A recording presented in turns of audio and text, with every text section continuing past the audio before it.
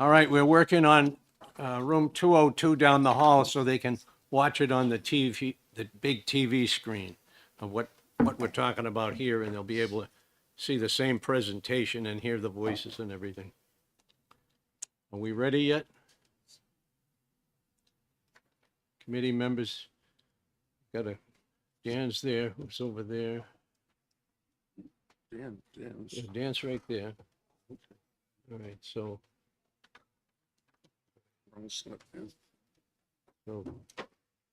okay, yeah, we've got everybody. All right. Call the Finance Committee meeting to order, and this will be a presentation. We have an immense budget, about over 1,000 pages, and in order to make it able to do a thorough analysis, we divided up into 3 divisions. We will hear now the discussion from Division 1 and the changes they have made. And then in the afternoon, we'll hear from Division 2, and tomorrow we'll hear from Division 3.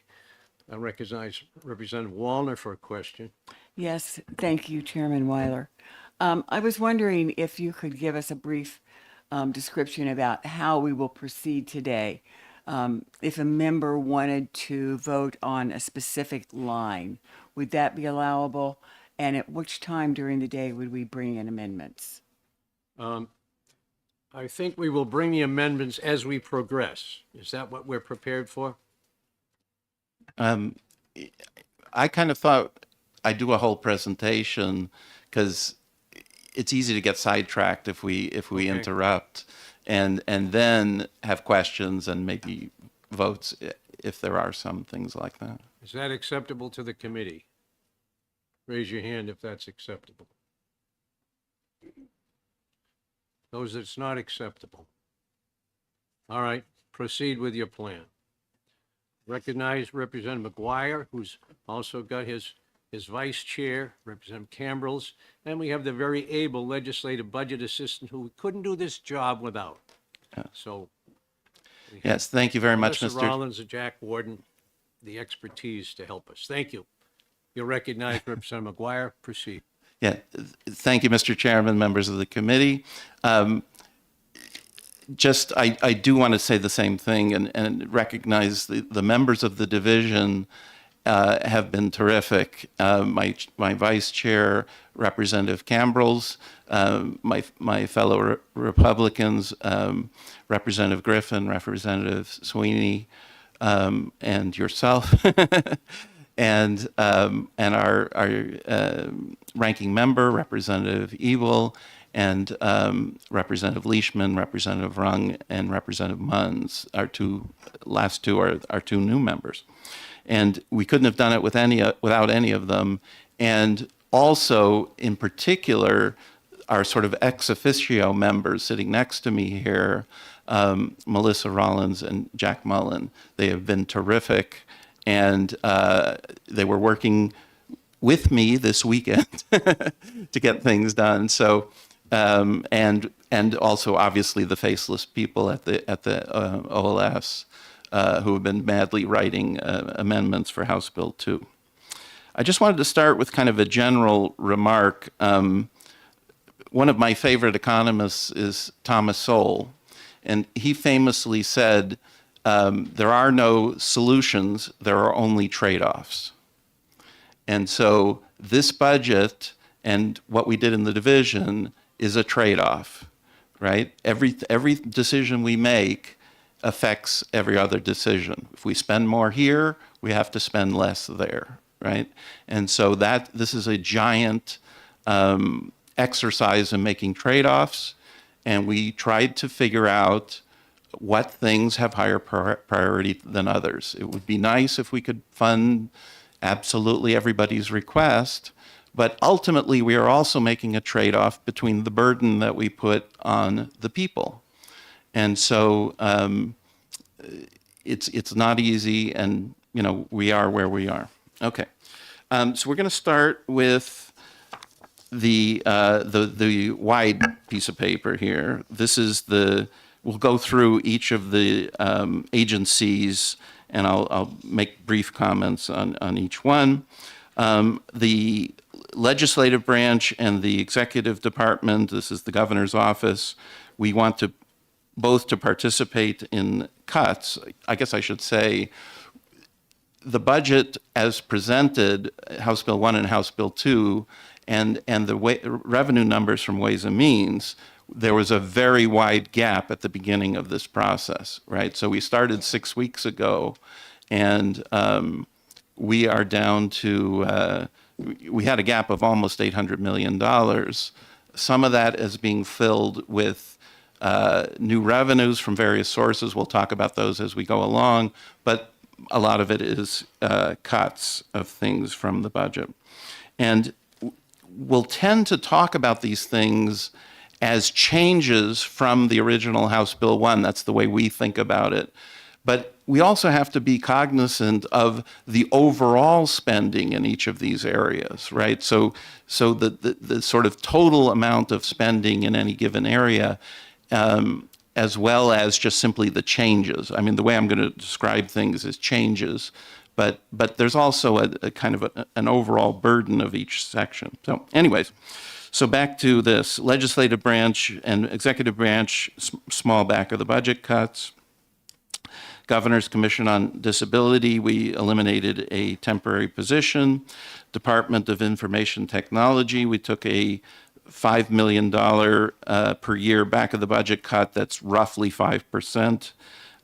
This is a very hard department to budget because they have their fingers in all throughout the budget. So this is a total funds back of the budget cut, not. And then there's certain specific changes to that the various departments requested, and we approved.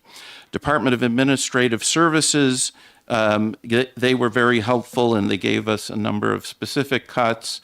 The biggest one is on line 24. So this has to do with the property, the Sununu Youth Services Center property is becoming vacated over the biennium, and it was in their budget to start maintaining that property. And because they don't know whether that property will actually become part of them in the biennium, we're taking out the maintenance money for it.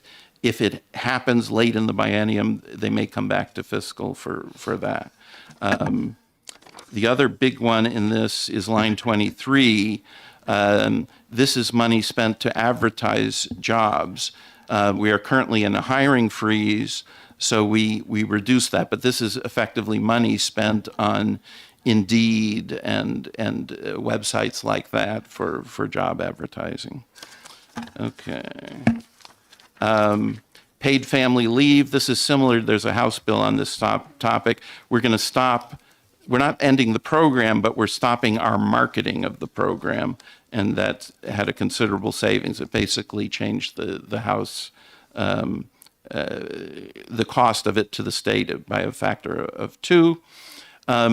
This retiree health insurance, so this is a big number, but basically it's available to us because we used to be self-funded, and so there's sort of a leftover large pool of money that can be used to pay for retiree health.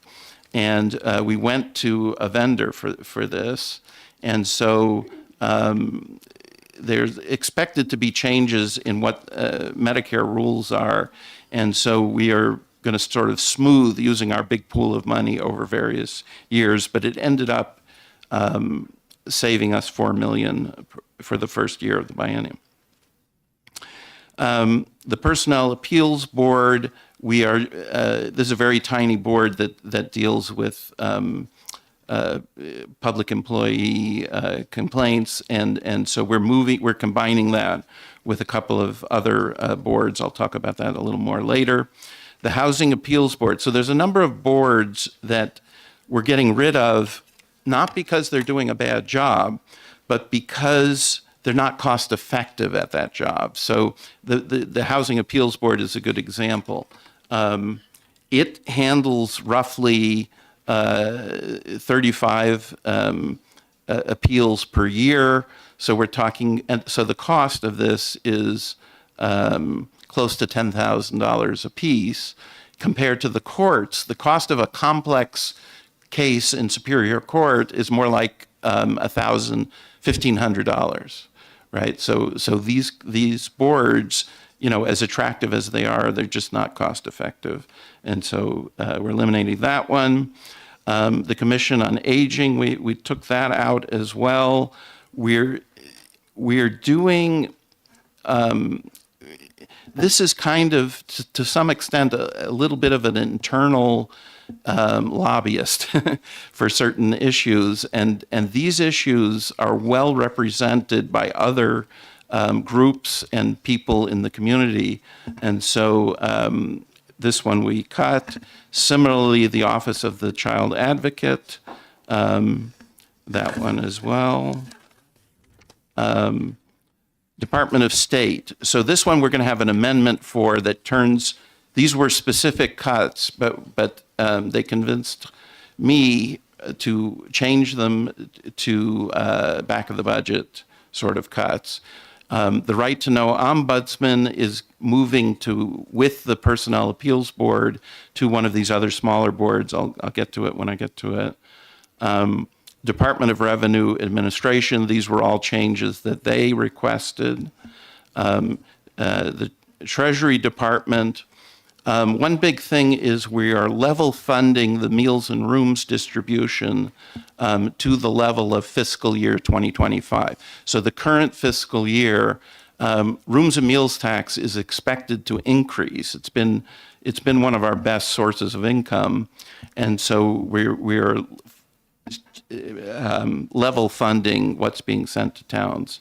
That's makes $11 million for the biennium. The other changes are, the main changes here, we sent to Division 2 the unique money from this College Savings Commission, that's $30 million. And we also ended the Governor's Scholarship Fund, and that gave us $5.4 million. Board of Tax and Land Appeals being eliminated, similar to the Housing Appeals Board. It's not that they're doing bad work, it's just that their work is very, very expensive by comparison to courts. Okay, page 4, the retirement system. The retirement system wanted a very large increase in their personnel for the biennium, and if you look at their spending over time, it has really zoomed.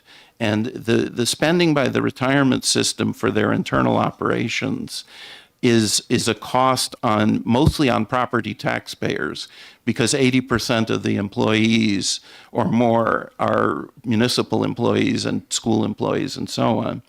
And so we are limiting them to $15 million a year worth of internal expenses, which is it's a big decrease from what they asked for this biennium, but it is not much different than what they are currently spending. This second one was just a double counting of the changes for Group 2 retirement, so that we're going to stop that double counting. Okay. All right. Page 5. Judicial branch, again, their expenses have been rising much faster than inflation, so we are giving them a back of the budget cut of close to $8 million for the biennium. We are also adding 2 judges to deal with the extra cases that came from ending the BTLA and the HAB and the Human Rights Commission. So they're going to have to economize. We got a little bit of fee increases from the Department of Military Affairs. They hadn't changed the cost of cemetery plots in a very long time, so there's a little bit there. The Justice Department. The Justice Department in particular, if I look at their cost over the past 6 years, one thing we use as kind of a rule of thumb is what was in the 2019 budget versus what's in the 2025 budget. And in 2019, their general funds were only less than $11 million, but in 2025, their general funds were $22 million. So that's a huge increase. And so we're giving them a fairly significant back of the budget cut.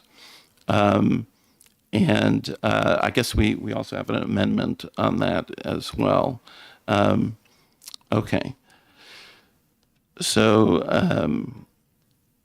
where are we? That's the Justice Department. Yeah. So we have an amendment to change that slightly. Then there's the Human Rights Commission. This case, it is bad performance. So it's not only they're very expensive per case, but they're also, if you've looked at the last performance audit, they had a very poor performance. And so we are ending the Human Rights Commission and moving those cases to Superior Court without fees, I believe. And now the next one. So this is the combining of several small departments. The Public Employee Labor Relations Board, the Personnel Appeals Board, and the Right to Know Ombudsman. So the Public Employee Labor Relations Board had 3 filled positions. We are adding one more to them to have a little more administrative oomph, but we're giving them the responsibility for the Personnel Appeals Board and the Right to Know Ombudsman. And the Right to Know Ombudsman is being continued the way House Bill 511 anticipated, but it's being made into a part-time position like these other boards. All of these boards have part-time people who work per case, and but the main work is done by the staff of that small board. So this is a kind of efficiency combination. Okay. Basically no change to the Insurance Department and Department of Labor. All of these are self-funded departments.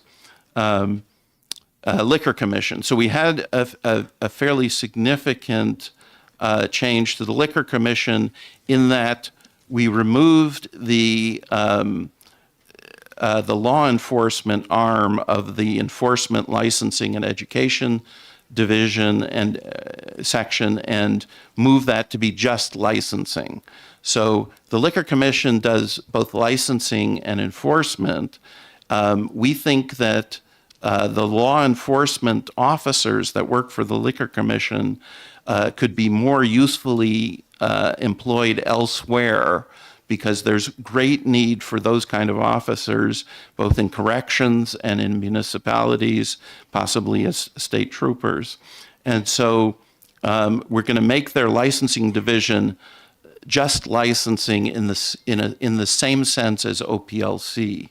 So OPLC does not have officers working for them, but they do significant licensing. The Liquor Commission will be able to do the similar work. We also, this is line 34, is just a technical thing. There was sort of automatic spending of liquor funds for 2 different operations, Granite Advantage and Alcohol Abuse and Prevention, and those are being moved to Division 3 where they actually will be budgeted. Department of Corrections. So this one we did, what we found out is that 10 years ago, the Department of Corrections was in charge of 35% more inmates than they have today. The good news is the number of inmates has been declining, and I would assume that's because crime is down. So they used to have 2,700 inmates. They now have 2,000. But they now have 150 more employees than they had then. So 10 years ago, they had, I believe the number is 750 employees. There's now more like 900 employees. And so we made a serious amount of cuts here. It amounts to 10% of the budget, but 2 positions, filled positions, about 150 plus some unfilled positions. But it's a significant change. What I want to say is we've been hearing we made our cuts based on information we had at the time on specific positions. And since then, we've heard on a little bit of here and there kind of thing about, well, this particular position is more crucial, that particular position is not. So this is an area we're still going to be working on. I want to emphasize that we're only halfway through the budget process. This is the end of the House phase, but there's still the Senate phase and the Committee of Conference phase. And so I don't expect the specific list of cuts to be identical to what's in the House version of the budget, but we just ran out of time for making changes. And this is also, by the way, an active area that the COGE committee is working on, and we're getting information from them. So I expect at the end of the day, there will be cuts of this sort of magnitude for corrections, but they won't necessarily be the identical list of positions that we have now. All right. So that's all the way through page 7 and page 8. Okay, Department of Employment Security. So this one is one where I wanted to make a cut of a particular program and save the businesses who pay unemployment insurance tax some money. I wasn't able to do it. That'll be a bill I'll put in next year. Okay, public defender. So the public defender is the Judicial Council and the public defender. That's a group that frequently comes back to fiscal for more money because we have, for long periods of time, underfunded them. We basically went with what the governor had in the budget, but they came and made a specific case that the governor made a mistake in one of their areas, and we put back this $3.5 million to fix that mistake. It was a credible story. So there's a little bit of extra spending there. Okay, next. Rest areas. So for a long time, the Department of Transportation has had the authority to sell rest areas and privatize them, but they haven't actually followed through. So we put in instructions for them to sell the highway ones, not the turnpike ones, but the highway ones for the second year of the biennium, and that's the money you see here. We added a little money to the Small Business Development Center. Personally, I was against it, but that's what we did. We made a major cut to tourism advertising. So this is something that in the past has been cut, and we are very short of funds, so it was a fairly straightforward $14 million we were able to take from that. We also made a small cut to planning funds. Department of Natural and Cultural Resources, there was a little bit of moves of back and forth of employees between this department and DES and Fish and Game. We ended up with a couple of moves there. The rest of this, I believe, well, all of this endowment stuff, that was a request of the department, something they hadn't had a chance to budget. It's all other funds. It's all from endowment funds. We defunded the Arts Council. That's most of what's on the rest of this page, page 9. Okay, and we also gave them a back of the budget cut on line 26. Oh no, that's environmental services. I think we did have a back of the budget cut for natural, didn't we?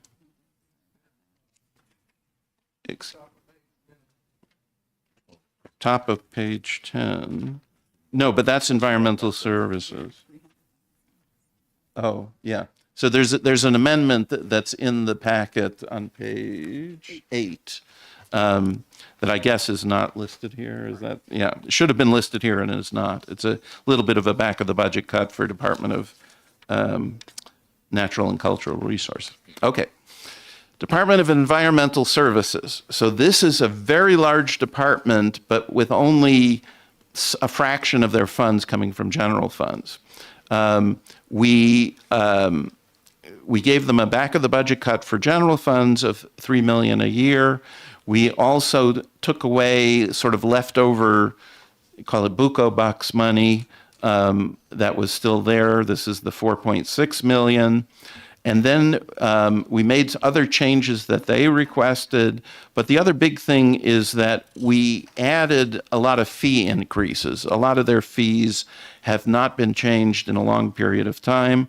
So we added fee increases. And the big one is on page 11, lines 41 and 42.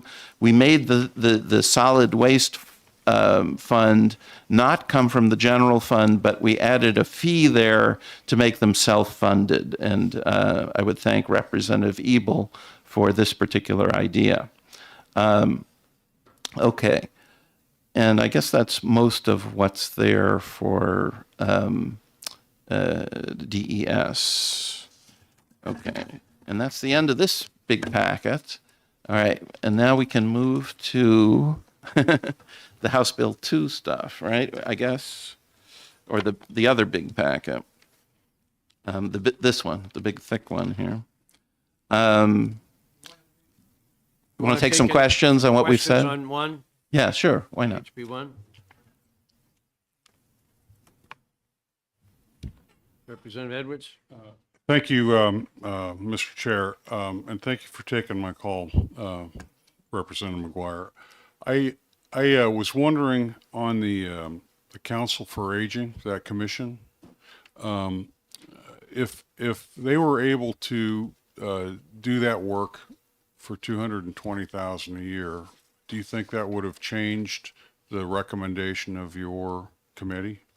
Thank you for the question, Representative Edwards, but no, I don't think so. I think part of what we did in this case, there are certain agencies, they do reasonable work, but it's something that is also done in the community by other groups. And so we felt like having those particular agencies as something like internal lobbyists for particular issues was unnecessary. Not that it's necessarily a horrible idea, but more that compared to, it's a trade-off, right? And compared to other spending we have to do, including Division 3 type of spending, I think this comes short. So, okay, other questions? Representative I Wallner? I have a couple of questions. Could you just expand a little bit on line 61, the distribution to municipalities? Yes, thank you. What was, I guess I should know this, but I don't. What was in the governor's budget? So I believe the governor's budget was essentially unchanged, right, from current practice, right? And so it was, looks like a little bit more because she assumed that rooms and meals tax was going up. We assumed the same thing. And so this is a case where we give a lot of money and we're very cognizant of the money we send to municipalities. And we do it in many, many ways. This is one of them. Obviously, adequate education is a huge one. But I actually have with me this document, and you can just see from the thickness of it. This is state aid to cities, towns, and school districts prepared by the LBA. I mean, this is, there's a lot of different ways we send money to municipalities. And this is one of them. And we didn't want to give them a cut, but we also didn't want them to have an increase. Not that we didn't want them to have an increase, but it's just that in looking for places to get more money so we don't have to cut elsewhere, this non-increase seems to be relatively easy, and that's what we ended up doing. We're funding them at a consistent level from fiscal year 2025. I personally had a proposal to fund them in a different way. The division ultimately decided against it, but that too will become a bill next year, and we can discuss how this money is distributed. Right now, it's distributed straight on population. So much per head for every community in the state. It's roughly $100 a person is the way this money is distributed. Any further questions? Thank you for your presentation, and thank you for taking my question. A lot of times when businesses are in tough times, the last thing they want to cut is marketing. And I wanted to see what your thoughts were on the tourism advertising dollars, $14 million cuts. The studies I've seen says that the return on economic activity from each dollar we spend on tourism promotion is 15 to 1. So I'm wondering if the reduction here, whether you expect that'll change the forecasts on either meals and rooms tax or BET and BPT, which would have benefited from the increased economic activities, particularly in our tourism-rich areas. Okay. So I'm not sure I can answer that question for the whole division. I'll answer it for myself, okay? And for myself, I am against what I will term corporate welfare, right? I don't care for spending we do on behalf of business. I think we can regulate business as lightly as is practical, but I think it's up to businesses to do their own advertising, and they themselves know better how to do it than I think we do necessarily, right? So this kind of activity for me is not a particularly difficult cut. And with regard to those kind of studies, I would be careful. They may assume that we spend this and we get that rooms and meals tax, and somehow every dollar, is connected, and that's simply not true. So, Representative Telersky, then Representative Priest. Thank you, Mr. Chairman. Thank you for taking my question. I am looking at line 63 on page 3, which details College Savings Commission, where you cut $30 million. And if you look at the footnote, it says reduces class line, blah, blah, blah, to reflect Division Two's recommendation to use for the university system. Well, I know this involves discussions of Division Two, but late day on Friday, we saw that Division Two cut tens of millions of dollars from the university system. So can you please help me understand both of these massive cuts? yes, thank you. So this is these funds are funds that come to us from Fidelity because they have for the use of the word New Hampshire in advertising their 529 plan. And so we get compensated for that. And we transferred those funds to Division Two. They had been used for a particular college scholarship kind of program. And so by moving this to Division Two, then they made their own decisions on how to spend this money. Follow up. So I guess we need to dig in further with Division Two later this afternoon to actually figure out where Yes. all of this went. Thank you. Yes. Further questions, Representative Priest. Thank you, Mr. Chairman, and thank you for taking my question. On page 9, line 10, the elimination of the planning emission, basically the targeted block grants that are administered to the regional planning commissions. I know personally that those grants provide valuable services to all of our towns and cities in New Hampshire. And without it, it would create a very difficult impact to everyone involved. What was your line of thinking on that?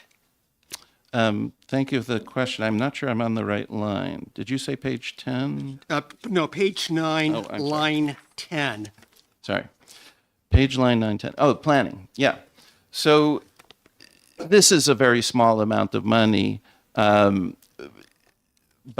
it goes to, it's just basically a grant. And in general, we took a very hard look at grants.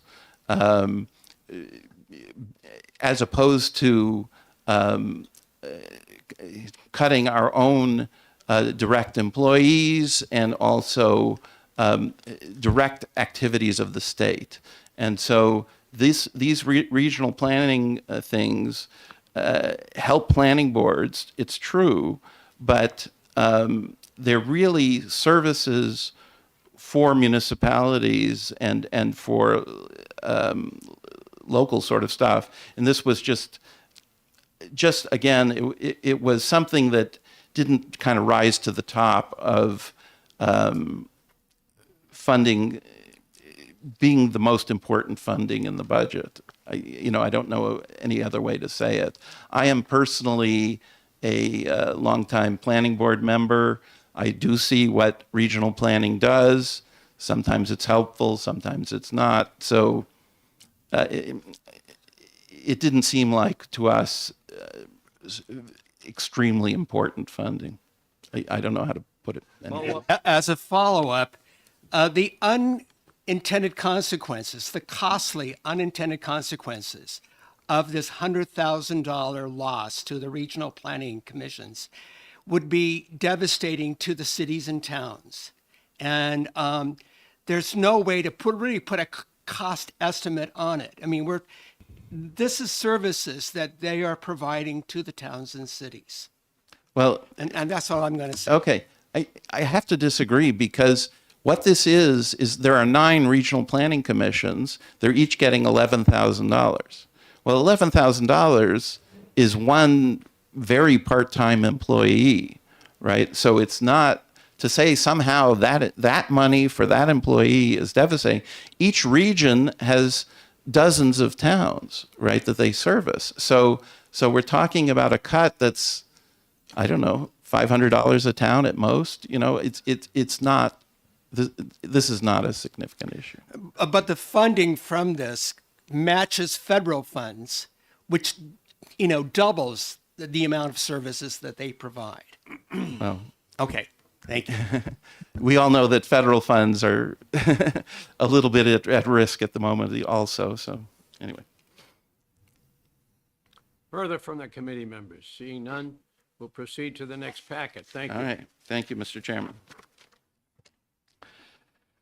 Okay. So where should we go here? Yeah. So this first section is just all the positions being abolished. The big bulk of these are the corrections positions, Board of Tax and Land Appeals, Housing Appeals Board, and so on. A few others, Office of Child Advocate, of course, and a few others here and there. And the next ones are the various back of the budget cuts, Judicial Branch and Division of Cultural and Natural Resources, Department of Environmental Services, Legislative Branch, Governor's Office, Retirement System, Department of Justice. It looks like I said Department of Justice twice. I said Judicial earlier. Yeah, so here's Judicial. Department of Justice and Information Technology. And then we have a change to the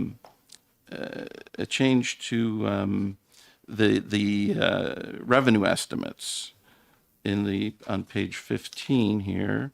I don't see too much of a change, are there? Oh, I see. This is the House Ways and Means Amendment. That's all this is. Yeah. Okay, good. The bail stuff. So the bail bill had been part of House Bill 2. It's already been passed into law, right? So we don't need it in House Bill 2. Then we have What else? Yeah, there's some detailed changes to Department of Environmental Services. I believe these are mostly at their request. Yeah. So now we're on page 20. There's some more of these kind of things that. Oh yeah, there was a duplicate appropriation apparently. And again, more of the same kind of things. Yeah, some details of dredge and fill and some other small details. Let's go to page 25, the boathouse. This was kind of an interesting one. So apparently, current law does not anticipate a boathouse being built over water. Previously, all boathouses had been permitted only dug out from land. And so people started to build boathouses like as part of a dock sort of thing over water. And so this alarm, and there was apparently a lawsuit that the state lost over that issue, and which alarmed DES. So this is a small bit of regulation to kind of make sure that when you're building over water, you can't build a hotel or something multi-story. And so this is like a little sort of interim kind of regulation, but I would expect that over time, the appropriate committees will flesh this out a little bit more. But it was kind of a quick and dirty kind of regulation for that issue. Okay. Solid waste stuff. So again, there's a number of solid waste related bills that came on consent basically from the Committee of Environment and Agriculture. So we put the contents of those bills into the budget. Basically, there is moratoriums on new landfills. There's also restrictions on where landfills can be sited. There's new stuff on how new landfills might be approved when the moratorium is over, things like that. We also put in again self-funding of this solid waste activity. So there will be a tipping fee on things being dumped into solid waste facilities, so much per ton, and then that fee will fund the department in this area, and will also be returned to municipalities for some of their costs. So that's all. There's a large amount of legislation in this area, and so. Maybe we can skip forward on some of this kind of thing. Okay. And there's various other fee increases in Department of Environmental Services. All right, so I'm going to move ahead to page, let's see here. Page 41. So, we in the previous year's budget, we put money into something called the Housing Champion Program. The governor's budget had extended the deadline for that program to avoid lapsing. One of our biggest problems, and I don't think we have solved it particularly well, is fiscal year 25, the year we're in right now, because not so much because Ways and Means predicted poorly for revenues for the current biennium, but because we overspent in after budget spending for the current biennium, because the first year of the biennium was a good one, right? The first year of the current biennium, 2020 fiscal year 24, revenue was coming in very strongly. Well, it fell off the cliff in like August of 2024 in the current fiscal year. And so we had overspent, and now we're coming in very short for the entire biennium. And as a net result, the rainy day fund in the governor's budget was being tapped to the extent of like 81 million, but in our budget it's much higher than that. I think it's 150 million or something like that. So we wanted to do things that help this fiscal year, but we're very limited in what we can do. We moved 18 million in savings from fiscal year 26 into fiscal year 25, so that helps a little bit, and possibly this change to the lapsing of this housing champion fund might help a little bit. I don't think we actually got any particular estimate, but it just would help if any money is lapsed. So there's that one. The Commission on Aging is the next one. Well, this one I don't remember. Oh, it's some. Oh, yes, this was a cleanup. So this crosses out the word Office of Solicitor General. This is something that the Department of Justice requested. It's a very minor thing. Okay, there's a minor change to. This has to do with page 44. Has to do with. The way the right to know law reads, you might think that certain confidential records of cases, things that the courts have ordered to be confidential, might be required to be disclosed. I think so. I think that's what this one was about. Okay. Next one.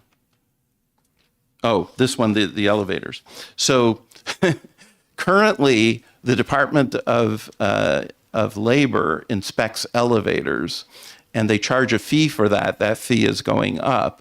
But in addition to that, they issue the certificate of that goes in the back of the elevator with the bill. And it says on the certificate that if you didn't pay your bill, this certificate is now invalid. Well, who knows, right? So what this does is it makes them issue the bill, get the money, and then issue the certificate. So only people that have paid their bill will get the certificate. It's, I don't know, kind of a weird minor thing. This is House Bill, yeah. So RSA 31A is an extinct section of the budget. This is getting rid of it. It's one of those things that if you look at the past 15 years of budgeting or something has been suspended. All of the things in it are ancient, and so this saves us from saying suspend every year. Cite self-drinking water. I don't remember this one. It's a small one, DES one, Oh. because they were still working with their grant. Oh, okay. So this was a DES request of a minor item. This next one, the department is acquiring certain dams, and they wanted to add one more to their list. That's what this does. This one, the next one, is another minor change. Yeah, renewable energy. Oh, this is a change to a particular council, the Air Resources Council. It has to do with the governor in her budget had eliminated on some of these kind of commissions, made it a little bit more flexible for her to decide who becomes a member of the commission. They have a lot of trouble when the law says you must have a member of such and such a group, actually finding such a person who wants to be on such a council. And so there was a number of changes of that sort. This is just modifying that language slightly. Okay. Same sort of thing for page 50, page 51, fee increases, more fee increases in 52, 53, 54. Okay. And 55, again, this is just a text change that wasn't necessary. Here's the movement of page 56. This is the movement of $18 million savings from fiscal year 26 to fiscal year 25 to take 18 million less from the rainy day fund. Doesn't change the overall budget much, if at all. General fund operating deficit. I don't remember this one. Allowing EAS to go to fiscal for the close of the biennium to move rainy day funds. Oh, okay. So this is a technical change in the way that rainy day funds get moved from into to close out a year, and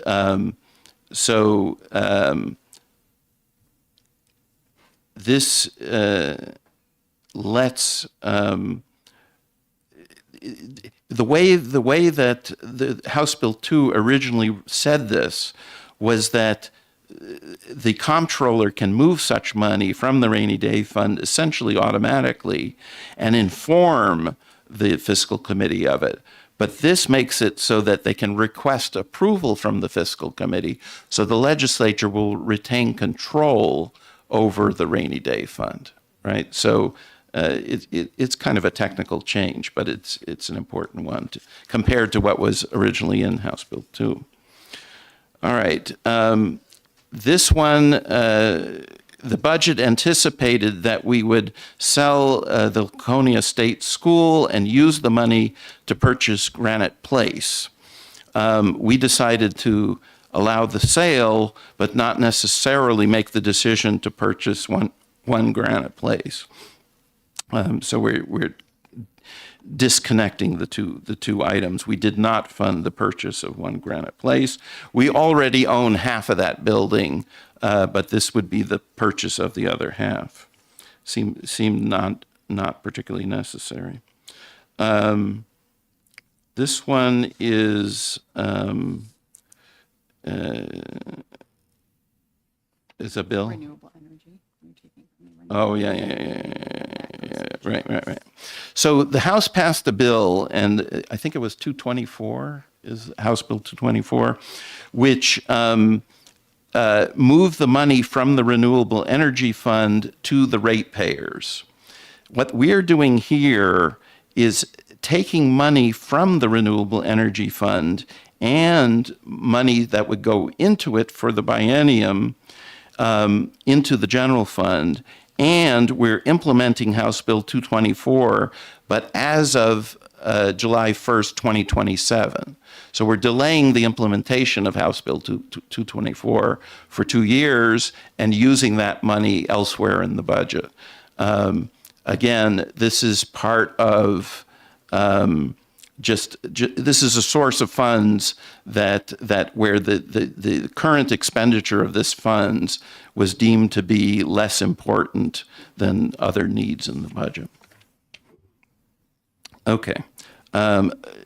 This is some detailed changes to the Board of Barbering, Cosmetology, and Aesthetics.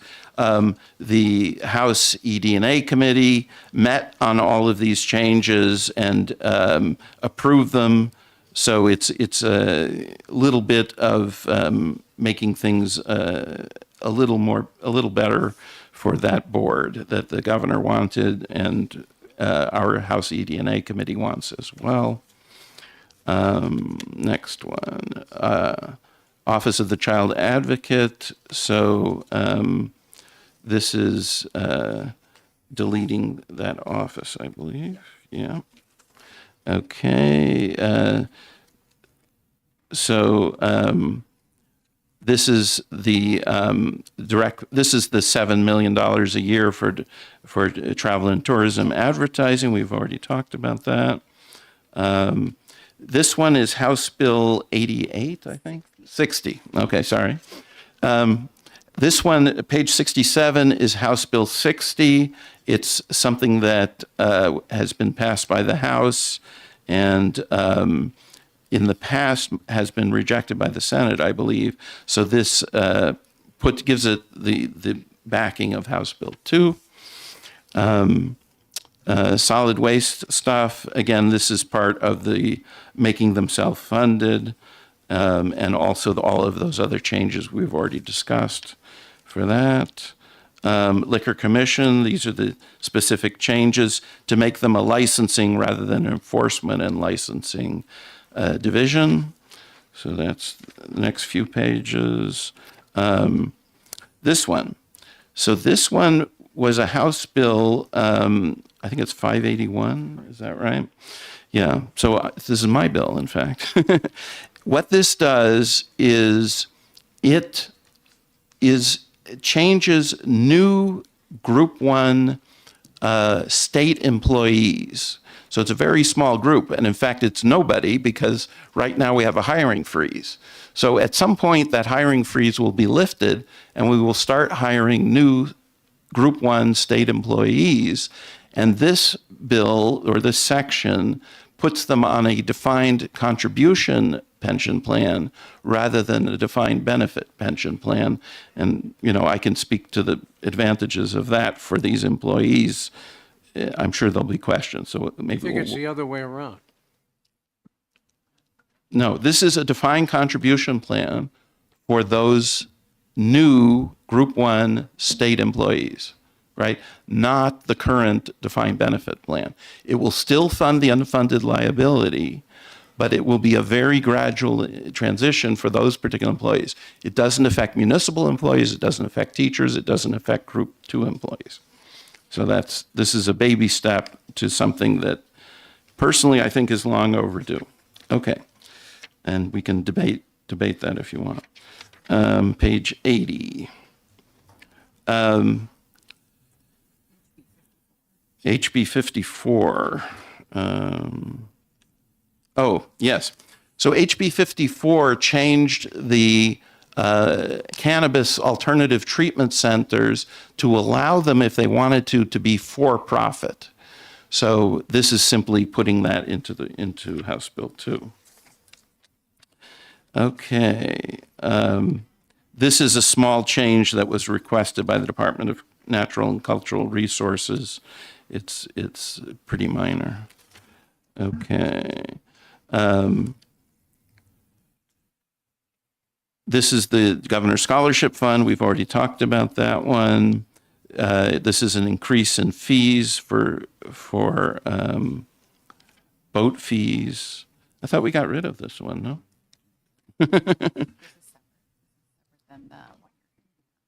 Oh, okay. That's a different decal, I guess. Okay, there's a number of boat-related decal fees, and one of them is going away because the program was not cost-effective. This is just a regular fee increase for a different decal. Same thing on, there's a dam fee increase. There's some others, hazardous waste fee increase, more fee increases here. Now, in agriculture, we also had the Department of Agriculture. We did not make any cuts specifically to their expenses, but we did ask them for fee increases, and there's a number of those. So that's on page 91, 92, 93, and so on, 95, and 96. Okay, now to 97, court fees. So the court is in control of their fees, but there's just an awkward process where we add a $25 surcharge to their fees. We agreed with them we would remove the $25 surcharge, but they would add it back into their fees in addition to other fee increases. So all those fees go into the general fund. So even though this looks like we're reducing a fee, we're actually just transferring it to the judiciary, and they will they'll add it to their fees. So it's just simplifying the law a little bit. Okay. Hampton Beach Commission, there was a bill about that. This lets them operate without as many requirements as they had before, but the bill originally gave them some money, but we've never done that, so we are not doing that now. This is part of the next one is about the combination of the PELRB with the PAB and the Right to Know Ombudsman. This is what the board itself gets paid. These are very efficient boards, by the way. They have a number of experts who only work on a case-by-case basis. I mean, they're paid very little, and they only work when they're needed. And the staff handles most of the work, but the experts are called in for the difficult cases. And I think the state gets some very good service from people who, it's somewhat similar to things like the parole board and so on. We really don't pay them adequately for, if we were paying private people to do this kind of work, it would be much more expensive, but because it's, state service, they work for very little. So that's that one on page 99. Energy policy. This is another House bill, I think, that was just included. 504, is that what the number? Okay. Now, YDC settlement. So as you may be aware, the state has been sued by people who were in the YDC over period of many years and have alleged serious abuse. And so we set up a fund to pay for those cases, to settle those cases. And that fund has, to date, I believe, been allocated $165 million. But the governor did not add any money to that fund for the biennium. And so two things have come up. One is, not only do people get compensated from the settlement fund directly, but also the Attorney General can settle their cases out of court, right? So all of these cases are being sued against the state. The Attorney General has authority to settle those cases. This particular section is $10 million to settle one particular case, but we're told by the Attorney General this and one other case are the two most serious cases that are known. And so they think this money is justified. We agreed with that. That's what page 101 is about. There's a similar one on page 103. We are funding this. We are putting in $10 million per year, so $20 million for the biennium, into the settlement fund. But we expect, again, this is not the last stop for the budget, and we expect this to be an active area of discussion with the Senate, with the governor going forward. So I don't know that the $10 million per year we're putting in here will end up being the final number.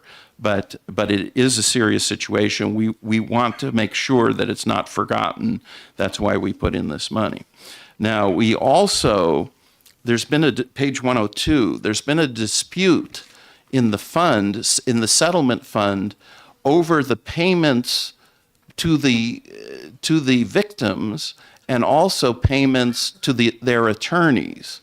And what was unclear to the legislature is that somehow these two sets of payments are distinct, right? I mean, I guess we understood that an attorney gets a fraction of the payment to a particular claimant and would get paid in the same way that the claimant is paid, but apparently that's not been the case. They've been, in some cases, getting the claimant paid over a number of years with interest, but they've been paying the attorneys immediately, right? And so this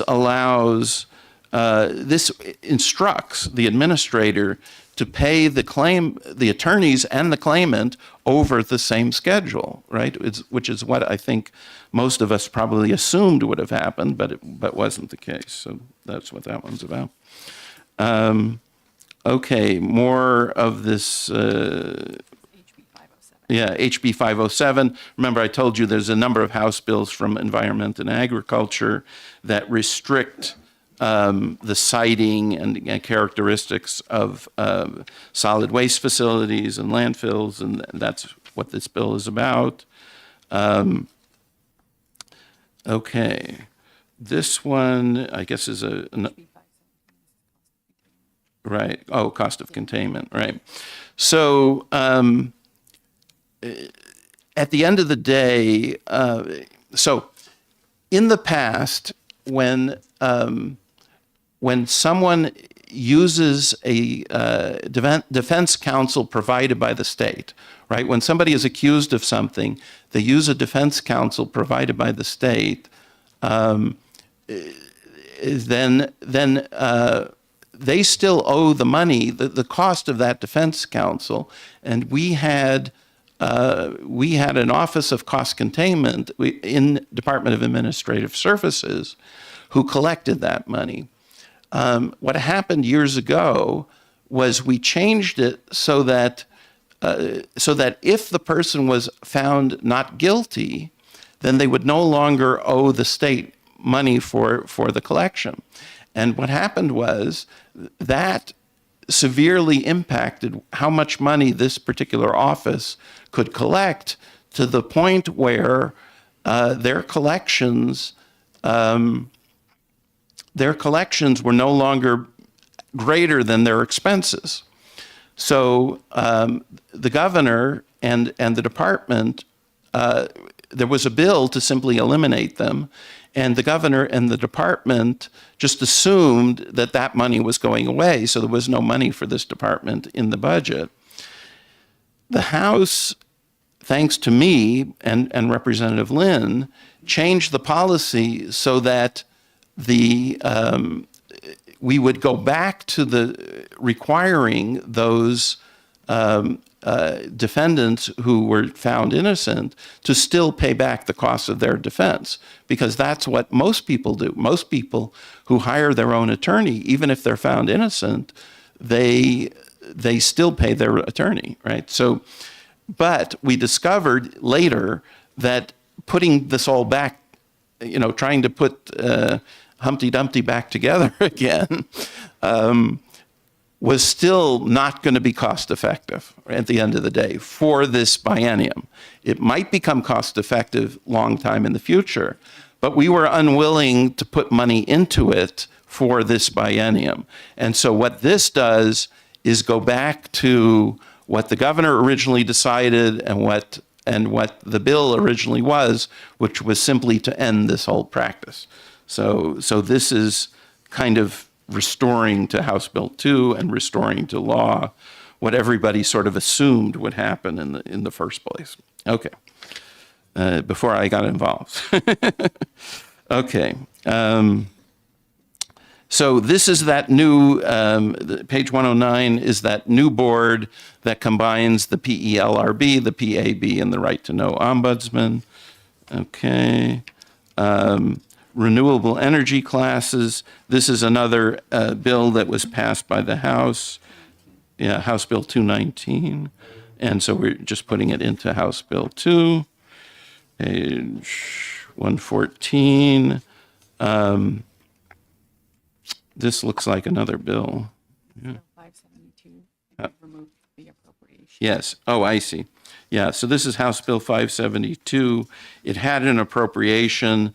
We're putting it in without the appropriation. Okay.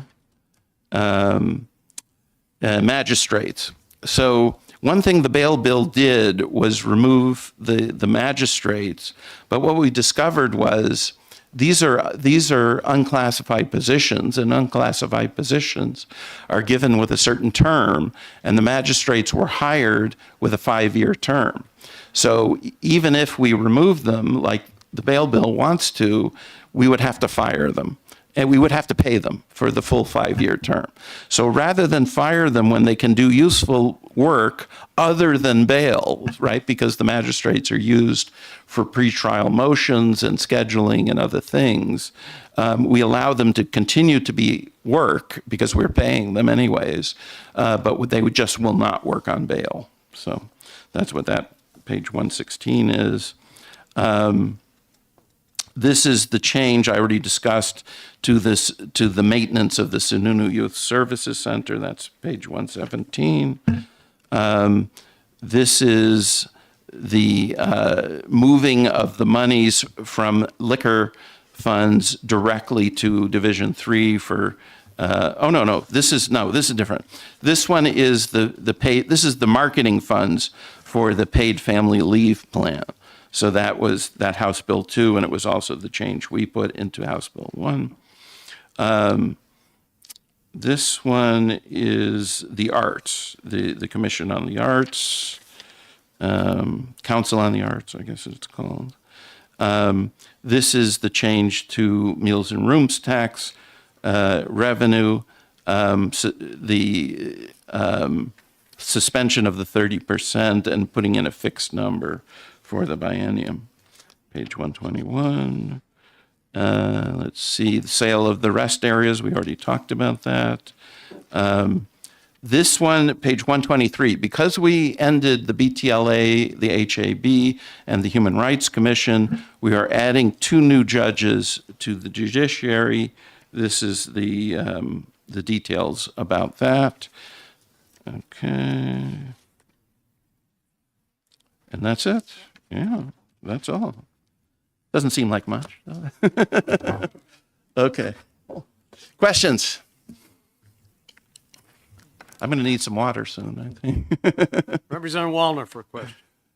Yes, the very first item on this page 1 is the positions that were abolished. Yes. There's quite a list of them, and I wondered if you had a total. Yes. 293, of which the bulk are 191 are from corrections. Some of those are unfilled positions. So there's about 150 roughly filled positions from Department of Corrections, but some of these are unfilled. There's also 34 from liquor. I think about 15 or 16 of those, maybe 19 are the law enforcement positions that are filled, but a number of them are also temporary positions. There's the 15 from the Human Rights Commission and 14 from the Department of Business and Economic Affairs. Again, I think those are mostly unfilled, is that right? And Office of the Child Advocate 9, Board of Tax and Land Appeals 7, and so on, a few other handful here and there. Further?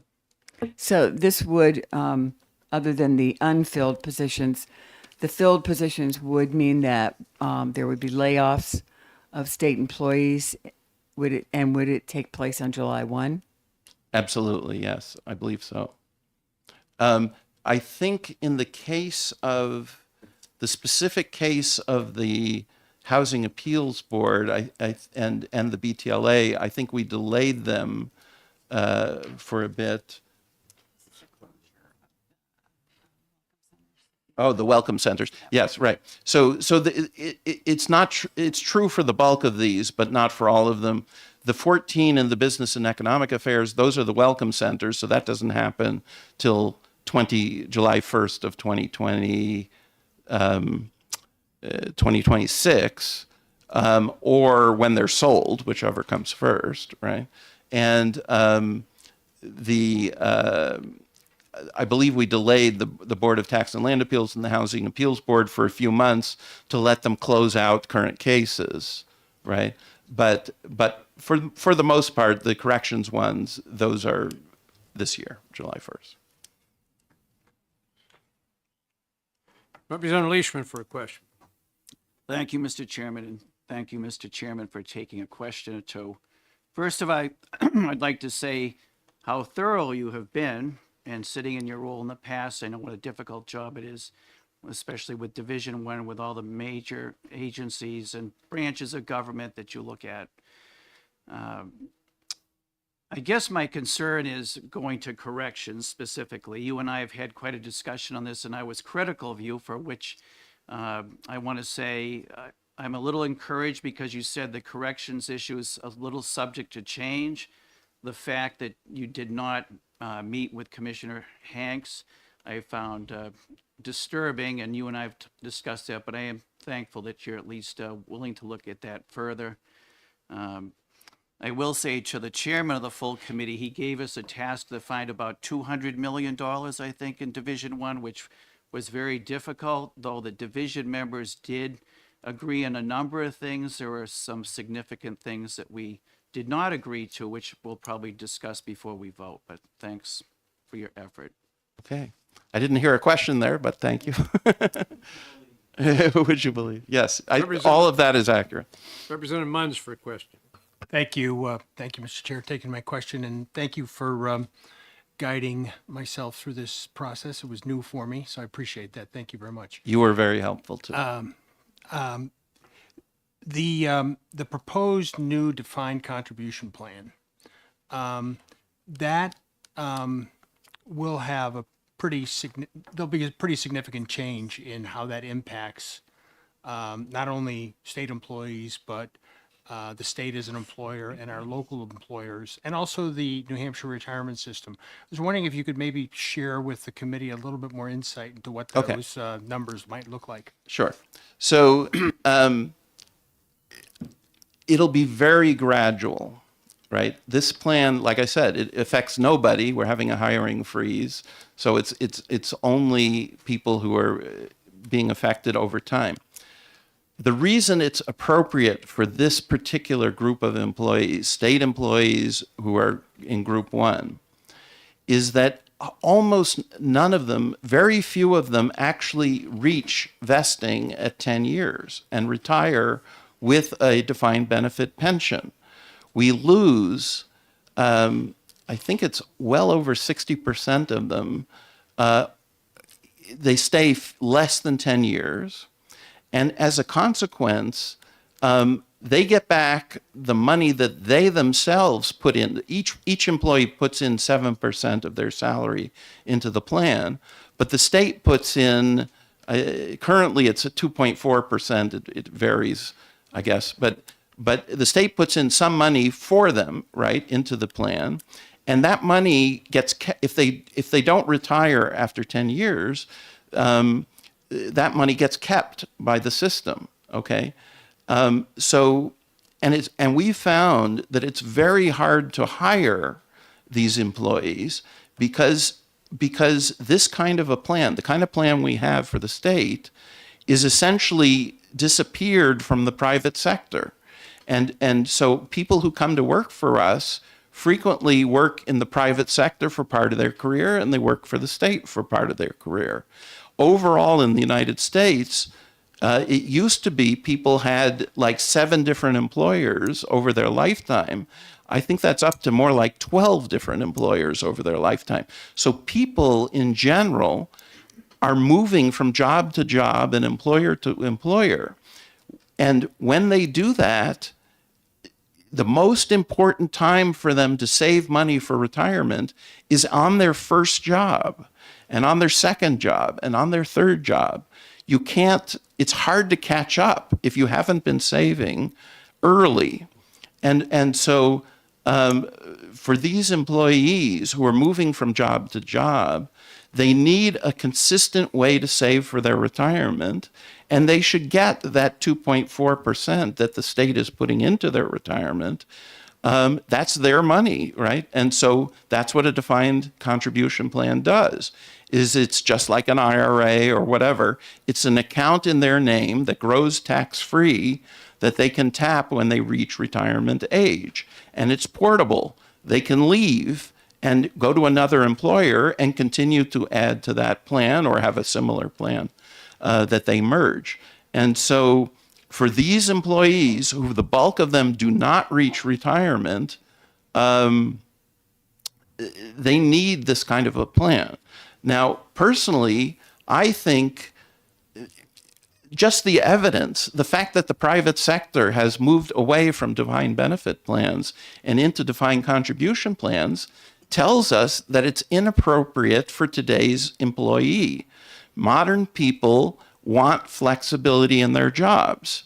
And that's just as true for these state employees. And I personally think it should be true for Group 2 employees. Right now, we put a lot of restrictions on Group 2 employees in that they can't, once they retire, they can't come back to part-time work for more than a certain number of hours per week. They can't put their sick time and their vacation pay into the retirement plan, all this sort of stuff, simply because it unbalances the plan. But if they were in a defined contribution plan, they could do whatever they wanted. They could put any compensation, special duty compensation, all this sort of stuff into the plan as they earn it. And they could work part-time later on in life. They could come back full-time. They could do whatever they want. There would be no restrictions. But with all the restrictions we have on them are due to the fact that they unbalance a defined benefit plan. Now, specifically these changes for the Group 1s, there's an argument that they increase the unfunded liability, which then would fall on all the other employees and employers that don't get these provisions.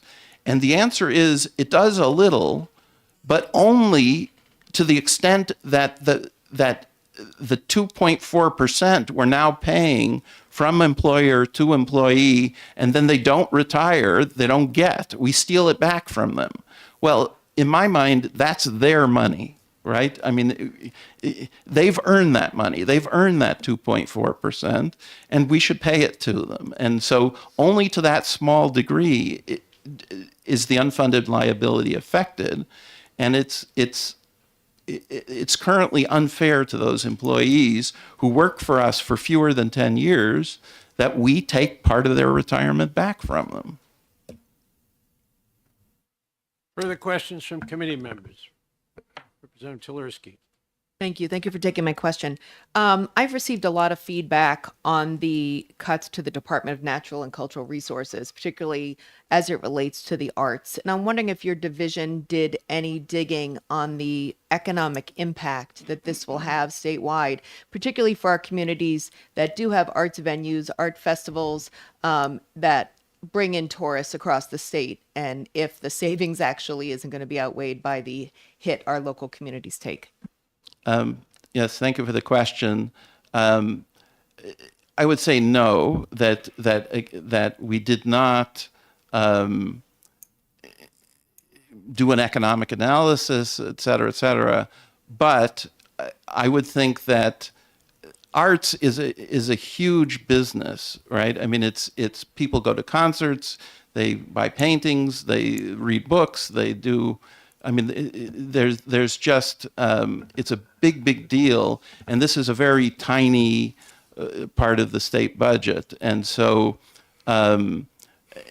it just, again, compared to other things that are being cut in this budget, Division 3 type of things, payments to towns, and so on, which are really not being affected significantly, in my opinion, but things that could be cut.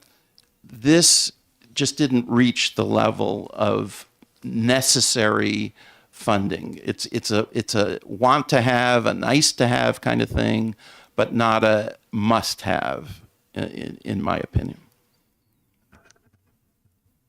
Representative Stringham. Thank you very much, and thank you for taking my question. I was looking for a little bit of help on understanding the amendment on tax on meals and rooms. Disposition of revenue. I kind of expected it to say there would be a decrease.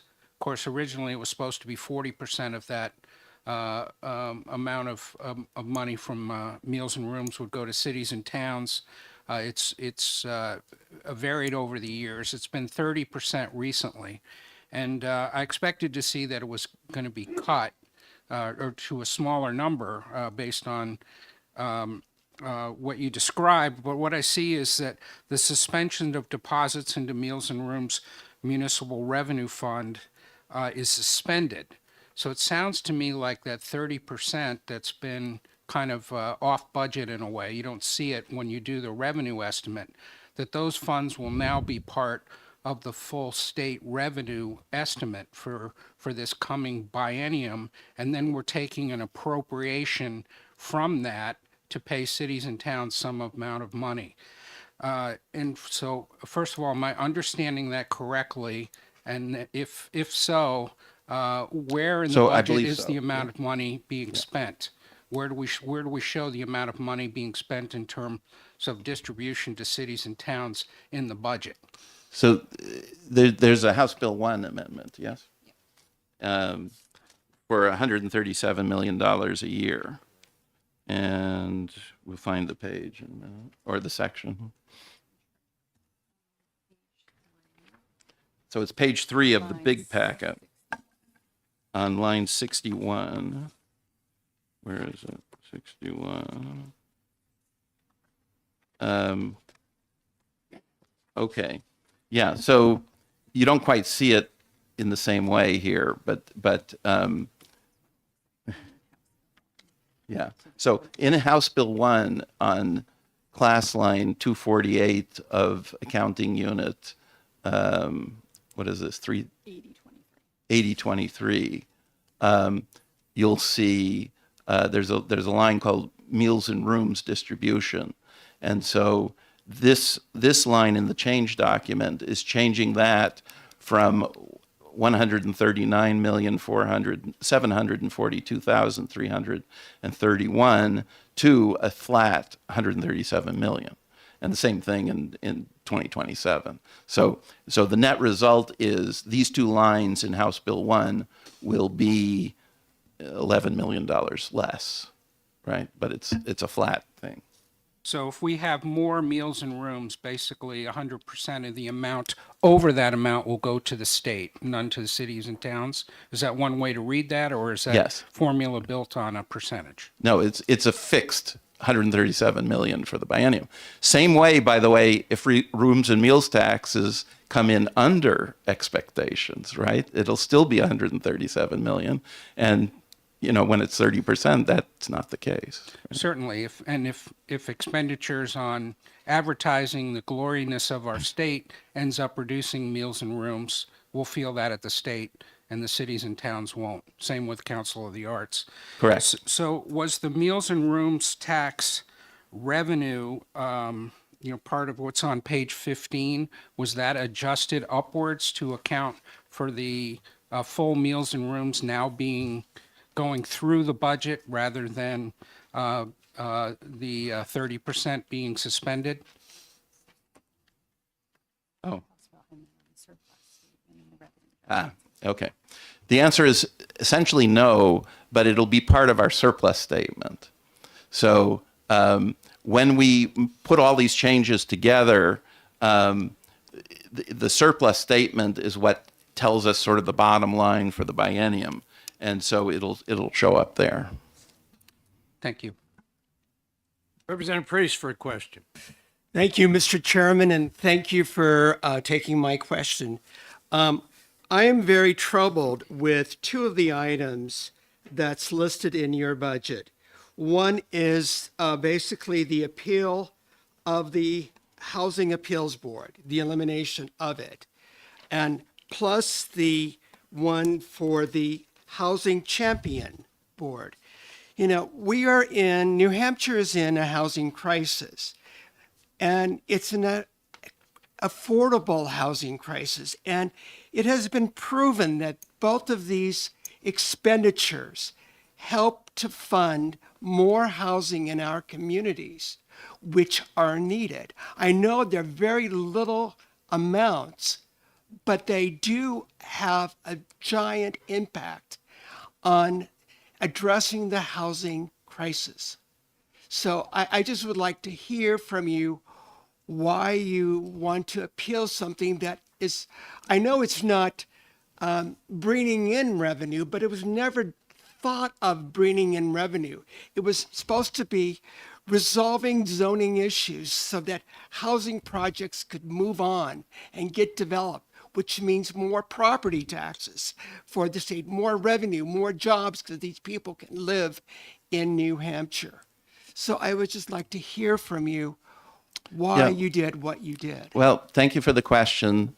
We looked at these kind of agencies in terms of, is what they're doing cost effective?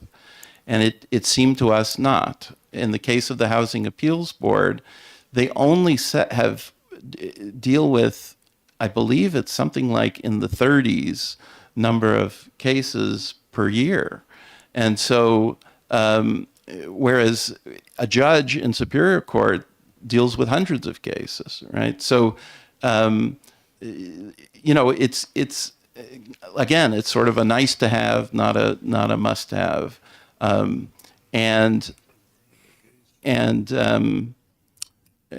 think we just have a political difference here over what's the value, estimating the value of those particular activities. Further? Thank you, Mr. Chairman. Just as a continuation on this, the reason why they adopted, or why we adopted a housing appeals board, was that the zoning cases that were going to the superior courts would take years to be addressed, which means increased housing prices. And this was one of the ideas, was to reduce the time, reduce the cost of development, which would mean affordable housing for the people of New Hampshire. Well, thank you for the question. But so first of all, since then, we have added a judge to the judiciary who specifically is there for these kind of cases. That judge was a member of the Housing Appeals Board. It was promoted by Governor Sununu to be a Superior Court judge. And so that person is very familiar and has a docket just for these kind of cases. So I think we have done, and we are, in fact, adding 2 more judges in this budget as well. So it's just that we're trying to deal with these things in a more cost-effective way. I'm not aware that the cost of housing in New Hampshire has declined, and in particular as a result of the Housing Appeals Board, because, I mean, how could it? If it does 30 cases a year, how many houses are built in New Hampshire? How many developments are there? Many, many more than those small numbers. So I guess we just disagree on the value. It's that simple. Further from the committee? I think perhaps there's many people here interested in what we did with Group 2. And perhaps you should lay out now what the changes we agreed to a while ago. Sure. So we have 2 amendments. Can we vote on them now, maybe? Okay. Yes. All right. And one of them is mine and one of them is Representative Sweeney's. And so why don't we vote on, I'll start, I guess. Why not? So what's in House Bill 2 is, so she's handing out Amendment 1446. What's in House Bill 2 is a bill that's very similar to what was in House Bill 2 years ago. And what it does is well, maybe I should give a little bit of history. In the budget that we passed in 2011, we made significant changes to Group 2 retirement conditions and costs. And for those who are unfamiliar with terms, Group 2 is corrections officers, police, and firemen. And so in 2011, we were facing a very significant budget deficit of again, roughly $800 million, but starting from an even lower base than we have today. So it was even more dire at the time. And what we did was we made a number of changes to Group 2 retirement. At the time, we were funding the retirement costs of municipalities by, I think it was 35%, and we eliminated that. But in order to make municipalities somewhat whole, we reduced the pension of Group 2 employees by about 20%. They used to have a multiplier of 2.5%. We changed it to 2%. And we did that for any person who on that date was not yet hired, but also for people who were hired but not yet vested. We put in sort of a sliding scale. So some of them got 2.1%, 2.2%, and so on. And so there's been serious complaints about that. And what the governor's budget does is similar to what House Bill 2 did 2 years ago, is it restores to those particular employees, anyone who was in Group 2 and hired on July 1st, was working on July 1st, 2011, essentially the same benefits that they then had, which is what anybody who is vested on that date now has. So the way that section of House Bill 2 works is it moves people over time from what we call Tier B, it's the people who are hired but not vested at the time, into Tier A, which is the people who are vested at the time. And it does it over time. And it does it in such a way that they work some extra years, because they used to be able to retire with full pension after 20 years, but this is done in such a way that it's delayed. We have two changes to that plan. One of them is the one in front of you, House Bill Amendment 1446. We were warned by the retirement system that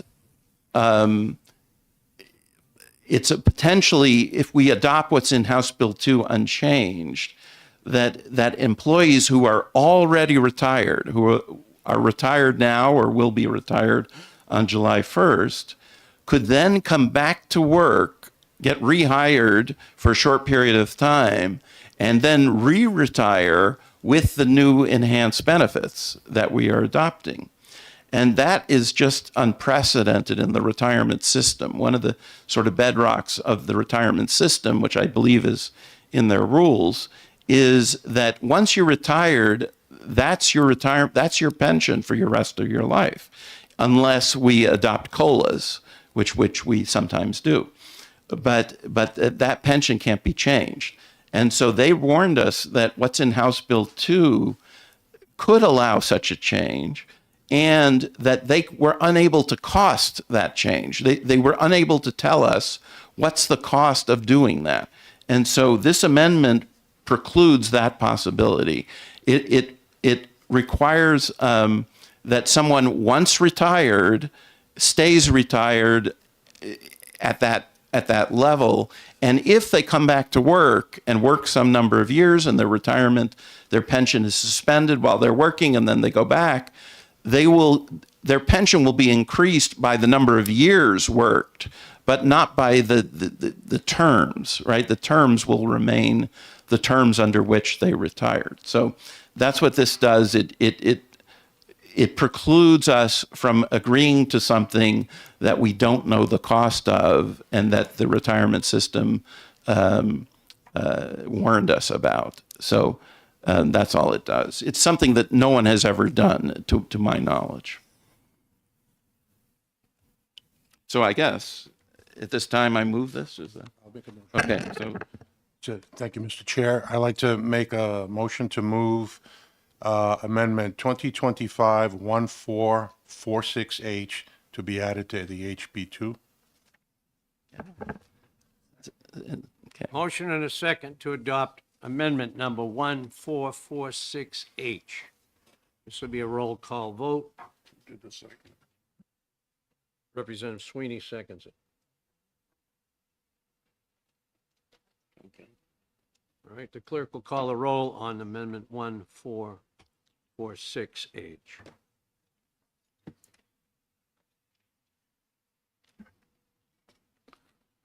Representative McGuire. Yes. Representative Earth. Yes. Representative Mooney. Yes. Representative Edwards. Yes. Clerk votes yes. Representative Bean. Yes. Representative Cambrose. Yes. Representative Popovici Mula.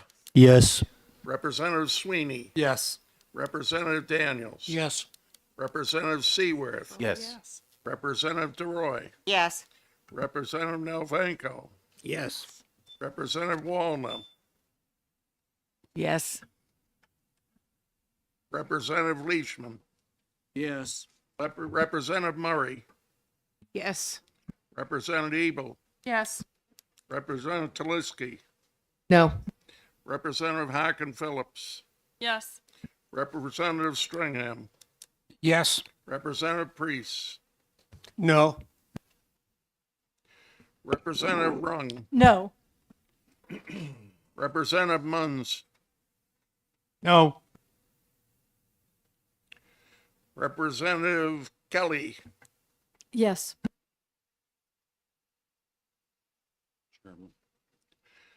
Chairman Wilder. Yes. Looks like the vote is 21-4.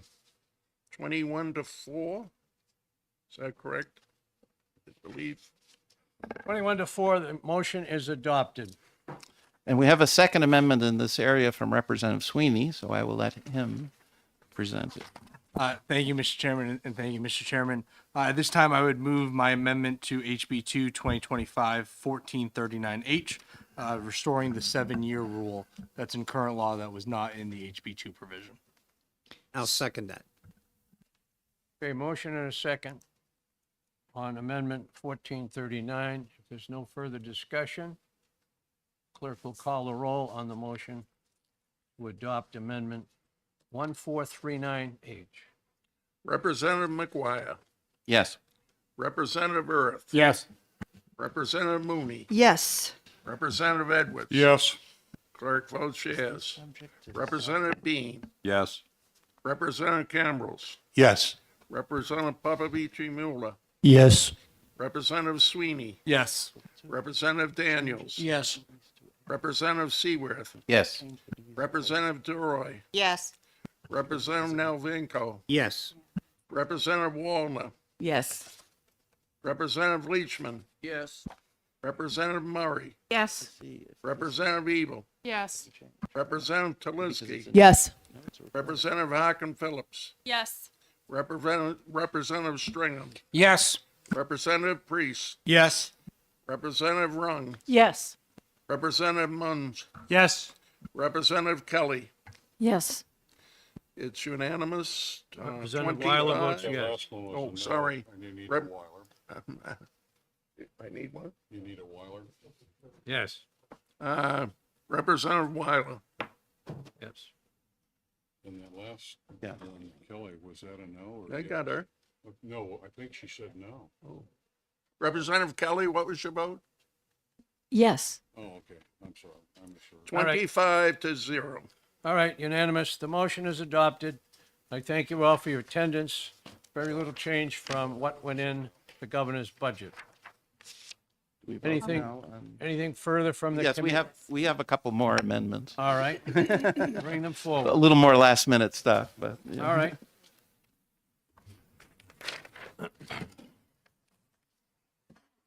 Representative Abel. Okay. Yes, thank you very much, Mr. Chair. Could you just clarify, we might be interested in voting on a couple of the HB 2 amendments that had come out of Division 1, and we wanted to have a separate vote on them, and I wondered if that would be possible and when that would be appropriate. We could do it now if you could point out the page and the amendment. Sure. Okay, Is it HB1 that we're looking at? well, there's two of them, Mr. Chair, because they're interrelated, as many of these things are. the issue specifically I wanted to talk about was the decision to abolish the Office of Child Advocate. That amendment is on page, 64, 65, that's the HB2 packet. And then what I see here is line 17 for HB1. If I missed one, I'll ask the LBA to help me. But I just feel that at this time, while I understand that many difficult decisions have to be made with respect to our budget, I feel that the Office of Child Advocate is a cut that is unwise, especially considering the oversight that was missing with respect to the YDC issue. We need them to help us continue to advocate for our children who continue, unfortunately, in various contexts to be in danger. And because I would say the other thing is that the Office of Child Advocate is before Division 3 frequently. Their budget happened to come before Division 1 because they're administratively attached to DAS, but speaking for myself, I don't know how the other Division 1 members feel about this. We feel that the Division 3 membership in particular should, and all of finance should have an opportunity to look at this more closely and vote on it separately. Thank you. Further discussion, Representative Daniels. Thank you. Just to clarify, does the member mean line 17 or line 41? Start with this one. I saw line 17, which is just IT, but I believe you're, 45, excuse me. yeah. If the LBA could help me, it is line 45. So there's two items in HB1 and there's one amendment in HB2. Mr. Chairman, before we get to those, should we do our 3 amendments here? Well, while we just brought this up, I just as soon vote on it now. Okay, and then- that's fine. Then move on to the amendments. All right. Do you wish to make a motion on amendment 0989H? I'll let people from Division 1. Okay. So, Representative Mr. McGuire, Chair, Representative Cambrils. whoops. I think I Okay. got the right one. However, that's the correct number. It's 0989H. right. That's page 64 and 65 of our HB2 packet. I'm going to make a motion to ITL the HB2 amendment, and when we see how that goes, I can also make the HB1 Okay. motions. We'll just remove it from the packet. Remove it from the packet.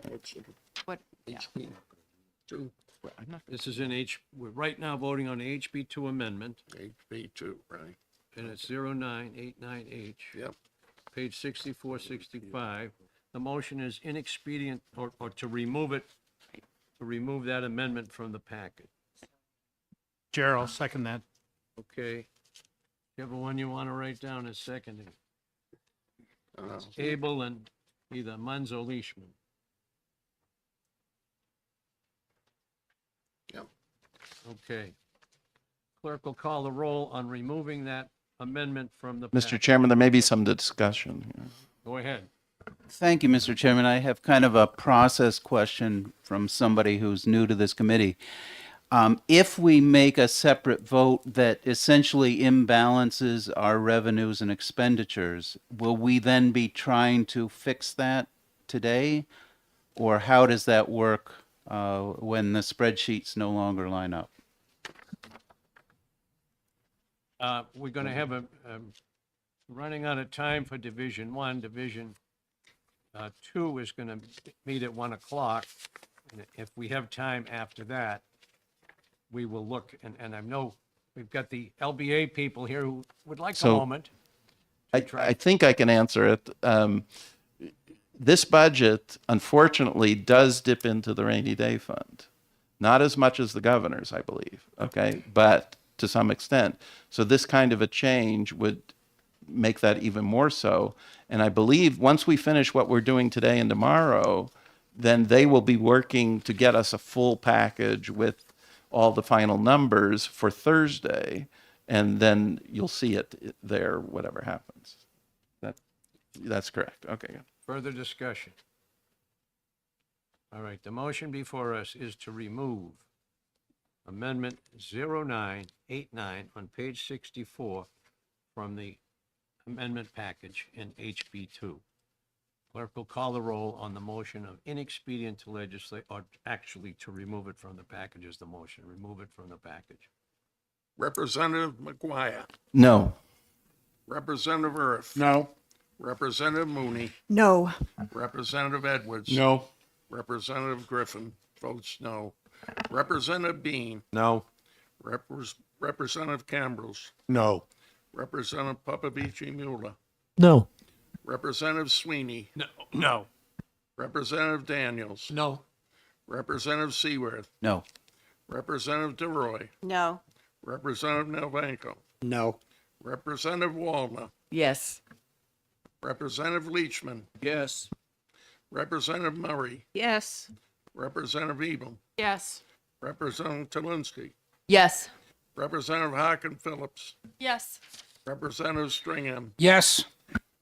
Representative Priest. Yes. Representative Rung. Yes. Representative Munns. Yes. Representative Kelly. Yes. Mr. Chairman, No. the vote is 14 to 11. Motion fails. ITL fails. So it will remain in the packet. All right. Let's return now to the amendments before us, and Representative McGuire will tell us which one he wants to discuss first. Thank you, Mr. Chair. I'd like to move Amendment 2025-1404H to be added to HB 1. Second. All right, motion and a second to add Amendment 1404H, renumbering, this is Department of State General Fund Appropriation Reduction. The Department of State shall reduce general fund appropriations by $225,000 in the fiscal year ending June 30th, 2026, and by $240,000 in the fiscal year ending June 30th, 2027. Further discussion? So I'll explain this one, if I may, Mr. Chairman. The Secretary of State's office is not particularly diligent in using the state personnel system completely accurately, and they came to us after we had already voted on their budget with the credible case that one of the what I thought was vacant positions that we eliminated was not in fact vacant, and therefore they would prefer to reduce their expenditures essentially by the same amount, but as a back of the budget cut. And so I acquiesced to that, and this amendment is a result. Clerk needs to know who made the motion and the second. The motion was made by Representative Cambrils and seconded by Representative Sweeney. Thank you. Okay, the clerk will call the roll on the motion. Just, can I just ask? Representative Abel. So I just want to be crystal clear on this because we talked about it within the division. So it is the preference of the Secretary of State to have this amendment in lieu of the back of the budget cut that we voted on. We voted on specific position cuts. Positions the other way around. Okay. This is right. a back of the budget cut, and the Right. answer is yes. Sorry. Okay, further discussion. Representative Munns. Thank you, Mr. Chair. I just want to be clear as well. Does this replace the line items on page 3, row 48 through 51 on the wide spreadsheet? Or some portion of those? I believe the answer is yes. No. Because those numbers add up to more than 225. Oh, So I guess this is just for one specific position, is that right? Or it's for two, okay. I have a note here.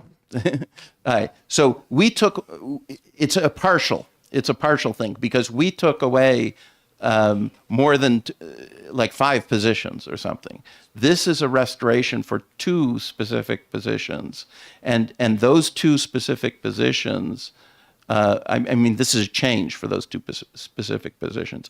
Those 2 specific positions have their own RSA, right? So the Secretary of State is authorized those positions and authorized to fund them whether they're vacant or not, or filled, right? And so this is, I guess, a little more consistent with RSA 5:23. But anyways, it's not the full thing for Secretary of State. It's only a partial change. But the numbers, the amount of money is not changing. Further discussion? See, Representative. Sorry, I'm sorry. Mr. Chair, my recollection of this vote within the division is that the Democrats oppose the changes, and so with all due respect to the chair, I think we'll also oppose this amendment. Thank you. Further discussion? Clerk will call the roll on the adoption of Amendment 1404 to HB1A. Representative McGuire. Yes. Representative Earth. Yes. Representative Mooney. Yes. Representative Edwards. Yes. Clerk votes yes. Representative Bean. Yes.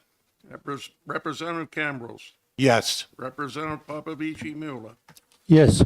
Representative Sweeney. Yes. Representative Daniels. Yes. Representative Seaworth. Yes. Representative DeRoy. Yes. Representative Nalvanko. Yes. Representative Wallman. No. Representative Leachman. Yes. Representative Ebel. No. This one's, I'm s- okay. I'm sorry, I skipped Representative Murray. That's okay. I'm a no. Yeah, we'll do this one then. Representative Taliski. No. Representative Harkin Phillips. No. Representative Stringham. No.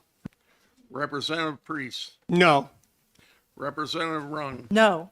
Representative Munns. No. Representative Kelly. No. The vote is. I will vote yes. Sorry, Representative Weiler. Always forget the chair.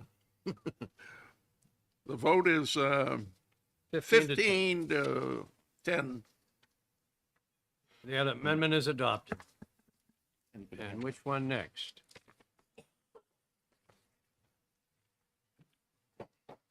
Mr. Chair, I'd like to move Amendment 2025-1428H to be added to HB2. All right, Cambrils moves. Is there a second? I don't know whether I have that one. Hang on a second. I'll second. Sweeney seconds. Cambril, Sweeney. What's the amendment number? 1428H. 1428H. So, Mr. Chairman, this amendment was the idea of 2 of our newest members, Representative Nalavanko and DeRoy, and it removes contract provisions that favor or impose DEI type of requirements in state contracts. Similar to what the federal government has been doing via executive orders. And perhaps Representative Nalavanko would like to discuss this further. Representative Nalavanko is recognized. Yes, thank you, Mr. Chair. I think to keep this really simple without getting into a lot of weeds on it, there is some concern, given the fact that we've already got, from the federal side, an executive order that eliminates, all this does is parallel the language in the executive order to make sure that the state gets out ahead of what's likely to happen with DEI. And anybody that has any concerns should be focused on the fact that what we've seen already on the federal side of it if we weren't to do something like this, would put at risk a lot of federal dollars. I think that's the kind of the larger consideration in the larger picture here. So I think without getting into a lot of the specifics or the weeds, that's what I would make as a general comment. Representative Munns, then Representative Rung, then Representative Priest. Thank you. So I have a question for my colleague. You referenced the executive order that was signed by the president, and it's in the bill as well. Executive orders are all subject to judicial review. Is it fair to say, therefore, that if the courts rule that the president's order was unlawful or unconstitutional, that these requirements would then become non-binding on the state of New Hampshire?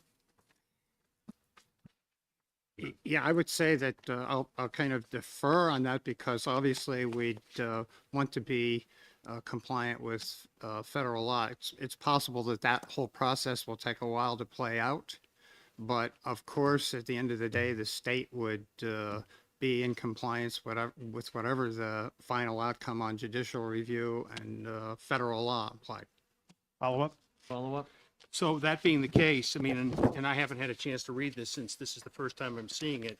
Is there language in this amendment that specifically specifies that if the executive order is ruled to be unlawful, that none of this will apply? No, there isn't. I think it's within the scope of state government, and I believe there are a few that already have removed DEI from contracts and so on. I think I read that from one of the other states. So the state is free to make this requirement. The federal government will either back it up or not. In the case they say you must put DEI back in, then that would be another decision. But I don't know if they've required anybody to do that at this point. But my point, Mr. Chairman, is that by passing this, we are putting in New Hampshire law that these initiatives cannot be included, and I don't even know if they exist, but that we are putting in New Hampshire law a requirement that is going to take another act by the legislature to remove. Well, I think that Representative Nalavanko and Representative DeRoy have already discovered that there are several contracts the state has let with agencies that do have DEI in them. And I know that from this last election, it was very unpopular. It's racism all over again. So, and sexism. Representative Edwards. Thank you, Mr. Chair, and to my colleague's point, I think Sorry, I took you out of turn. Had Representative Rung next, and Representative Priest, and then Representative Edwards. Thank you. Thank you, Mr. Chairman. To say I'm concerned about this is a terrible understatement. I'm actually very outraged that we're considering having the state of New Hampshire prohibit diversity, equity, and inclusion. To compare it to an executive order which does not have the power of the law, we're going far beyond that. To put this in New Hampshire law is totally against live free or die, by the way. I am strongly going to be voting against this, and I feel very insulted that the course of work that Division I has done, and I want to also thank our chairman, that we've always been driven by mutual respect, no matter what our disagreements are. But to have this come before the full Finance Committee without having it being vetted in a division, I feel is a betrayal to everyone who has really worked hard to get beyond our differences and have an open and honest discussion. So I will be voting against this in the strongest of terms. Thank you. Representative Priest. Thank you, Mr. Chairman. I will also be voting against this bill. One, I do value women and people of color in our workforce. They offer much to our fabric of New Hampshire. And by adopting this amendment, we're saying that no women and no people of color should apply for jobs in New Hampshire, that there is no equality. And I think this is a very, very offending statement that should be opposed by everyone. I disagree. This is not about equality. It's away from equality. Representative Edwards. I defer to Representative Tulerski. She was before me, and I would like to follow her. All right, Representative Tulerski. I appreciate the time. I'll be very brief. Representative Rung actually hit on a lot of my concerns about this. This is a 5-page amendment that was just distributed 5 minutes ago at 5 minutes before the lunch hour. I think this is far too complicated and has wide-ranging reach, and I feel that a further, much longer discussion is needed, considering we had 6 weeks to review this, and it just came in 5 minutes ago. Thank you. Representative Edwards. Thank you, Mr. Chair. I don't know what town you're from. You're from Division 3. My colleague from Division 3. I would disagree with the point that this would say that no minorities are welcome. I'd actually think that was extremely absurd. In fact, we still have a New Hampshire civil rights law that protects everyone. That law stands in place. My first comment was going to be to you, Representative. I think the effect, if this is passed and it's later found that the presidential order is unconstitutional, that the enforcement of this would probably become severable. That portion of the president's order probably just would have no effect in our law until we had an opportunity to rescind it. For further discussion, Representative Wallner. Thank you. I'm very disappointed that we have an amendment like this coming to us at the last minute. None of us had seen it. It did not go to a division the way most of the Finance Committee works is by division. And we talk through issues, and then we make recommendations to the full Finance Committee. I think there is a lot here that people need to take a long look at and really think about whether or not this is something you want to include in the budget. It really doesn't feel like a budget item to me at all. All right, before we make any further delay on this, I will have it first thing at 1 o'clock. Don't need any more discussion. You can discuss it at 1 o'clock. This will go on all day the way you're going. I don't need it. All right. That will be taken up at 1 o'clock, first thing. I don't want to take any more time away from Division 2. Proceed with your other amendments. Thank you, Mr. Chair. I'd like to move Amendment 2025-1414H to be added to HB1. Okay. Motion by Cambrell, seconded by Sweeney to adopt Amendment 1414H to HB1A. Wish to make any explanation? Yes, so this is simply changing all the cuts of the Department of Justice, the Attorney General's office, to be back of the budget cuts. We had expected that most of these cuts will be in the grant area. The grant area is zooming ahead in this budget compared to the last budget by significant amounts of money, $10 million or more. And so we had originally cut a little bit from the back of the budget, but mostly from the grant area. But he made a persuasive case to us to allow him to make those decisions. I still think most of them will come from grants, but this is a straight back of the budget cut. The amounts are not changing. Further discussion, Representative Abel. Thank you. Of course, all these back of the budget cuts are extremely challenging to take, but I appreciate the chair bringing this forward. I and we had a great deal of discussion about the grants that were originally targeted for removal, and they affected CASA, they affected victims advocacy services, and in lieu of removing those grant amounts, we did ultimately agree to the back of the budget cut. So I'll be supporting this amendment because of the discussions that we had in Division One, and this is where we landed. Thank you. Thank you. Further discussion? Seeing none. The clerk will call a roll on the motion to adopt Amendment 1414H to House Bill 1A. The motion is to adopt. Representative McGuire. Yes. Representative Earth. Yes. Representative Mooney. Yes. Representative Edwards. Yes. Clerk votes yes. Representative Bean. Yes. Representative Cambrose. Yes. Representative Popovici Mueller. Yes.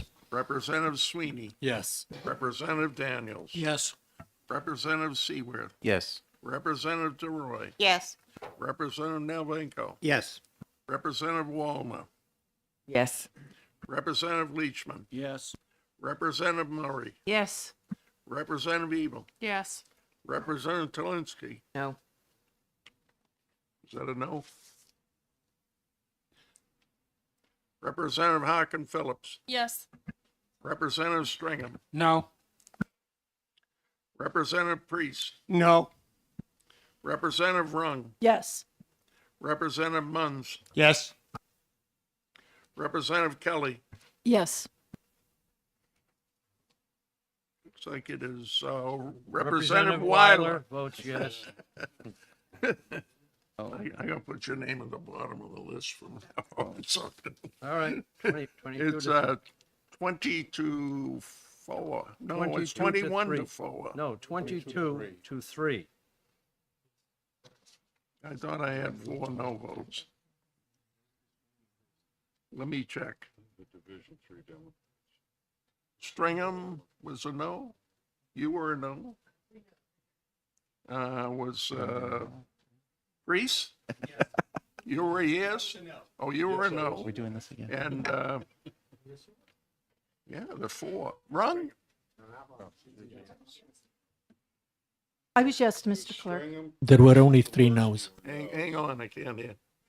I voted yes, Mr. Clerk. I'm sorry, I recorded you as a no. You're correct. We correct now? 22 to 3. 22 to 3, yes. Motion is adopted. Next. Mr. Chairman, can I move all of the changes of House of Division 1, all the recommendations of Division 1, that, plus the amendments we have just voted on? Have we done 1409? 1409 was an error, I believe. So that was replaced by 14, All right. right. We didn't vote on We're leaving aside for the moment 1428. Yep. But other than that, I think maybe we're ready for the full divisions packet. Well, can we wait until we vote on that amendment, 1428?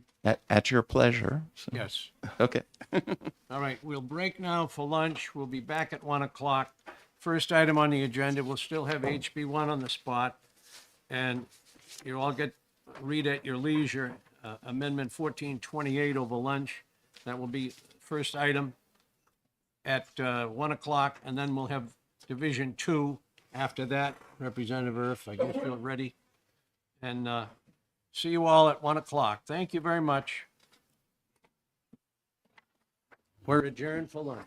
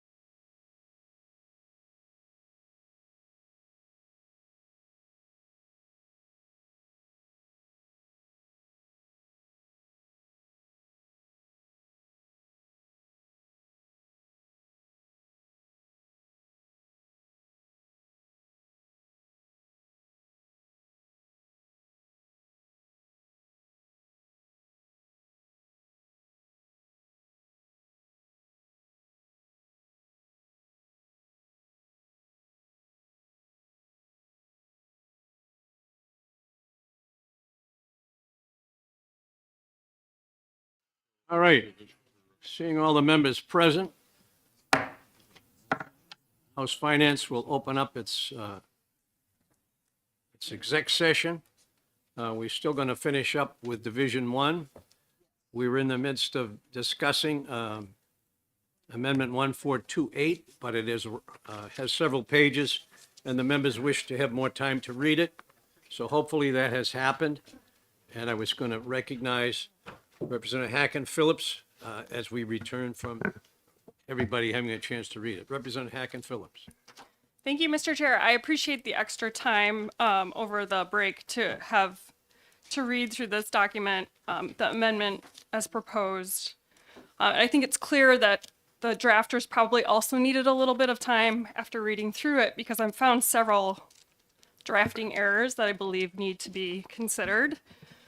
Just as a start, Mr. Chair, I'd like to say I have a lot of legal concerns with the language, the construction, potential future liability to the state, and its fiscal impact upon us. So first, if we look to page 1, line 8, and the same language mirrored on page 2, we'll notice that there are no definitions for what diversity, equity, and inclusion are, which I find problematic given basic contract law and case law that says if there are no definitions, that this becomes a vague term, and if it's too vague to understand what it means, it is interpreted as void.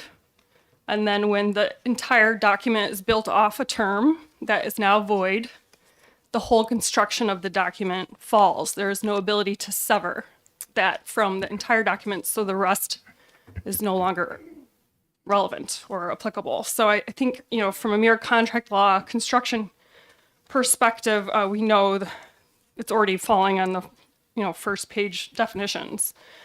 If you look further down the first page, you'll see there's no limitation. Specifically, I'm looking at line 12 for the word any DEI related initiatives.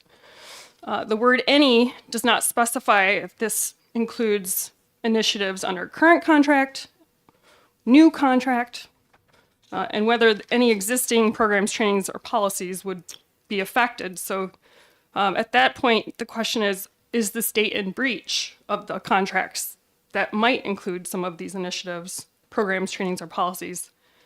And so when you look at it from that perspective, there is no limitation to whether or not it affects existing contracts or future contracts. So that is also very problematic because then you have to ask, where is the state in breach with their existing commitments and obligations? So skipping down, I just think understanding that when the state goes into breach of contract, litigation will follow, which is always an expensive endeavor.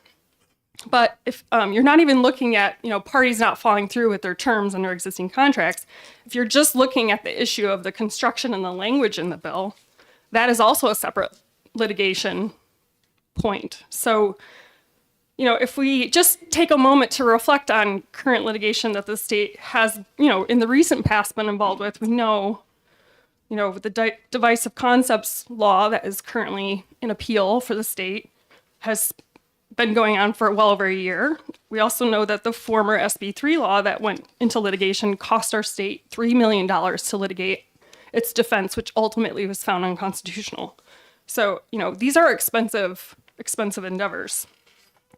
The last point I'll make is that, second to last point I'll make is that there was no public hearing and no feedback from the public or stakeholders who might be affected by this, which I find procedurally difficult to defend. But I think the real question we need to think about here is just seeing how this would affect our students here in the state of New Hampshire. My question to the drafters of the sponsors of this amendment is whether blind students in New Hampshire or other special education students here would be permissible to receive accommodations under this law change. And if we are in non-compliance with those accommodation requirements, would the state of New Hampshire be in conflict with federal law, our own state law, and would it disrupt any federal funding that would come to the state normally under those important title grants? I think the last thing is, recognizing that there could be a conflict in state law and federal law if this executive order is found to be unlawful. We would be required to change and recodify our statutes if this were to go into effect before the executive order was found ineffective. Furthermore, I'm not sure if it's a sound policy of trying to chase our statutes for every executive order that this administration is passing, given the high rate of litigation that has been following. So from that specific perspective, I think this is a terribly fiscally irresponsible amendment. I think litigation will follow, and I think there's a potential for loss of federal funding. And I think, in terms of our duty to protect our taxpayers from government waste during a very difficult budget year, that this is the wrong move at the wrong time. And I would encourage members of this committee to take a pass on this amendment. Thank you, Mr. Chair. Representative McGuire. Thank you, Mr. Chairman. The Speaker has just requested of us that we delay action on this amendment until tomorrow. A question has been raised as to whether this amendment is germane to House Bill 2. I know we think of everything as germane to House Bill 2 because everything involves money. But it's a question that he's wrestling with, and he would like a little more time. He being? The Speaker. Okay. All right. We will put that amendment aside until you bring back a message from either redoing the amendment or however you decide to proceed. Tomorrow, I think. All right. Thank you very much. And for the rest of Division 1's changes, do you want to make a motion on that, or do you want to wait? Yes, I would like to make a motion to accept Division 1's recommendations for House Bill 1 and House Bill 2. And I'll second that motion. Okay. Is there any further discussion? Representative Abel. Thank you very much, Mr. Chair. I did have a couple of comments. First of all, I just again wanted to thank the staff, Melissa and Jack, ever so much for being there for us, no matter what time, no matter what day. I know they've worked incredibly hard, and I appreciate the support. I also wanted to thank the incredible collegiality I felt on our division. I really appreciated it, and I know everybody worked very hard, but I know our chairman worked in particular very hard. To be given a $200 million cut is a formidable challenge, and it was it created very difficult challenges for us. I am going to be voting against the Division 1 budget. There are many things in there that I think are good. Obviously, I have a particular soft spot for the solid waste stuff. But, we did we were able to give some more money to the SBDC. We did put some money in for YDC, which, I personally don't think is sufficient, but at least we were able to do that. We updated many, many fees that had been completely out of date, and I think that was a great source of funds for us. But, there remain open concerns regarding corrections, regarding the judicial branch, the Office of the Child Advocate, the Council on the Arts, and the RPCs. So with that, I will be voting against it, but again, I really thank everybody that was on the division, and I mean that sincerely. I appreciated working with you and what we did. Thanks. Thank you. Further discussion? The motion is to adopt the changes from Division 1 to both HB 1 and HB 2. Is that correct? Yes, Mr. Chairman. Is there any further discussion? Clerk will call the roll on the motion to adopt the Division 1 changes. Representative McGuire. Yes. Representative Earth. Yes. Representative Mooney. Yes. Representative Edwards. Yes. Clerk votes yes. Representative Bean. Yes. Representative Cambrose. Yes. Representative Popovici Mueller. Yes. Representative Sweeney. Yes. Representative Daniels. Yes. Representative Seaworth. Yes. Representative DeRoy. Yes. Representative Nalvanko, Yes. Representative Waldner, No. Representative Leachman, No. Representative Murray, No. Representative Ebel, No. Representative Talinsky, No. Representative Harkin Phillips, No. Representative Stram, No. Representative Priest, No. Representative Rung, No. Representative Munns, No. Representative Kelly, No. Representative Weiler. Yes. The vote is 14 to 11. 14 to 11. That motion is adopted. I appreciate all the good work from Division 1, and obviously you made a pretty good explanation. Thank you. Thank you, Mr. Chairman, and thank you all. All right, we'll be ready now for Division 2. Mr. Chair? Yeah, I have a comment in here. all right, hang on, Representative Edwards. Thank you, Mr. Chair. I just wanted to make a comment that's timely to our conversation about the Nalvanko amendment. Tomorrow, there's going to be a similar amendment as part of the Division 3 package, 1328. It basically does four things. It renames the Office of Health Access or Health Equity to Health Access. It also follows the presidential EO. It uses some of the divisive language or the divisive concepts language that we've debated in prior sessions.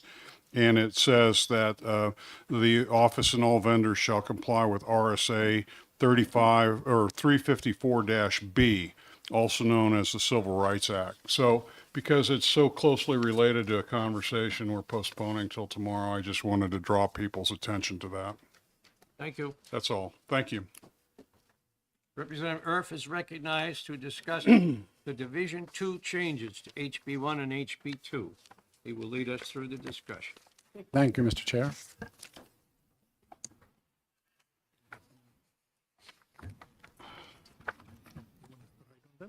No, I just want to put this up there. There's one outside, and I thought we left it there. So.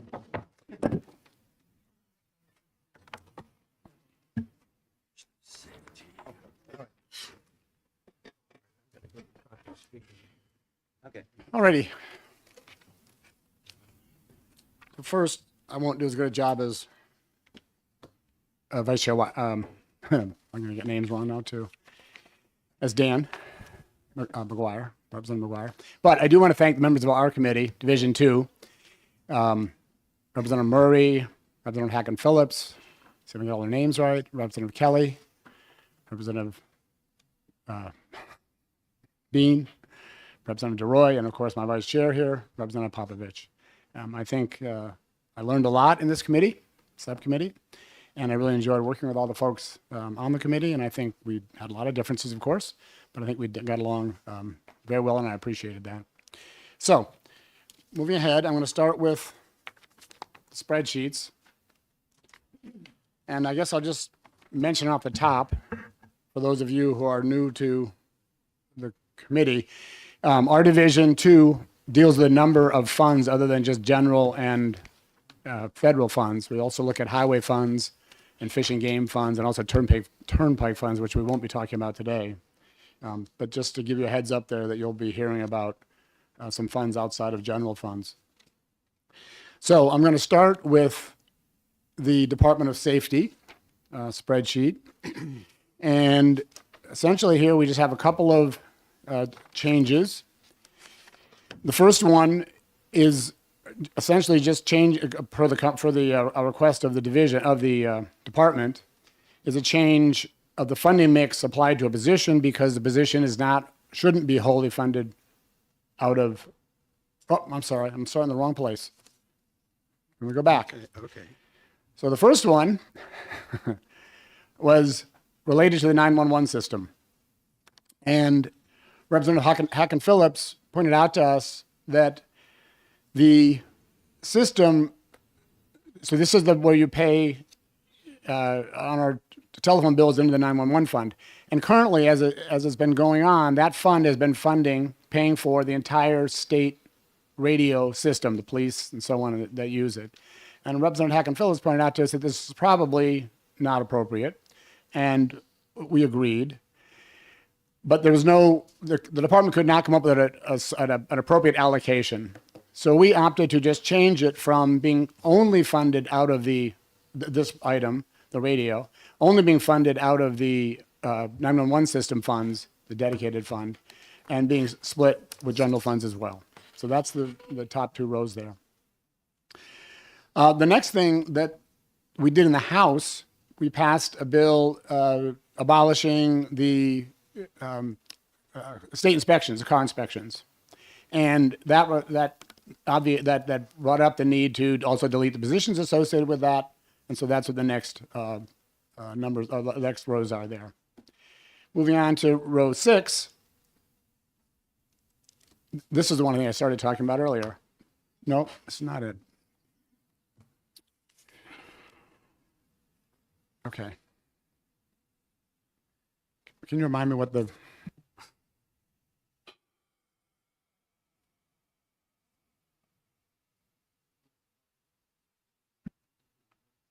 All right, that's what I was going to say, but I'm afraid there was something else going on here.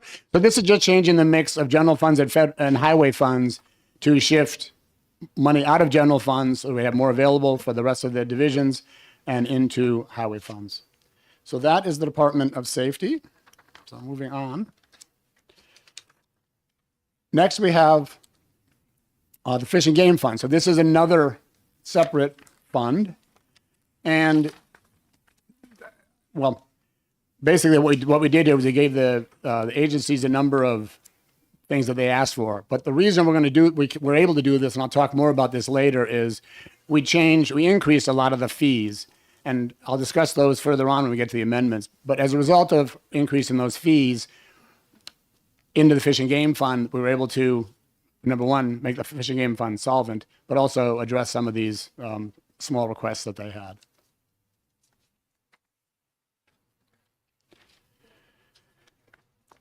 Okay. Next is the Department of Transportation.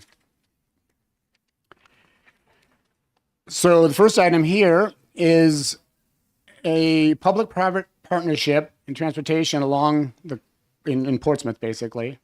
And as part of that agreement, the contractor pays the state essentially for some of what's going on. And the contractor requested that those funds be segregated, basically only to be used on the partnership going forward. To which we agreed. And as you'll see when we get to the amendments, the law actually is more generic than this particular one in Portsmouth. It's a more general purpose in the cases public-private partnerships. And again, the next few here are related to something else that we did in the Department of Safety, which I'll discuss in the amendments, which is here again, we increased fees because this highway fund was also running out of funding. So as a result of increasing those fees to make that department solvent and not require general funds, we were then able to fund some additional items that the department wanted, which we generally run into, which is two things in particular. There's the retention incentive program. This is for our plow drivers, basically, and also winter maintenance, which oftentimes the department comes back to fiscal to get more money in the winter because for plowing and whatnot, as they just did last week or so when they came to fiscal. The next one is just a change to reflect as a result of increasing those fees that we'll talk about, that increases the grants to the towns. So that's what that's referring to. And in addition, Ways and Means changed the revenue estimates, and that impacts some of the changes that we had to reduce with respect to the governor's budget. Now, on the spreadsheet, I'm going to skip ahead. This is the next 2 or 3 pages in your document. It's a combination of education, as in the local schools, but further down, you'll see the CCNH system, well, the Lottery Commission, police standards. So skip down to that point, and then I'll come back up to the top, since I need to discuss the adequacy stuff in some more detail. Are we on page 4 now? So we're down to where it says lottery. Page 5. Thank you. It's the very bottom of page 5. No change to lottery. Police standards are a couple of department requests that we put in there. And now the Community System of New Hampshire, CCSNH, Community College System of New Hampshire. Essentially what we did, the governor changed CCSNH to be funded out. I shouldn't say changed. She has the CCSNH being funded from both Education Trust Fund money and general fund money. We changed that to be general fund money only, which is what's happening at the top line there. And basically what we did with CCSNH is we flat funded it at $68 million per year, as opposed to what the governor done, which was increasing it. So that also freed up general funds. And then line 47 there, currently in HB2, as I should say traditionally in the past few cycles at least, the HB2 has had these notes related to applying $2.5 million in each of the years to the dual and concurrent enrollment program. This is the high school students that can take courses through CSSNH and get college credit. It was suggested that it'd be more appropriate to put this into HB1. So this basically puts it in, you'll see now on the appropriate page there in HB1, the governor's HB1, no, in our HB1, that note at the bottom. And now we get to this should answer at least one of the questions that was posed this morning regarding the Fidelity funds, the $15 million, when we're talking about UNH. So we did two things.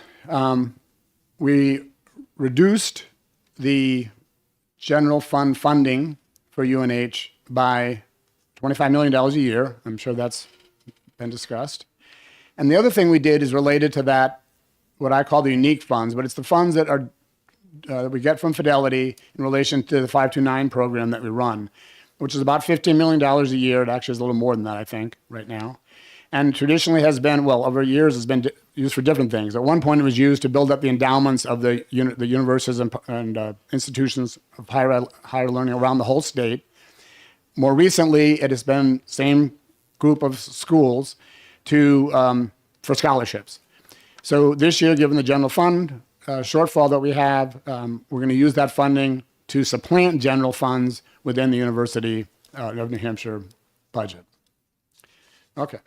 So now I'm going to go back up to the top of this one, the first page. Oh, I'm sorry, page 4, thank you. And I kind of lump these together because it'll make it go more quickly. And then I'm going to discuss in some detail the education trust fund. So lines, and you may want to, if you have a pen, you may want to just mark these. I'm going to discuss them all. I'm going to point them all in one direction one time. Lines 2, 4, 6, 7, 9, 13, 14, 16, 17, 20, 21, 23, 27, 28, 29, 31, 32, 33, and 34. All relate to changing the source of funds for the education funding from the Education Trust Fund to the General Fund. And I'm going to discuss this in more detail as soon as I get through describing what's happening right here. We're going to go in some depth on the Education Trust Fund. So the next group I'm going to speak to is number 3, is on row 3. And I'm actually going to jump around because they're related. The first one there, these are all Department of Education requests. And on row 3, the department has had a manager funded by basically a DOI manager in DOE, managing 4 existing people. The manager there's really been a manager. There's been, I guess, 8 over the last 8 years, and they're there for a little bit, and they pretty much do nothing. And so it was requested just to defund that. Those people are already being essentially managed by a person in the department. So that's what that change is about. That's basically just eliminating that managerial position. So now skip down to row 19, and it's a similar sort of thing.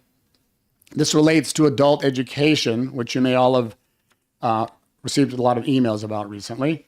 And again, the department requested that account 1150 be eliminated. And this is the non-match state portion.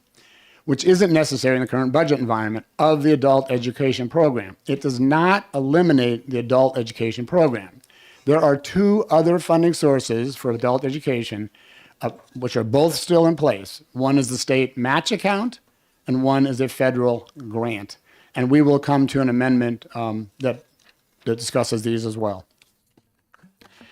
And then the last one in this grouping is further down on line 20, row 22.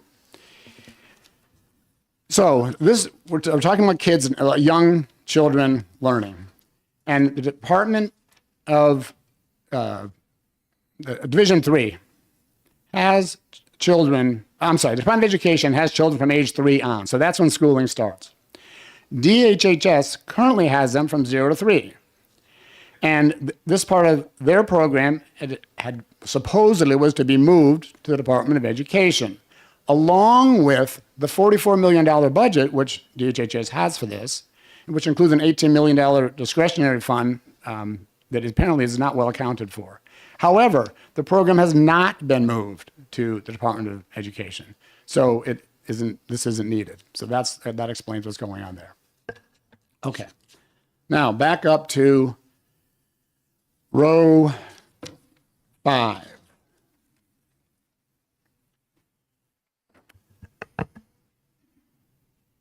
We're getting into positions. This one is basically a position that's being this is a position that is currently federally funded, but the position cannot be fully federally funded. So it's being split to a 50-50 federal and general fund mix. And row 8 is the same, is a part of that same transaction. Moving down to, let's do the orange ones. Here we go. Okay, row 10, just a little bit further down. These are all of the recommended positions that are being abolished, and they are on lines 10, 11, 12, 15, 20, 21. Again, those are all basically positions that they're vacant. They're not. There's no people being removed there. Okay. Well, there's a mix of federal funds and general funds, mostly federal funds, but not solely federal funds. Okay. So I think now we're down to the final grouping here. Lines 24. It's only line 24. So, and again, I'm going to come to this in detail in a moment when we talk about the Education Trust Fund, but these are basically lines that are left in the Education Trust Fund in terms of their funding, and for which we have changed the allocations. So with the charter school funding, we modified the governor's budget to account for well, first of all, the department's recommendations were larger than the governor's since they were made more recently. And then we took those recommendations and we looked at, in particular, the charter schools that are either already approved and will start in 27 or tentatively approved and start in 28. Maureen can probably correct me if my language is wrong there. And guessed instead of 75% that only 50% of the students they projected would be involved. So that explains why we used the numbers we did there. Education freedom accounts similarly, and we'll talk about what we did in education freedom accounts, but because as you know, we passed HB 115, that'll come up in the amendments as well, which changes the cap from 350% to 400% of the federal poverty line in the first year, 26, and then is unlimited in 27. And the numbers that we came up with here are based on a widely available report from the Josiah Bartlett operation that talks. It's entitled "The Fiscal Effects of Expanding New Hampshire's Education Freedom Account Program," and we'll come back to that. The next is the EFA phase-out grants. Those are increased slightly. These are when you leave the EFA program, when you leave the public school program and go to a EFA, the public school still gets funding for a couple of years. I think it's 3. And these are those grants that are increased from the governor's budget because of the accuracy of the numbers that the department had. And then lastly, and this we'll discuss at some length, is the actual adequate education grants. So these are the grants of the local districts. And the primary, you'll notice there's no change in 26, that's 0. As the adequacy formula is not changed at all in that year. In the following year, the primary change there is the increase in the special education per student pricing, and we'll talk about that in a moment as well. So that should cover the spreadsheets. And then what I'd like to have you all do, you should have a special packet that looks something like this, though not exactly like this, as the cover sheet. Does that make sense to everybody? Okay. Yeah, it looks actually like that, but I have a different version from my old eyes.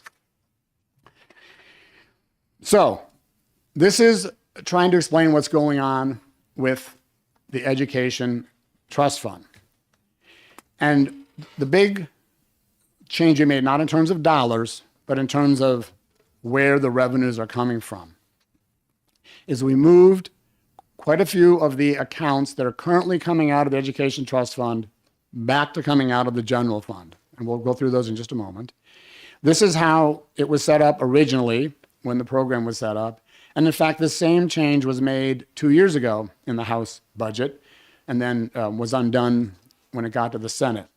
So those accounts are the ones that are highlighted in the dark, well, mine it's dark green, in green. Those are the ones that moved out, and we'll come back to that. But you'll notice that all of those are unchanged from the governor's appropriations. We're not modifying them. We're just simply saying those funds are going to come from the general fund as opposed to the education trust fund. Now, coming back up to the top, state adequacy grants. So this is the money that goes to the local district public schools. And currently, it's called the Education Trust Fund. I mean, it is the Education Trust Fund. One of the major changes we made, which you'll see when we get to the amendments, lottery money per the Constitution is restricted only to district public schools, not any of the other components that are funded out of the Education Trust Fund, only to local district public schools. And it was suggested this year that we make that clear, that we basically restrict that revenue, all the lottery revenue, and you're going to hear about us talking about more lottery revenue coming in, specifically to that purpose. So this is why you see two state adequacy, you see two lines labeled state adequacy grants. One's the unrestricted ETF revenue, one is the restricted lottery revenue, the new account. These are unchanged in terms of dollars or anything else. They simply are a way to make very clear that we're following the Constitution by restricting the lottery revenue only for the local district public schools. And then, so then you'll see on line 4, the total state adequacy grant. So that's what you would have expected to see, what you do see when you see the spreadsheets. And then there's a couple of changes. Bedford starting up full day kindergarten, and then we passed the excess swept bill, HB 739, which brings the funding that's excess to certain districts beyond what they are due under the spreadsheet back into the Education Trust Fund. All right, so continuing down with the lines 9 to 14. These are the items that are left to be funded from the Education Trust Fund. And the changes here are in terms of the funding components, those that I mentioned earlier. The EFA phase-out grants were increased slightly per what the department calculated. The charter school funding, as I described earlier, and the education freedom accounts, as I described earlier. The others are unchanged from the governor's budget. And then going further down to the orangish or yellowish, however you have that, orangish, that's where I mentioned that earlier. This is a CCNH dual and concurrent enrollment. We moved that out from being partially funded by the Education Trust Fund and strictly funded by the general fund. And the cell phone, you may recall the cell phone program that the governor put forth included a grant, and we just eliminated that grant, but we maintained the program. So that hopefully, very bottom line, total ETF programs, grand total, way down at the very bottom. If you scan across there, you'll notice that not only are the funds not decreasing, they're actually increasing as we are spending more this year in the adequacy than we have in the past. And despite the changes we did up above, it's all the same amounts of money, although increasing down at the bottom. Okay. So, moving on. So now we'll go to the amendments.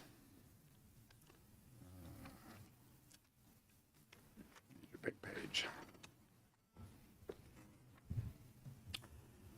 Then the first one is on page 5.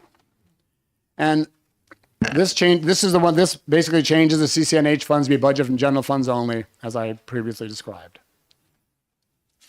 The next one on page 6, these are the education positions I described in HB1, lines 10, 11, 12, 15, 20, 21, and 22. Most of these were federal funds, but 5, 6, 7, 8 were general funds. And those positions have been eliminated. Similarly, in safety, we talked about the vehicle inspection being repealed, and then the 8 positions associated with that being deleted. That's what this amendment does on page. I'm looking at the wrong place. Why does it say I think 6? the pages aren't lining up. Yeah. Did you change line numbers on me? Which of them?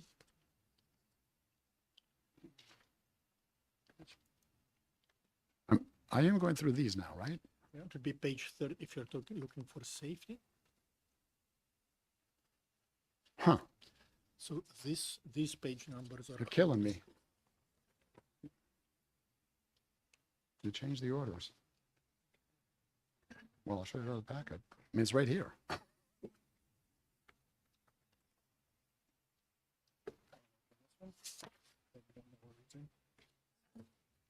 This is that one, isn't it?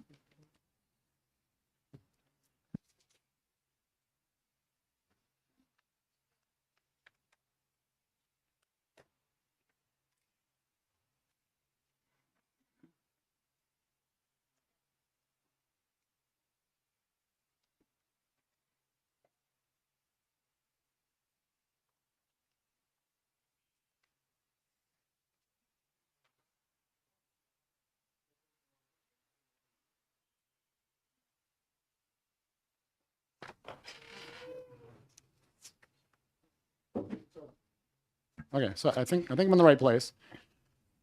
Are we on page 5 now?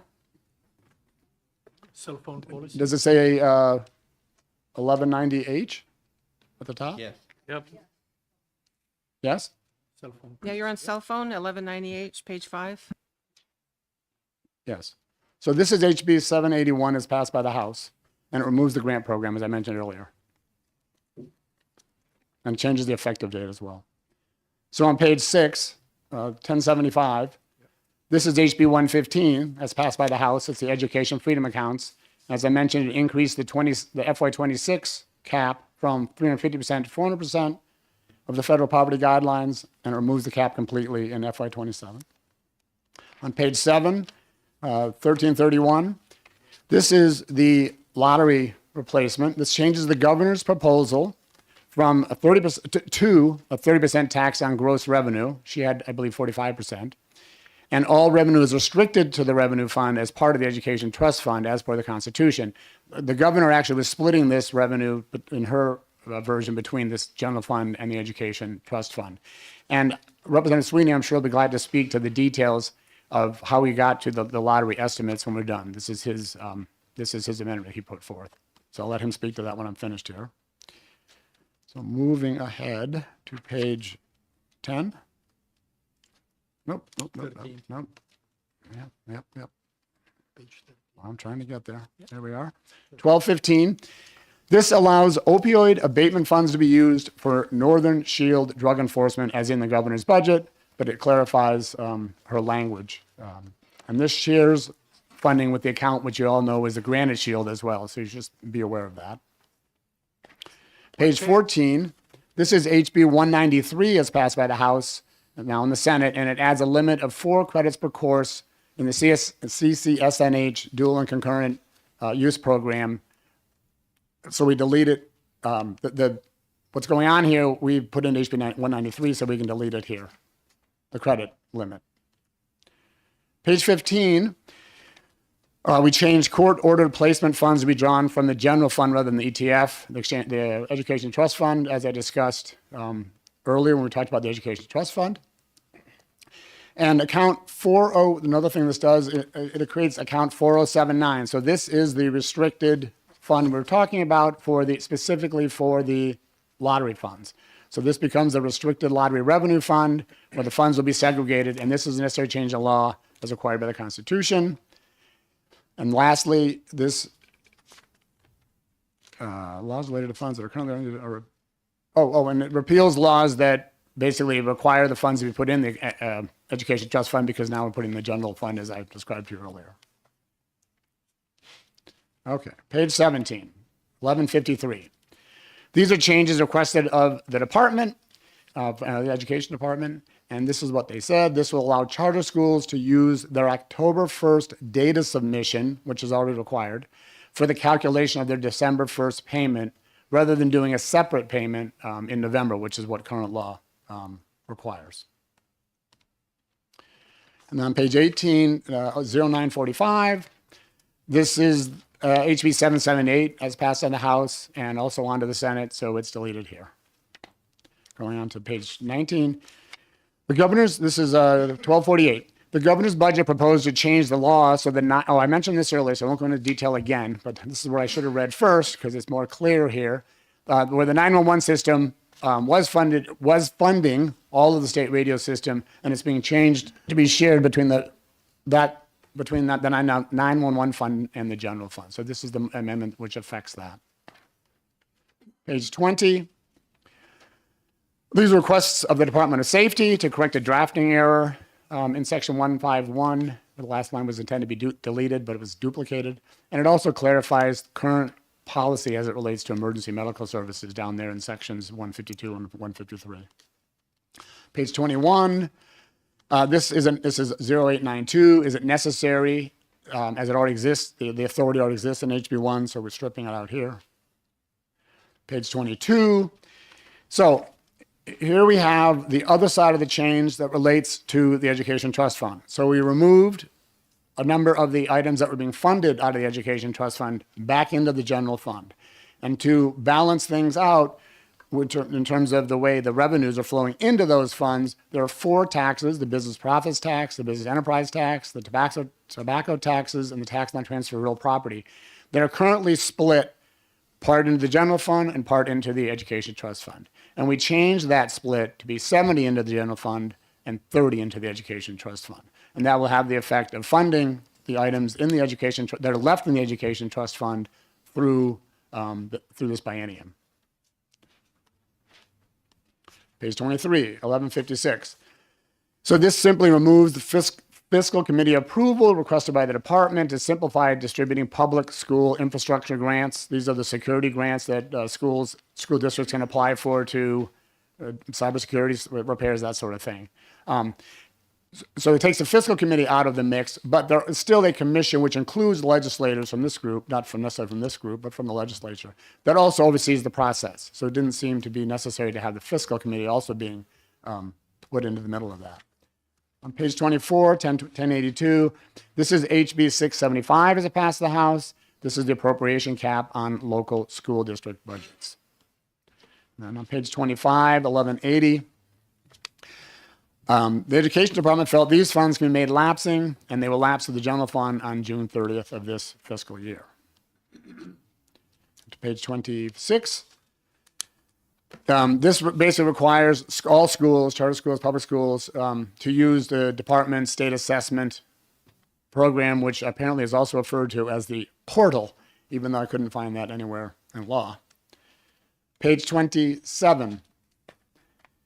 The Education Department had a special ed performance audit completed last year in one area of their processes. And they're currently in the midst of another performance audit going right now, which hopefully will be done this year. So this amendment says that they don't need to do another evaluation to satisfy the every 10-year evaluation, which will be coming up, I believe, this year. Page 28. Okay, so now we get to the changes for the Fish and Game Fund, which I'll describe in more detail here. The idea here is the Fish and Game Fund was generally requiring general funds to operate. And that wasn't a great place to be when you're trying to save general funds. So we increased fees in 2 of their dedicated funds, going along with the department's suggestions. And we took the net increase. We left the regular parts there, but the increases we took and swept and put those into the Fish and Game Fund. So that puts more money into the Fish and Game Fund for general fish and game use. And at the same time, we swept the amounts in 3 other dedicated funds in excess. Actually, I should be clear about it. Is it 3 others? Or does it include those 2? Plus a third. Okay. They swept the amounts in excess of $750,000 into the Fish and Game Fund. Again, so that the Fish and Game Fund is more solvent. So these allow the Fish and Game Fund to operate without general funds now and should continue so into the future. And you'll see this. I think you have a copy, or you will have if you don't have it now, if you need it. The surplus statement will show that, where it shows how much money we bring in to the Fish and Game Fund. And do you have the numbers? I just don't have them off the top of my head. So this is the one that had the colorful front. If you go to page 4 and you look at line 8, you'll see the fee increases off to the right in 26 and 27. Okay, moving forward. Page 31. Oh, okay. So yeah. So this is a Department of Safety request. It's similar to other requests also in HB2, section 150 and 152 that are there right now. And it's relative to making more positions Group 2 eligible for recruitment purposes. And this has to do with somebody's getting close to the point where they want to be appointed, or somebody's hiring them to be into a new position where they would lose their Group 2 eligible status if they took it. This makes it so they won't lose their Group 2 status if they take that position. Because they're having a hard time filling these top positions where people say, well, I can just stay here and make more money. Okay, so we'll solve that problem. Page 32. This is HB 133 is passed by the House. This is where the Department of Safety is to notify new residents of a need to get a New Hampshire license, driver's license. And page 34. This is HB 649 is passed by the House. This is where we repealed the vehicle inspections, and I've already discussed that in some detail.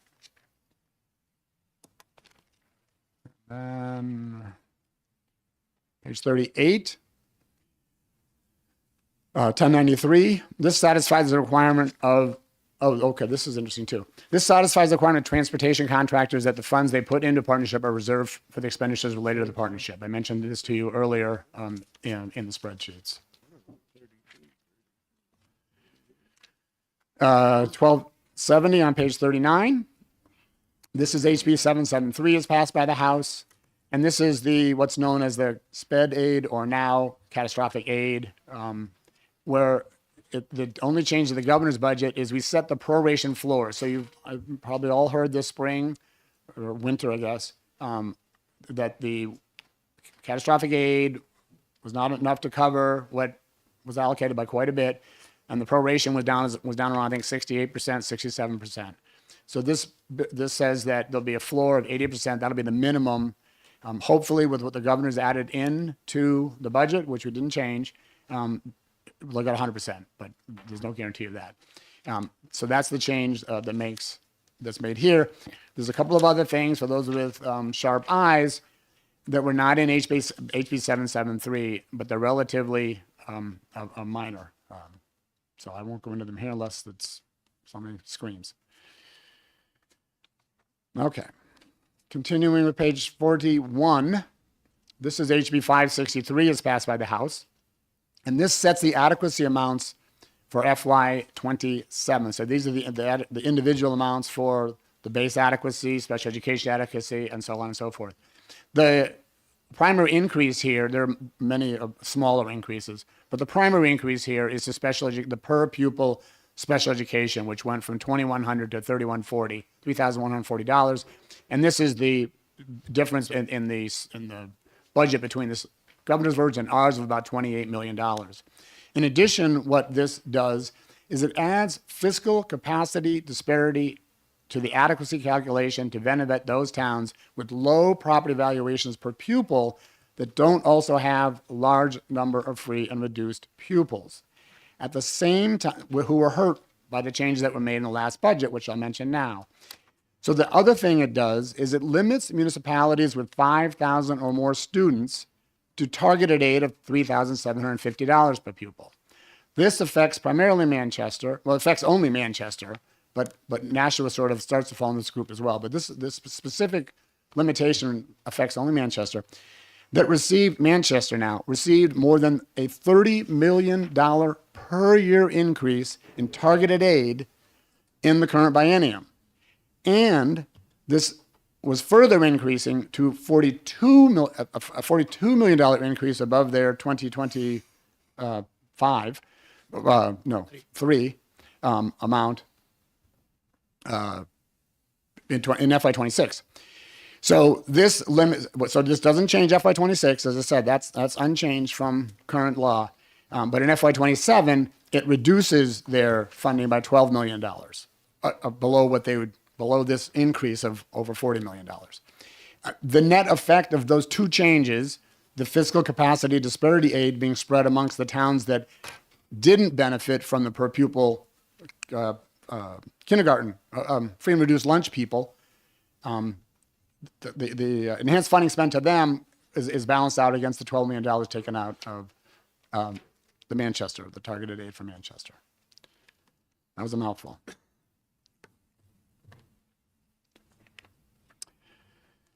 Page 44. So this increases the vanity plate fee, and did I get into the discussion of the transportation spreadsheet? It was not mentioned at the time. Bring both of them up together. Okay. Well, they are independent. So this is basically another fee increase in the Department of Safety. However, this one goes into the general fund as opposed to all the other ones that we talked about, or that we will talk about, that go into the highway fund. But the other thing that we did in this area, and Representative Murray can speak to this when I'm finished here, is we provided, I think it's $1.5 million per year to the public transportation that's federally matched. And I'll leave it at that, and Representative Murray will describe in detail. I had it right, didn't I? Oh, it's page 3, line 3 of the spreadsheet. And you'll hear more about that. It was a great amendment. Page 46. So this is the matching to the Fish and Games. Here we increase the fees in the safety department. And this the same idea over there. The highway department, the highway fund, has been requiring general funds this biennium and going into the future. So we increased the fees to bring in $15 million in the first year and $30 million in the subsequent year and years following that. And when you look at the highway surplus fund and the fish and game surplus funds, you'll notice that both of them now end with a surplus instead of a deficit, which is a good thing.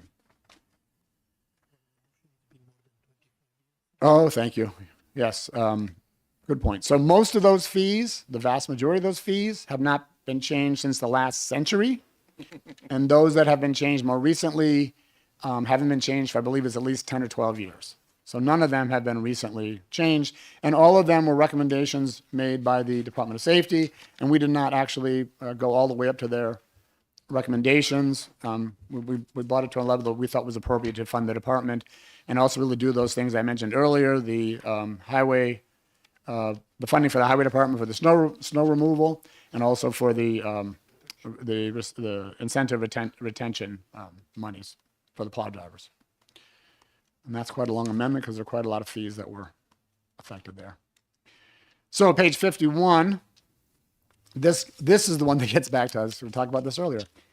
Somebody brought this morning about the $15 million. I did talk about this with UNH, and this is the actual budget that, the actual amendment, or 0862, that appropriates the $15 million per year from these, what I refer to as unique funds, the fidelity funds, to the UNH funding. And then 52, page 52, this is Amendment 1304. And this allows Keno Games, without a local vote, to provide additional revenue to the special lottery fund included as part of the overall education trust fund, again, to fund the local public district schools. This will bring in, it's estimated to bring in $2 million in the first year, 26, and $10 million, in subsequent years. Page 53, this is HB 741, it's passed by the House. This is open public school enrollment. Whoa, come on, go away. Get out of there. Page 58, this is HB 105 as passed by the House. And this is a new vanity plate to fund Cyanobacteria Mitigation Fund. And I'm sure Representative Rung will be happy to speak to this. This was a bill that we passed last week, a bill of hers that we passed last week. And then page 60. I believe this is the last one. So this applies a 5% administrative charge to many of the state's dedicated funds to provide about $16 million per year in general funds in FY26 and FY27. This does not impact the current fund balances of any of those funds, as the charge applies to the new funds that are deposited. And that's it, isn't it? Okay.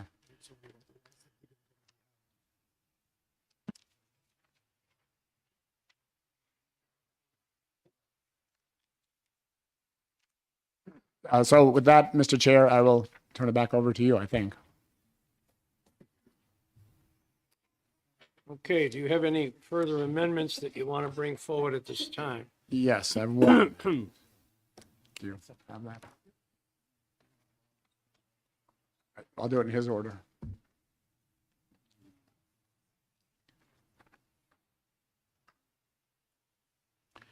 So I can actually talk about this while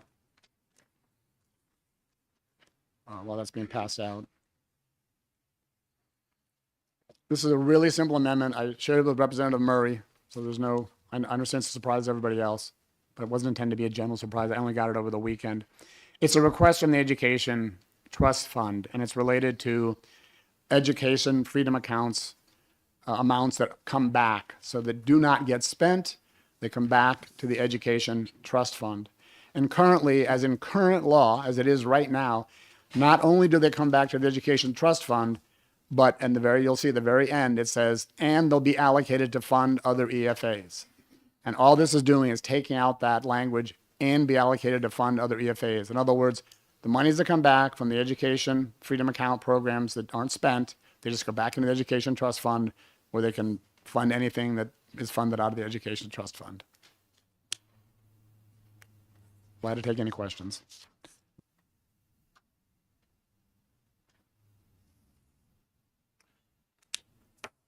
So you wish to make a motion and a second to adopt Amendment Mr. Chair. 1426H. I'd like to make a motion to adopt Amendment 1426H to HB2. And a second? I'll Second second. by Representative Bean. Got that? Yep. Okay. Further discussion on this amendment?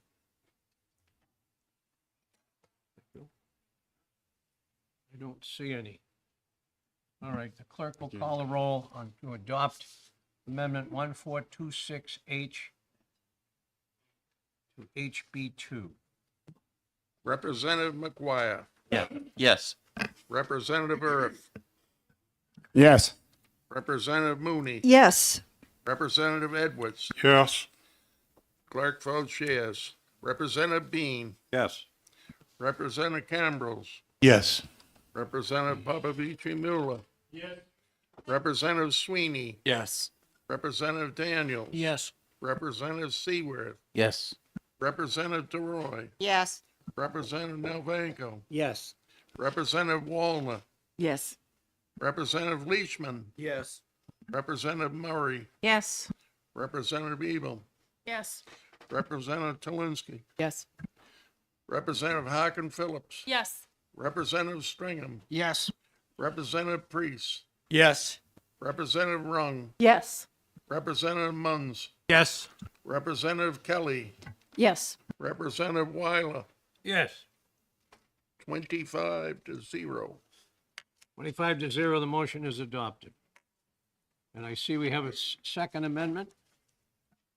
Looks like 1162H. Yes, Mr. Chair, at your discretion, I would like to move amendment number 1162H, and I would like to speak to my motion. Who's making that motion? That would be Mooney over here and to your right. Oh, Representative. And I will second that motion. And seconded by Representative Popovici? No, Ron. Representative No, Rung. the other one, Representative Rung.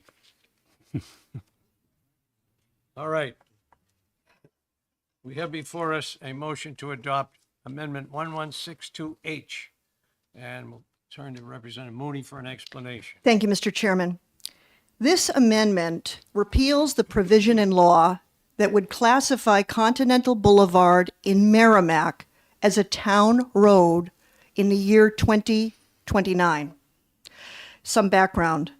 Continental Boulevard in Merrimack is a state-maintained road. It looks nothing like a town road. The maintenance is estimated to be approximately $500,000 a year. It's utilized by multiple towns and cities, namely Hollis, Brookline, Amherst, Nashua, Bedford. The list goes on and on.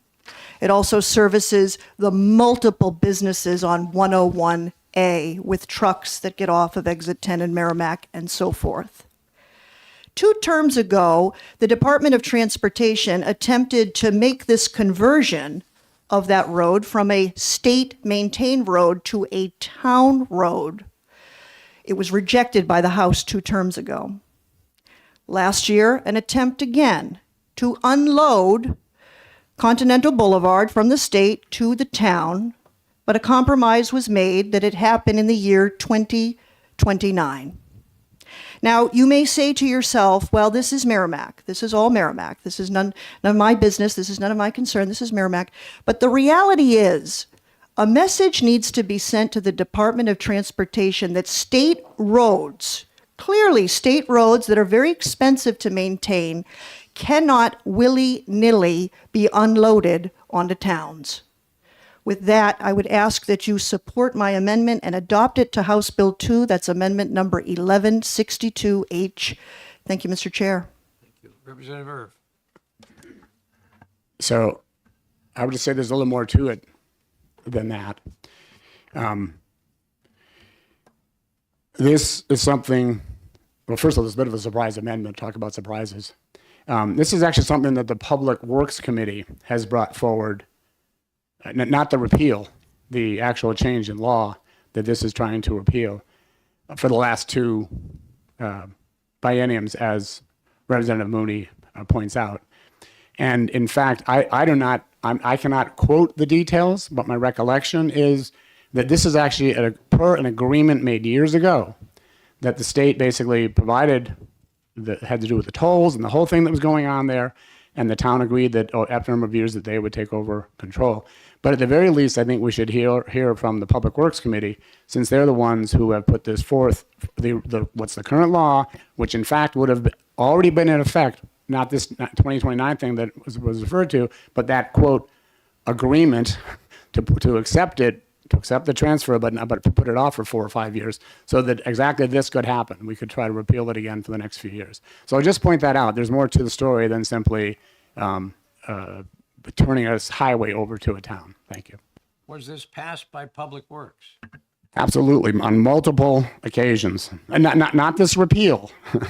The law that's trying to be repealed was passed by Public Works. So Public Works is in favor of keeping this in state control? Well, I can't speak for where they would be today, but I can speak to where they were in the last 2 bienniums. Yes. How much road? A mile? The other way. It's the other way. The other way is Town control. As I understand it, the state is trying to offload this section of road to be a Merrimack responsibility, and obviously the taxpayers of Merrimack are unhappy with that because it costs $500,000 a year.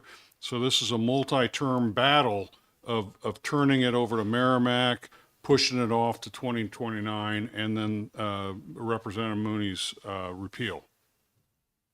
Okay, as I said, is this a mile, 2 miles? How much road? 500,000 a year. Representative Priest, do you know the answer? No, I don't have the answer offhand, but I do have a question for Representative Mooney, if she knows if this would create a precedent in which all state roads that runs through towns and cities would then petition us to be maintained by the state government. And what would that fiscal impact be? Well, I live on one such road. It's called a Class 2 road because it goes from Route 125 to the state park. And because of that, it's a Class 2 road and the state maintains it. Although at some points, the town is plowing it. But I've seen the state pave it. So there's some sort of agreement between the two of them. And when they plow 125, they don't always plow all the way down my road. So there's various agreements that are made, and I still believe it's a Class 2 road, but some of these things confuse me as to the last time it was paved, it was a state contract, but then when it gets plowed, they only plow to the intersection, and then the town plows the rest of it. So, yeah, I don't think it would apply to every road, and I'm surprised they haven't done something to make it a town road so far. It's about a mile long. And, you know, they seem to cooperate on it. So I don't think this sets a precedent that this is likely to happen broadly, but, you know, they're already, one of the reasons we give the highway block grant aid is to help the towns maintain roads. So, and hopefully, because we've added more, they'll get more. So, Representative Griffin. I know, Mr. Chair, in my own town, there are roads that are split between summer maintenance and winter maintenance. And if it's a summer maintenance one, the state paves it, and if it's a winter maintenance one, they plow it, so. Yeah. Representative Rum. Thank you, Mr. Chair. I can give some background on this. At the very least, this is an unfunded mandate because this is a huge expense. Just the paving budget for Continental Boulevard would exceed our total paving budget in the town. When this road was first proposed by the state, it serves and it continues to serve as a connector between 101A and the Everett Turnpike, a very important corridor, as my colleague from Merrimack described. The town didn't want this originally, and the state went in and took land, even school district land, by eminent domain in order to build it. So this hasn't been a favorite road in Merrimack, but and this is sort of a situation where be careful what you wish for, because if this goes back to the town, it is not going to be maintained as it currently is. It's likely going to be reverted to what we think of as a town road. And the land around it may be taken.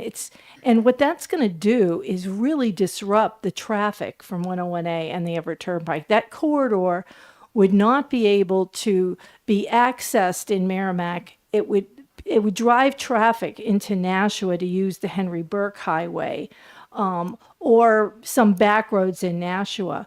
But I think the savings the state would have for this is going to be far less than the expense of trying to find an alternative to it once it goes into the town. I would also like to say that the state has been investing, I think, close to $1 million to improve the intersection between Continental Boulevard and 101A. That's going on right now, that construction project. So it kind of confuses me why the state would invest that amount of money for a road that they deem not necessary to their highway program. So I urge the committee to support the amendment. Thank you. Thank you. Further from committee members. Dan. Representative Abel. Thank you, Mr. Chairman. Well, I guess I wander into this at my own risk. The first thing I would say is that this whole issue about Continental Boulevard is something that was discussed and debated at Public Works, where I sat for 10 years, and I know that there's very strong feeling about Continental Boulevard and giving it back to Merrimack in the committee. And I would urge the committee before they vote on this, to at least discuss this issue with the Chair Mills. It seems to me that if they did something that affected the operating budget in there without telling us, then we similarly should give them I think the courtesy of commenting on this.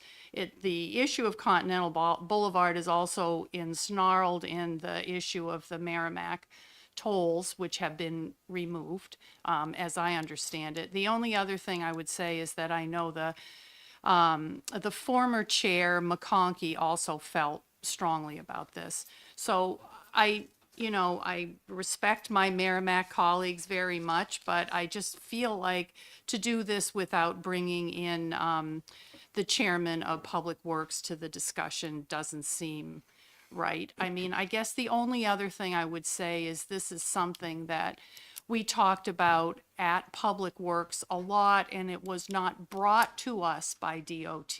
This was something that the legislators themselves brought up, and DOT gave us information at the time, but they weren't pushing it. They said that it was a policy discussion.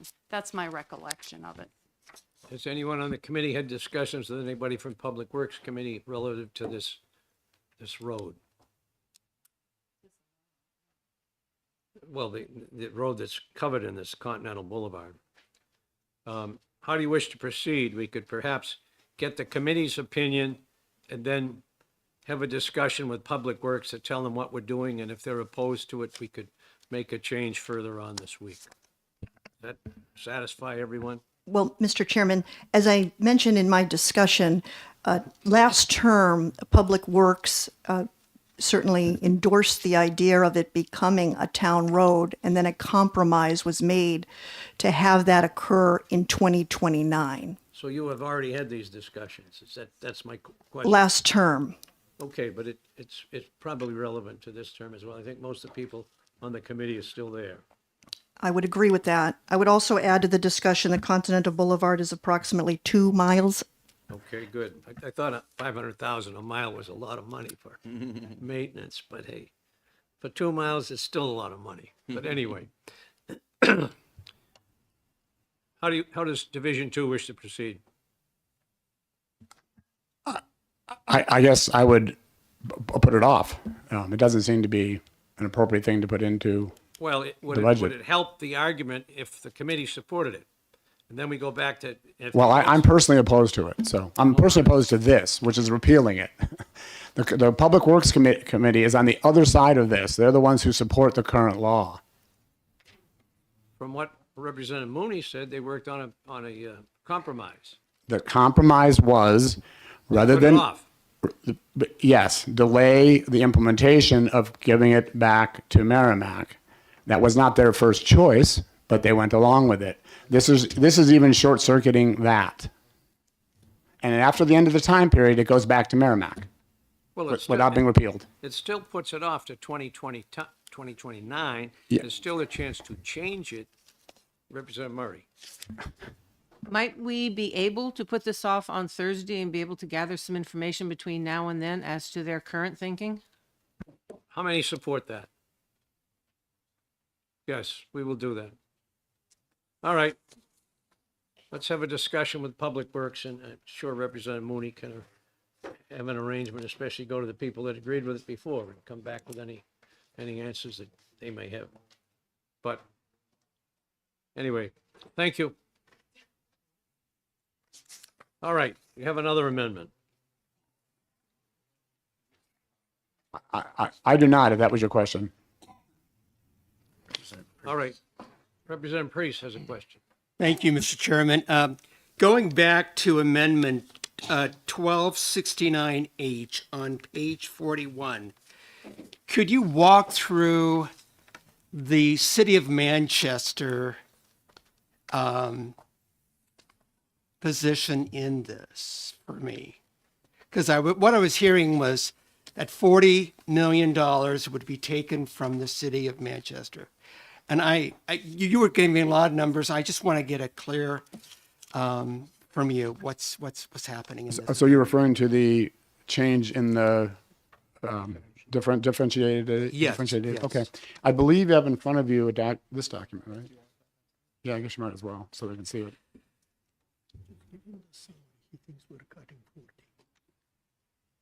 Oh, okay. So what Nikki's passing out to you now is the effect of the changes that we made to Ready for anything. to the formula Congratulations. as it relates to the fiscal capacity disparity aid and the cap on the extraordinary needs grant, which is what we're talking about here, that Manchester benefited greatly from. And once you have it, if you go to page 4 of 7, you'll find Manchester.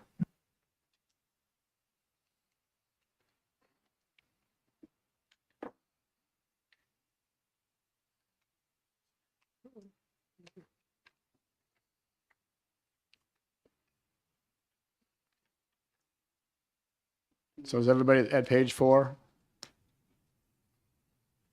About roughly halfway down the page is Manchester. Yep. Okay, you'll notice that in FY23, before the change came into effect, it was about Manchester got about $86 million. When this extraordinary needs grant was passed, that bounced up to $117 million. So more than $30 million increase, which continues into the current biennium, $116 million. And then under current law jumps again to up over a $40 million increase, up to $127 million. Under the proposed budget we have in place, which caps that, it drops back to $117 million, which is still $30 million more than they got in FY 2023. And keep in mind that many school districts have been, in particular, the ones that are affected by the change that we made here for the fiscal capacity disparity aid, the towns like Charlestown and Berlin and Claremont, where they have low property values, but they don't have high free and reduced lunch kids. The extraordinary needs grant that was put in place last biennium essentially looks at the property values, low property values, but then it multiplies a number by the number of free and reduced kids. So if you had low property values and a lot of free and reduced kids, your extraordinary needs grant shot right up. But if you didn't have the extraordinary needs the free and reduced lunch kids, then it wasn't impacted. So sounds like Charlestown and Claremont and the others were hurt by that. Thank you. So it looks like Oh, Manchester's not losing anything. Right. And you can all look your other towns. Yeah. So just to point out that the adequacy, the formula we have now that I just talked about, not just this, but the whole thing, the increase in special education aid per pupil and so on and so forth, that whole thing passed unanimously in the Education Funding Policy Committee, and also in our Division 2. So there was no, it was not a partisan situation to do this.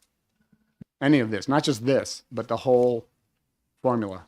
Well, the total increase is considerably, looking at the top of the page, from 24 to 23, it's up quite a bit from 25 to 26 and 27, the total. So likely everybody's getting a little more. Everybody's getting more, and everybody's getting more in the coming biennium, other than this change right here. Mr. Chairman, another question to the representative. President Priest. Thank you, Mr. Chairman, and thank you for taking my question. Do you have a table that identifies or splits out this adequacy funding per pupil for each of the areas? I mean, I would be very interested in seeing that. I don't. Okay. We can send one out to everybody. Yeah, because Manchester has the greatest number of students, and we have, to my understanding, the lowest amount of money coming back from the state to educate those students.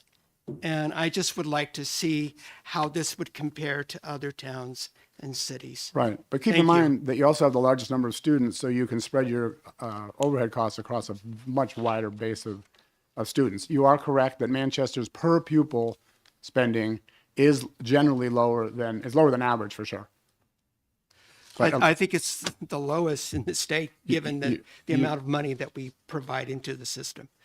Thank you. Okay. Representative Munns. Thank you, Mr. Chair, and thank you for taking my question. On page 6 of the big spreadsheet, I'm struck by the the very significant reduction in funding for the university system. And when I compare, what's the cut to the current budget, it's or what was proposed by the governor, it looks like it's about a 25 to 30% cut in funding. I'm wondering if you've had any discussions with the university system, what that's going to mean for tuition costs, particularly for in-state tuition. Thank you for your question.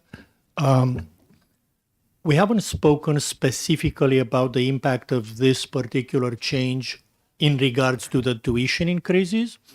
What I can tell you is that before the budget was set, the university had already decided to implement certain, small tuition increases there. But when you say, a 25 or 30% cut, right? I know that the WMUR ran with a headline of 30% cut. It's actually 27% cut of the funding provided by the state to the university, which is a significant cut and nothing to be sneezed at. But what we need to put in context, and frankly, I think next budget cycle will have to ask the University System of New Hampshire to do a full budget presentation with us. They are really talking about their funding from the state, but they haven't talked about anything else. I was looking at their annual report for 2024, and their total revenues for the 2024 year are $1.187 billion, which means that our funding cut, painful as it is literally a 2.1% reduction in the revenues compared with the revenues for the 2024 year. They have many other sources of revenue other than the state funding. Again, state funding is important. Cutting $25 million will have an impact on the university.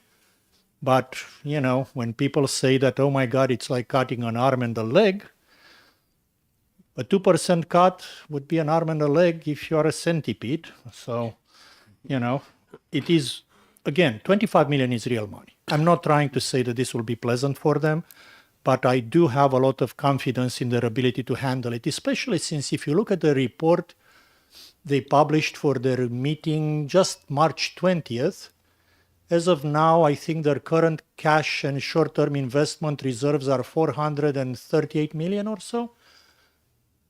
I believe they have the ability to withstand those for this year, while recognizing that, yes, it may have some negative impacts on them because $25 million is real money. It's just not as big of a cut as it seems if you just look at the 91 million we were about to send them. If you look at their pie chart with revenues they publish in their annual report, the state aid is not even a slice on the pie chart. We are mingled together with a couple of funding sources because otherwise we'd be too small to show. Thank you. Representative Ron. Thank you, Mr. Chairman, and thank you for taking my question.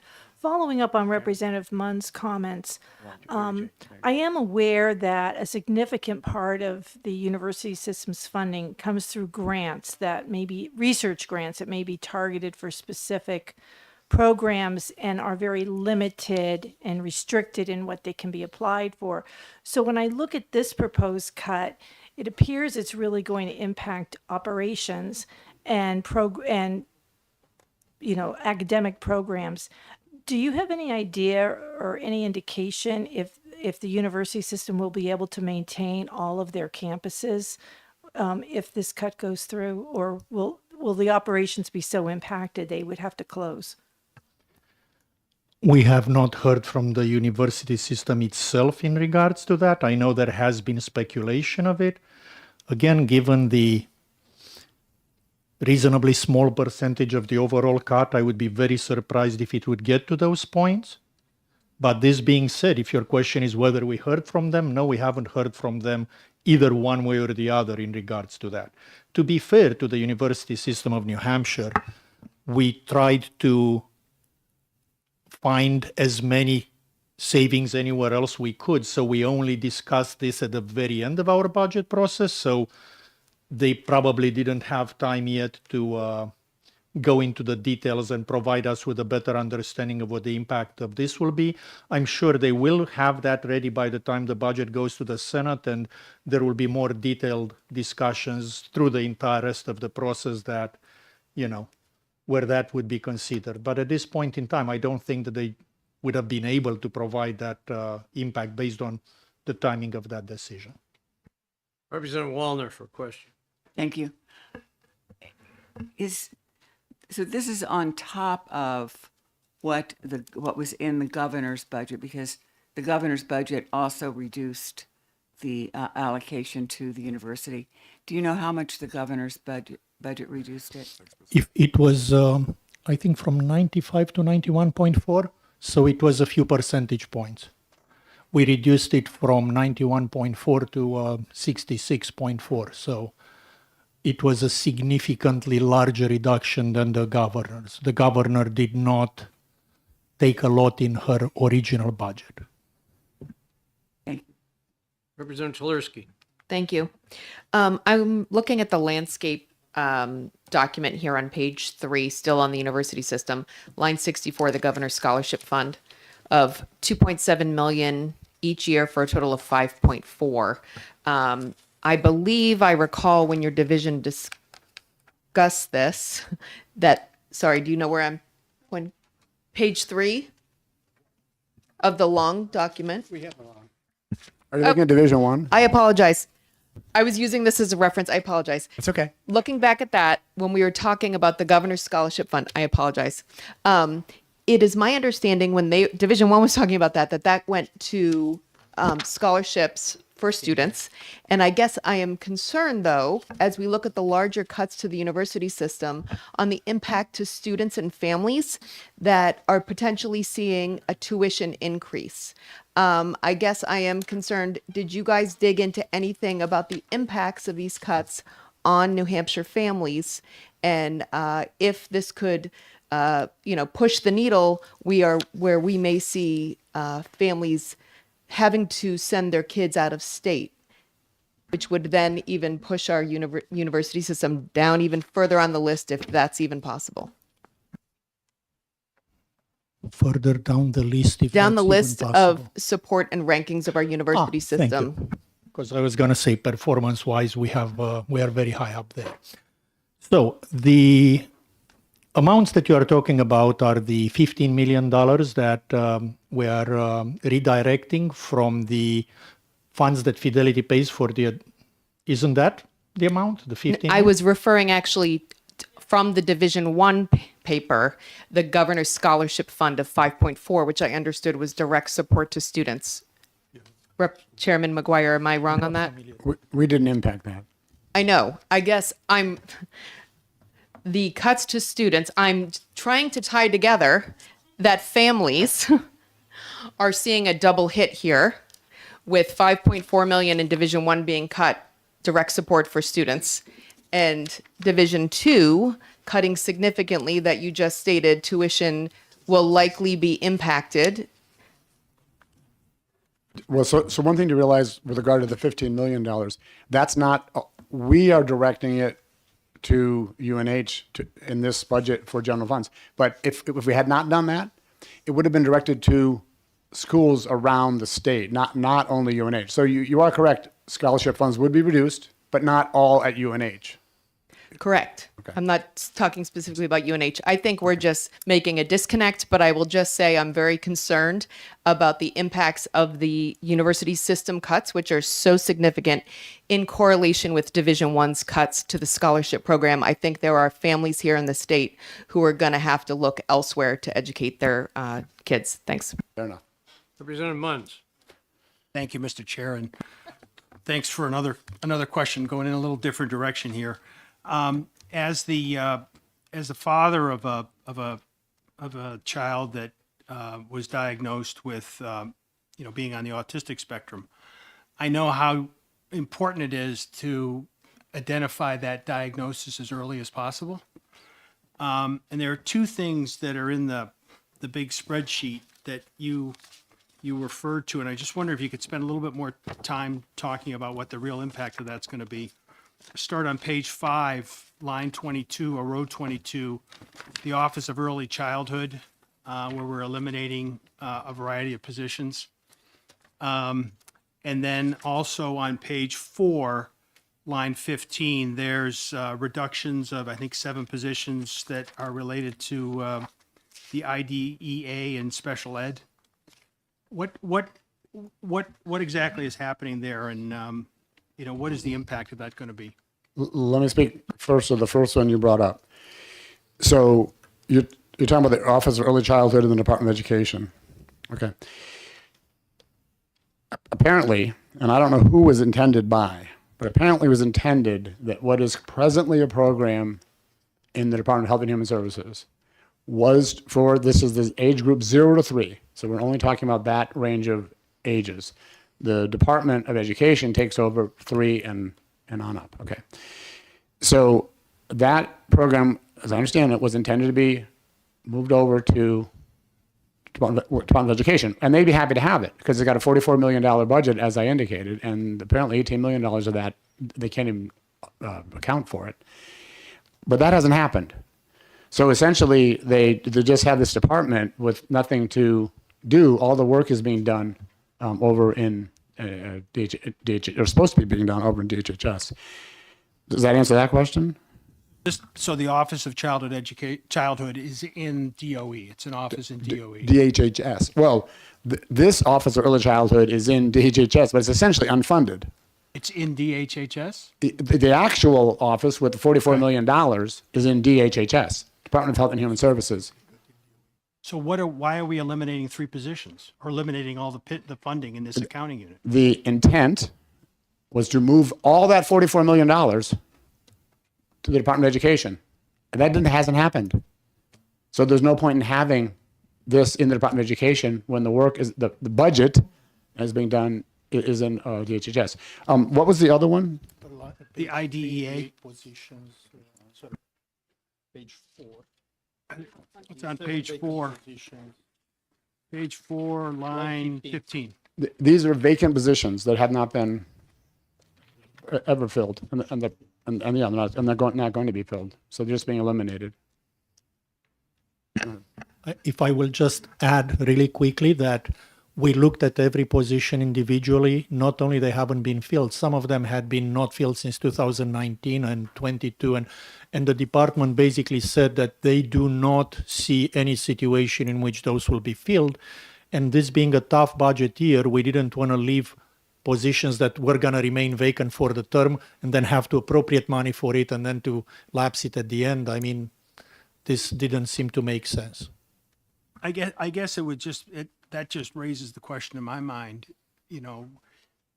why weren't they filled? I mean, that's a very important function that needs to take place. To just eliminate, I think eliminating the funding is exactly what shouldn't happen. We should be looking to fill those positions so that families of young kids that have a disability and don't know what to do get the assistance that they need. My understanding from the department testimony, but this is just off my recollection, is that they testify they just couldn't fill them. They cannot find the people that will take the jobs. And seriously, that's what I remember. It's been a really long budget process. I don't remember every little detail. Yeah, I did, with all due respect, Hold on one second. And if they are able to fill it, they can, I'm just reminded, come to the fiscal committee and ask for the funds to fill it. with all due respect, and this is not intended as any kind of a, certainly not directed to either of you. When you say that they couldn't fill it, is it couldn't or wouldn't? And I would submit it's probably more wouldn't. We don't know their feelings. Anyway, we're looking at a demographic trends that's been going on for at least 12 years. We hit a maximum attendance in 2013. I think we're up to about 210,000 students. Now we're under 160,000 students. That's a big change, and it's a demographic change going on, probably worse in New Hampshire than in some other states. We have, I think, the second largest aging population. So I even had conversations before we even finalized the budget on UNH with the chancellor, who was worried about if she would have to close a campus because of enrollment. Her enrollment is down, reflecting that same demographic that I just spoke of for public schools. So they're having trouble with finding 18-year-olds to sign up for college, and admittedly so. I think everybody is, and perhaps that college is getting more competitive. Because I remember two of my grandsons went to Southern New Hampshire University, and face value said tuition was $35,000. At the time, UNH was $18,000. So the first grandson was high honors. Well, we'll give you a special scholarship. You go to Southern New Hampshire University for $17,000. Less than UNH even. So he went there. His younger brother wasn't quite as high in honors, but okay, second member of a family, you're going to get the same rate as the first member. So they had either the wherewithal or the willingness to give more scholarships than UNH perhaps could afford. And we know that this is a big thing, and several of the young people I've talked with are getting ready for college. They sit there and apply to all these colleges and then see what the offer is for aid. And I've read as much as 76% of students in college these days are all getting some form of financial aid. So it's a competitive market. Everybody's seeing what will you give me, what will you cut the so-called thing for. So yes, it's a constant problem, and it's throughout education, a declining enrollment everywhere. And the public schools seem to be very hesitant to make cuts in accordance with all the students they've lost. They just keep coming to us and saying we need more money without realistically looking at the number of students and making adjustments.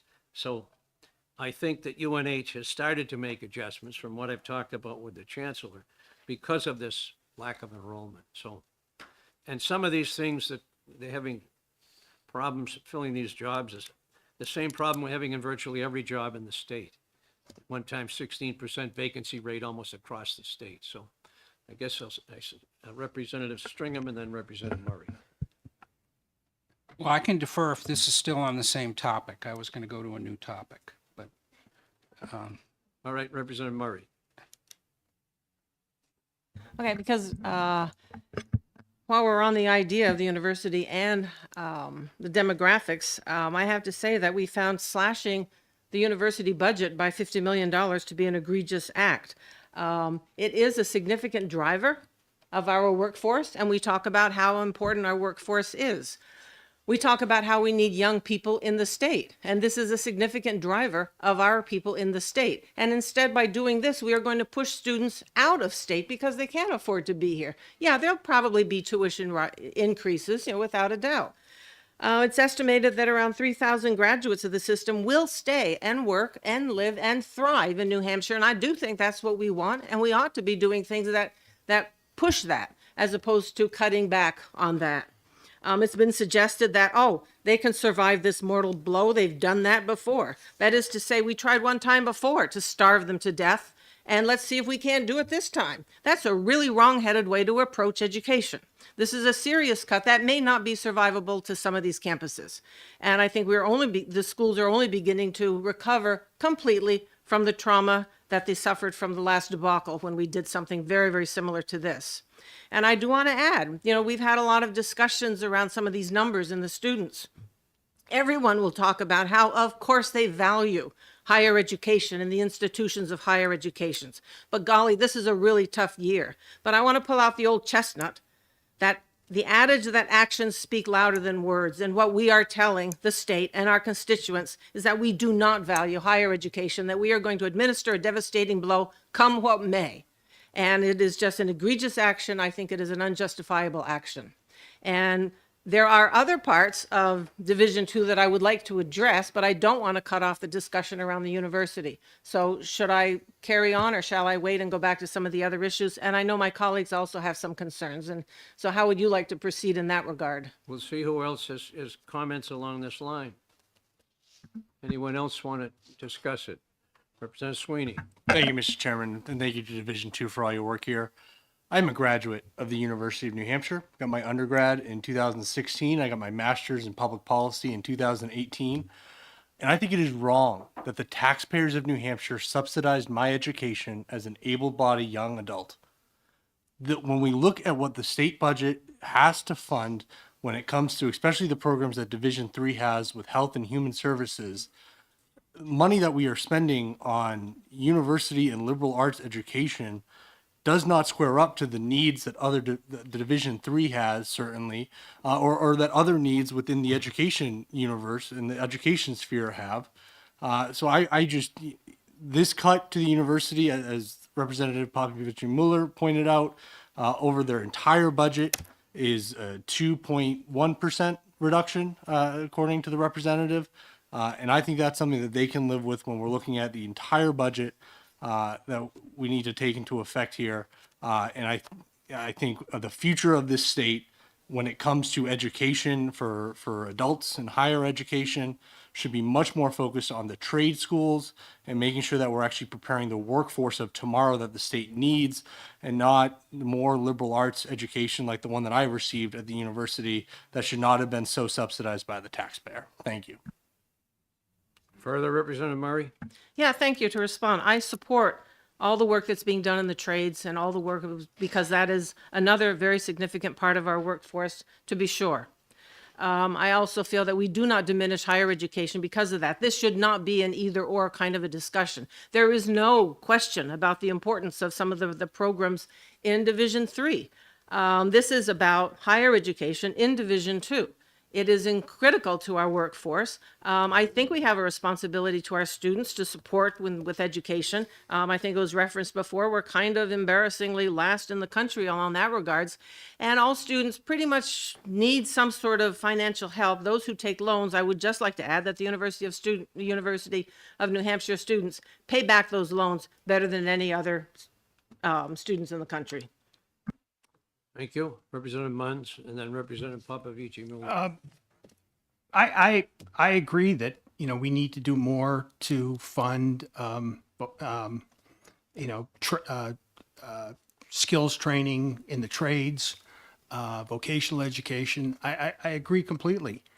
And that's quite frankly why it's so disappointing that we've cut funding to the community college system, because that's one of the places where kids can get that kind of education. And then also in terms of, support for, the trades and encouraging young people to learn those trades. I didn't hear anything in this budget discussion that suggested that there was any money being allocated to that. So, we can't have it both ways. I mean, we can't say that we want to cut funding for liberal arts education and we need to, provide more support for the trades when we're not doing that. Representative Popovich-Mueller. Thank you, Mr. Chair. There are a few little things that I can bring to various points made already. We were asking earlier about the financial aid and the impact on financial aid. The same aforementioned 2024 annual report states that USNH has provided 1.1 billion in direct institutional financial aid to students over the past 5 years, 911 million from campus general funds and the remaining from grants and so on. Yes, removing 5 million does obviously mean that it is a reduction, but again, please put it in perspective.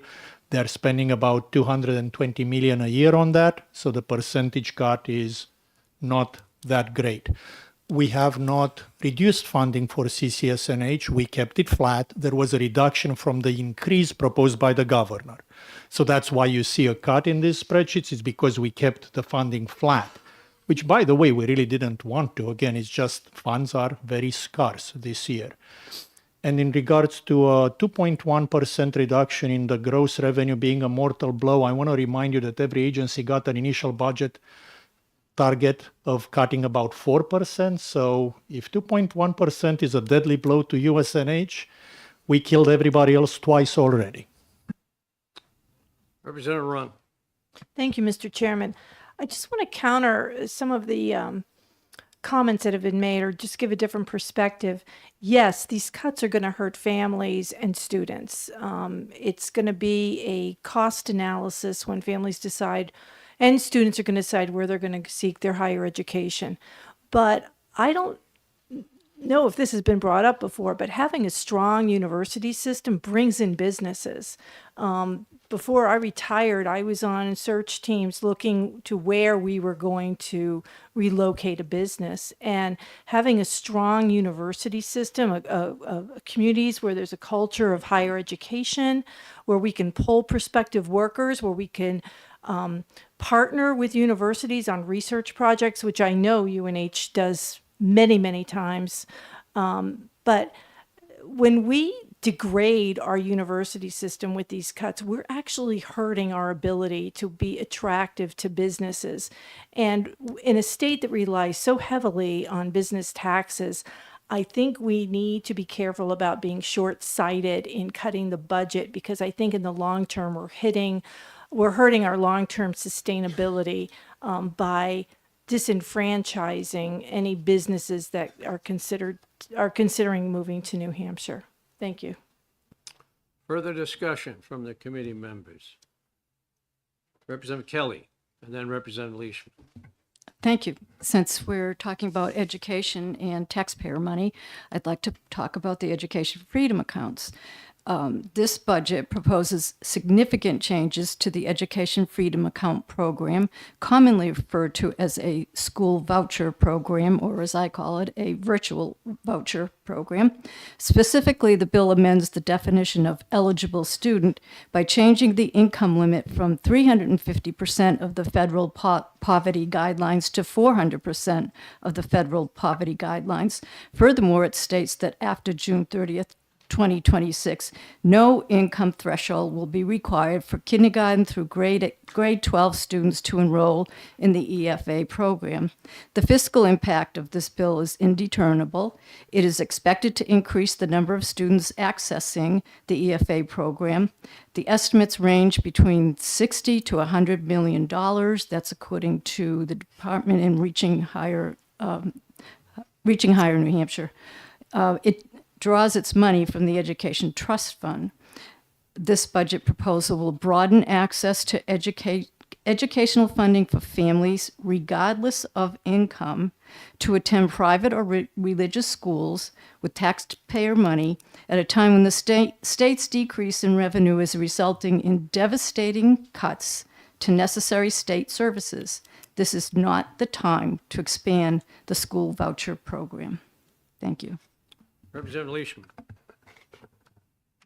Thank you, Mr. Chairman. I have something new to add to the questions. The lottery, I don't know if the Representative Sweeney was mentioned, he was going to speak to the lottery issue, or?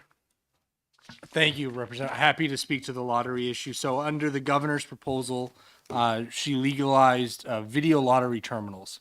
In 2021, the New Hampshire House and the Senate and the governor legalized historic horse racing machines, which if you go into any of the charitable gaming operators, they look just like slot machines, virtual video slot machines. So switching over to video lottery terminals, the user experience will roughly be the same. Video lottery terminals have a 5-second faster. There's no delay because there's no tabulating old historic horse racing results. So it's a faster experience for the player. So each machine is making more money every day than a historic horse racing machine.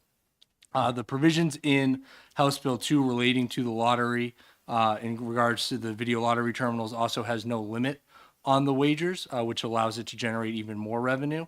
And so as the phase out happens between the operators that have their existing historic horse racing machines, as they switch over to video lottery terminals, which in my conversations with the operators will probably take place in the first 6 to 12 months of the budget. There are some operators that own their own machines or they lease their machines. And so their transitions are going to have to be worked out with the third parties that are involved that either own the machines or they service them. But over the course of the biennium, the video lottery terminals will produce a significant larger amount of revenue for the state and for the charities that participate than the existing historic horse racing machines. And I am going to rattle off a bunch of numbers to everybody. I'll try to take it slowly, but it is a lot of numbers. I'll just preface that you have to think of it as we're taking the average number of machines and the average daily revenue per the machines over the course of each year in the biennium. So it's not going to be extremely clean cut if you were to ask the lottery, how many machines do we have on day one versus how many machines do we have on day 365, and trying to get to that middle point based off of what facilities have already been approved by local planning boards and that are coming online within the state of New Hampshire. Currently, under our existing laws, we have around 3,300 historic horse racing machines across the state of New Hampshire. In the governor's estimates and in the Ways and Means estimated revenue, those are bringing in around $33 million a year to the state for the biennium. Those are taxed at a 25% tax rate. They typically have a daily gross gaming revenue of around $200. Which that's under the current system with limits on the bets that can be wagered, and with a limited amount of large operations on the southern border. For fiscal year 2026, the first year of the biennium, we're going to average statewide around 4,000 machines. About 1,500 machines will be HHR machines, and 2,500 will be the new video lottery terminal machines that have either been transitioned from the existing HHR machines or there'll be new machines coming online in new operations. We have one that's going to come online in the first year of the biennium in Salem. They'll have about 1,000 machines, just them, in the mall at Rockingham Park. So again, that's 1,500 HHR machines on average in the first year and 2,500 VLT machines on average in the first year. The HHR machines with no limits based off of our competitors will expect a daily gross gaming revenue of $300. And the VLTs, which again are faster, we can expect a daily gross gaming revenue of $425. So in that first year, the combination between HHR and VLT machines, the state revenue will be $102 million and the charity revenue will be $55 million.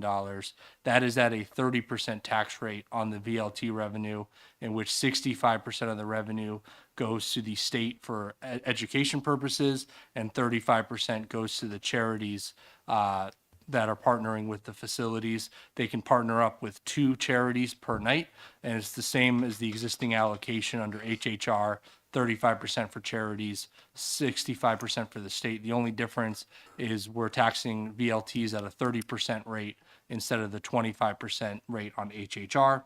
Again, in the second year of the biennium, using the averages, we could expect statewide 500 HHR machines, again, keeping with the $300 gross gaming revenue daily, and then we'd be up to 4,000 VLT machines. So that statewide, we'd have around 4,500 machines in operation for the average day in that biennium.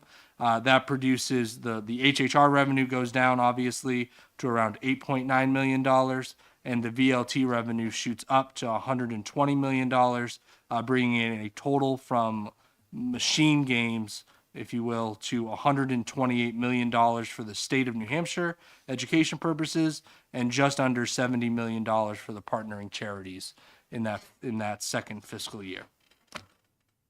I can also email this out to every member as well because it is a lot of numbers Very to move good. around. So Follow up from Representative Leishman. Thank you, Mr. Chairman. So I did have a couple of questions on the VLTs, one being on page 4 of your amendment as far as enforcement. Enforcement or the commission with the assistance of the Attorney General and Chief of Police of any city, town where the licensed facilities are located. Who's going to pick up that cost? That's on page 10 of the big book on the page 4 of your amendment, line 4. thank you for the question. So between the lottery commission and the local enforcement, we'll pick up those costs. And these operators are approved locally through the planning process. So a follow-up, I guess I understand as far as the lottery commission picking those up, but who's going to pick up the cost for the local police department? So under this, if they were just to have regular hours of operation, it would be on the local taxpayers. There is a provision in the amendment that would allow an operator to negotiate 24 hours of operation with the municipality. That in my theory, speaking for the town of Salem, we would negotiate a deal with the operators that could help facilitate the increased costs from that operation. But without that memorandum of understanding in place, it would default to just the local property taxes. A Local follow-up, Mr. municipality. Chairman. Thank you. So these, I think you said, are just pari-mutuel pools already. So they're already approved. This would be an addition to that use at that site. Am I reading this correctly? Yep. So everybody that's eligible for HHR licenses under the 2021 law that we passed are eligible for VLTs. And just another two more, Mr. Chairman, if All I right, could. go ahead. So I see no fee and application fee. It says you've got to go through a fee process, background check. Is there a fee that you're going to establish for that process? There are 14 existing operators that have the license to operate these games. There's a moratorium on the licenses until 2031, so there won't be any new licenses being applied for or set up by the state of New Hampshire until that time.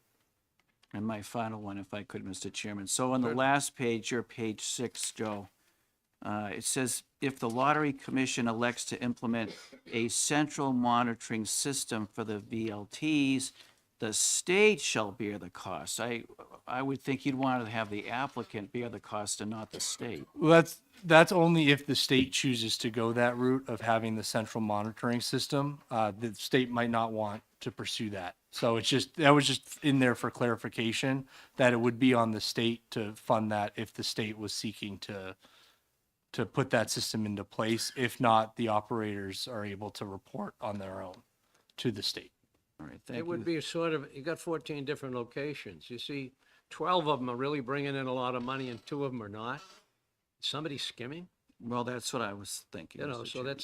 that's kind of a way to look at it and say, why is everybody else doing so much better than you are? And you go right to them and start doing a little bit deeper dig. So I'd feel better, I guess, Mr. Chairman, if the applicant was responsible, if the Lottery Commission felt it was necessary. I agree with you. Just a thought. Joe. Okay, Thanks. is anything further? Sorry. Yeah, I'd like to First, go back Representative to, Stringham, then Representative Ebel. I'd like to go back to page 5. And Please identify the document better. sorry, the HB1 document.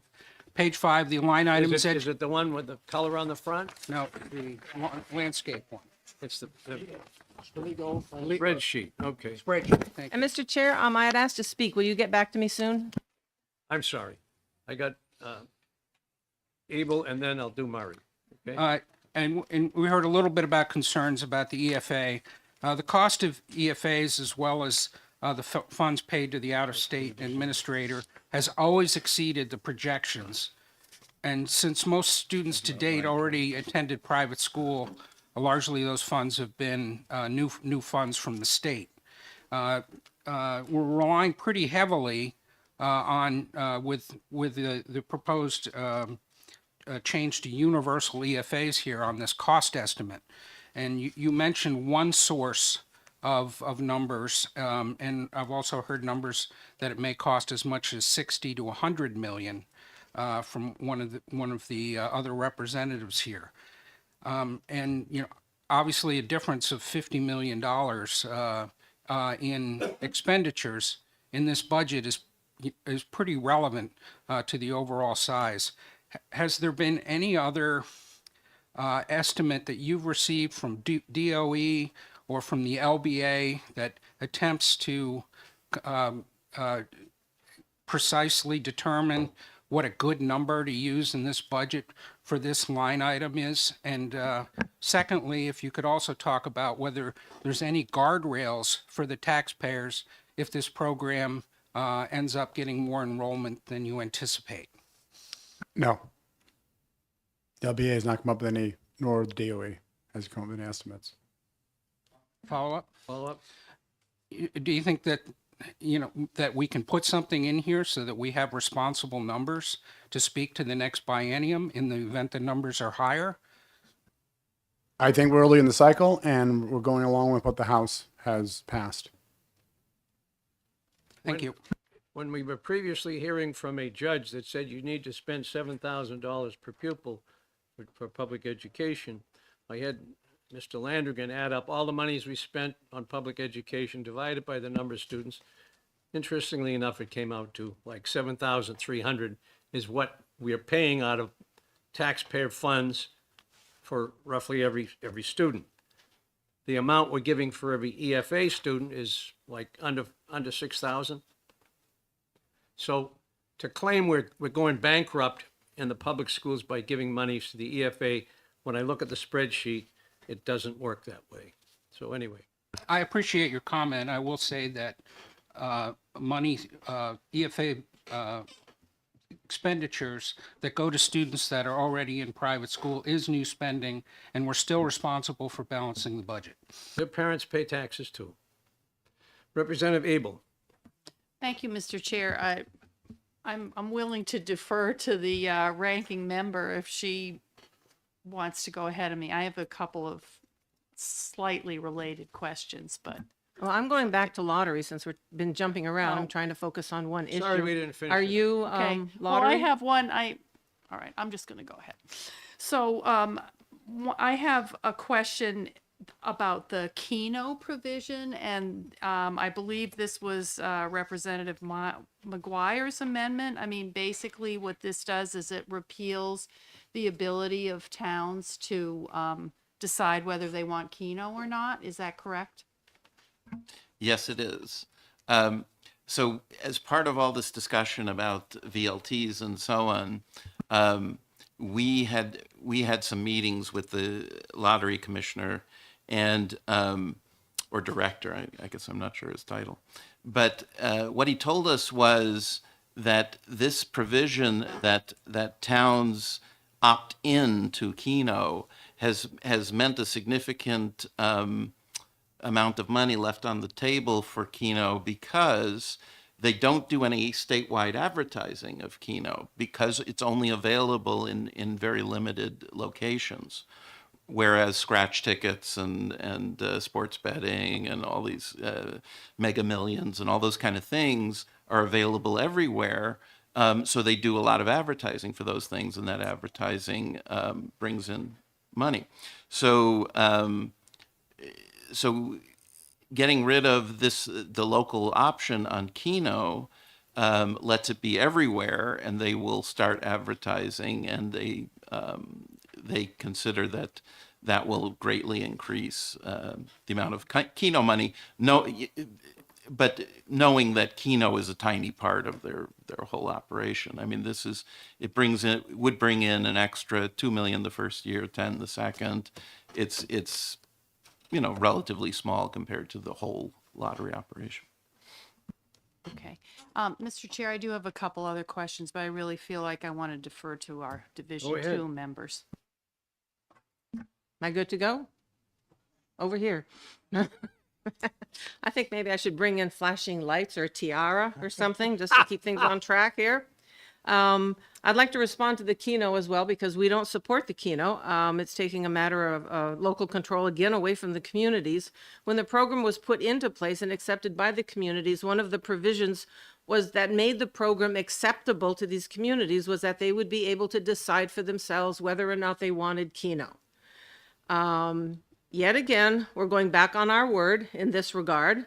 I realize we're in a budget crisis, and I also realize this is not the first time that the government has backed down on its word. However, we cannot support that when we were very clear when Keno came in that people would be able to decide for themselves whether or not they wanted to have Keno in their communities.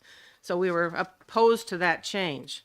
Going back to lottery, I feel this is sort of a very strange game of pin the tail on the donkey. Gaming is not my gig. When I was about 5 years old, I lost 75 cents at our camp when we were playing penny ante poker. And I was really, really surprised at the end of the day, at the end of the evening, that they did not give me my 75 cents back. I've not gambled since. So putting that aside, I recognize the value that lottery brings to the state in the form of education dollars and to our local charities. And our responsibility as legislators is to advocate for as large a share as possible of those funds to be delivered to these entities. Of the new money that's coming into the state through the expanded gaming, or new money that we certainly expect, we struggle with the difference between what the governor has proposed and the budget under consideration. The House, Representative Sweeney's amendment proposes 70% of the money going to the operators and 30% going to the state. The governor's budget has the 45% going to the operators. We asked to see models of both of these, one with the Sweeney amendment and one with the governor's amendment, with regards to projections of how much money would be coming in under both models. At what point would they basically kind of converge? We were told that the 70% is necessary in order to encourage people to move to the slot machines from the historic horse racing machines. If the money is going to be that good, I think they'd be pretty motivated to do it on their own, 70% or 45%. In any case, we asked to receive these models and we did not receive them. So we were given estimates for one proposal. And it had been suggested that when one is doing business, it's nice to have more than one proposal upon which to base your decision. What we did learn is that from other states, their percentages are more in line with the governor's proposal. Maine is 39%. Massachusetts is 49%. In discussions with the Gaming Commission, they said they were totally and perhaps a little bit more comfortable with the governor's model. So while it may be true that the operators may be more encouraged to change more quickly, it seems to me that when it's a matter of making money, they will change as soon as they see that it's important to make the money. For these reasons, and I could go on, but in the sake of time, I leave it at that. But we support bringing money in, especially for education dollars, but we are not supportive of the 70%. And we appreciate the other changes that were made with regards to this that we had considered. Further discussion. Representative Abel, you had further? Thank you, Mr. Chair. So the other thing that I wanted to mention is the inclusion of HB 675 in HB 2. You've heard before that I grew up in the state of New Hampshire, and one of the things that we were always very proud of in the state was local control. And at a time when the amount of the contribution to schools is decreasing at the state level, many towns, including my own and the school district, Kearsarge, that I'm in, has struggled and has also increased property taxes to answer the call of the students and the families in our district. And we were incredibly proud at Kearsarge when there was a provision to cap the taxes for our school district. 1,500 to 1,600 people showed up, and 92% of the people voted to override the tax cap petition warrant article. Again, my New Hampshire soul was quite offended, I would say, when I later heard the majority leader on close-up say that if the local taxpayers can't leash themselves, then we're going to have to leash them. And it just really concerns me that we are going to attempt from the state end to cap what people can do in their own towns to answer the call of their families. So I was that related somehow to Keno, because the Keno also is basically overriding local control once again, and it's something that I think the people of our state value. Okay, Representative McGuire, then Representative Popovici. Thank you, Mr. Chairman. I just had to take exception to one thing that Representative Ebel just said. You notice how it just trips off the tongue that state contributions to localities is decreasing. It is not, all right? If we look at the spreadsheet here that we just got and look at the top line, the amount of money going from the state for adequate education is going to be in fiscal year 26, 1,800,000, sorry, 1,880,000,000 fiscal year 26, 1,110,000,000 fiscal year 27. Those two numbers are much bigger than any other number on this list, all right? The state contribution to localities is not decreasing, has never decreased as far as I can tell. Maybe it looks like fiscal year 25 is less than $1 million less than fiscal year 24, but that has to do with probably the number of students is declining, right? So certainly the amount we're giving per student is always been increasing. So we keep hearing the state is giving less. I don't see where that's happening. Representative Popovici Mueller. Thank you, Mr. Chair. I am really grateful to my colleague from Division 2, the ranking member, who brought up the percentage that we are discussing in terms of the VLTs. Since, it's useful to bring up concerns to the full committee, I just wanted to share the quick analysis I did during that day when we were discussing that topic. I used as numbers the estimate of about 300 a day a machine that we currently get on the HHR machines in the southern tier, compared to the 425 estimated to receive on a daily basis from VLTs again in the southern tier. Currently, we take 25%, but let's say for simplicity that we take 30% out of both, which would overstate our initial case, versus the proposed 45% for the state versus 55% for the operator split the governor proposed. We have 125 in additional revenue in VLTs estimated versus HHR. Keeping it, to the same ratio would continue with the same ratio, 30% for the state, 70% for the operator. If we go to 45-55, out of that 125, the operator would get 19% of it, and the state would retain 81% of the additional income. Now, that is the same operator who would have to pay up front for upgrading the machines and doing a bunch of work. I submit to you that if we would continue with the 45-55 split proposed by the governor and defended by the lottery director, Mr. McIntyre, I doubt that anybody would have a financial incentive to upgrade, because it would be cheaper for them to make a little less money, but without having to make a massive investment and taking a risk. The other thing that I would like to address, which again was brought up, and those are correct numbers, right? The states around us are in the 49% and 50-something%. First, we do have a large facility just 35 minutes south of our border, right? The big casino in, my gosh, where is it? Medford? I don't know. But basically, that casino pays only 25% to the state, which was part of their deal with the state where they invested billions of dollars and whatnot. But they are much, much, less, they pay much less in taxes. And the other thing that we should keep in mind is that we have a New Hampshire advantage, not because we match the amount of taxation in our states. It's because we tax people less so they come and do business in this state.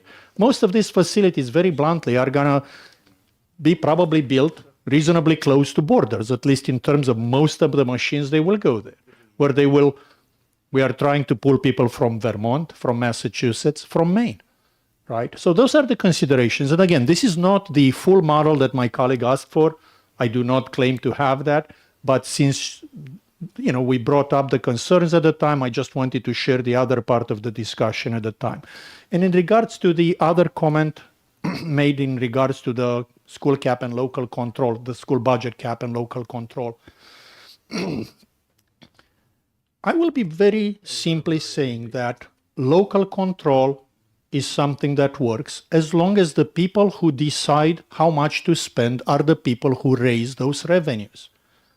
The moment when you decouple that and say that I as a municipality have the local control to spend whatever I want, but the state should pay for it, local control is a figment of your imagination, because all we are talking about is the ability for me to raise expenditures and offload those expenses on the other people in the state. I am a great supporter of local control as long as, again, they have the discipline to understand that when they decide to increase their budgets, they are responsible for finding those funds. And I'm not even going to get, because we don't have the time, and this is not education funding where we spend months discussing this, into the whole difference between the standards for adequate education and the standards used in most, a lot of our communities. Because I'm from Windham, and I'll tell you right now that our education in Windham, if you would tell anybody that we should just have an adequate education, they would be horrified by it. They want to have the absolute best education money can buy. I respect the right of Windham voters to make those decisions. They increased the school budget in the last 10 years by, about $25 million, from about 40-something to over 70. But I respect those decisions, even though I don't think that was necessary, because the Windham voters are taxing themselves. If the Windham voters would get the ability to tax the state as a whole, my goodness. Representative Murray and then Representative Edwards.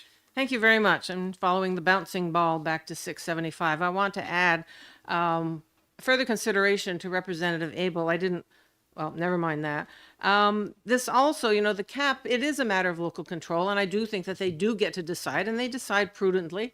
Portsmouth has made their own decisions about it. Newcastle's made their own decisions. Rise made their own decision, and this money is going towards what they consider to be appropriate education for them. And the whole issue around local control just begs the question of, if you're taking it away, what in the world are you asking them to do?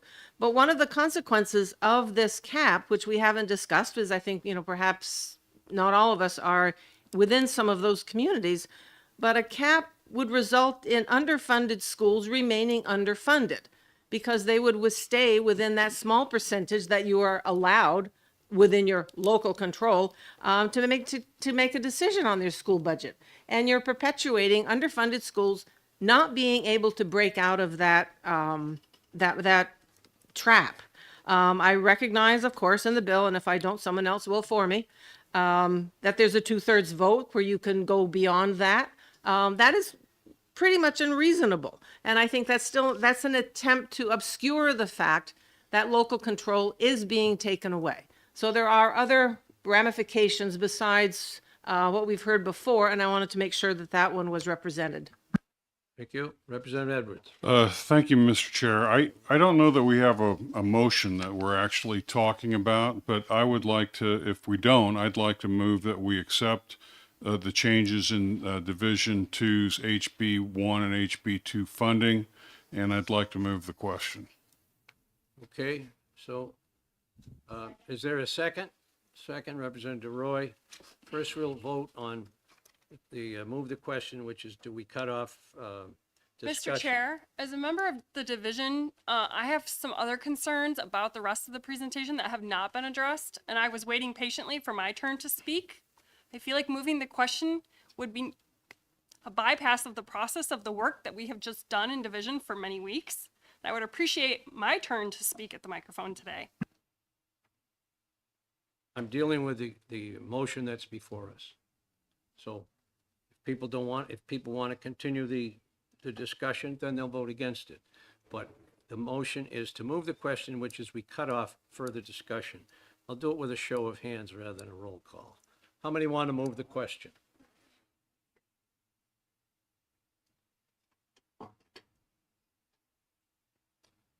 Nine, that's what I count.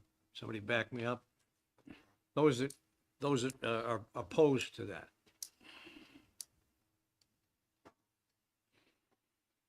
All right.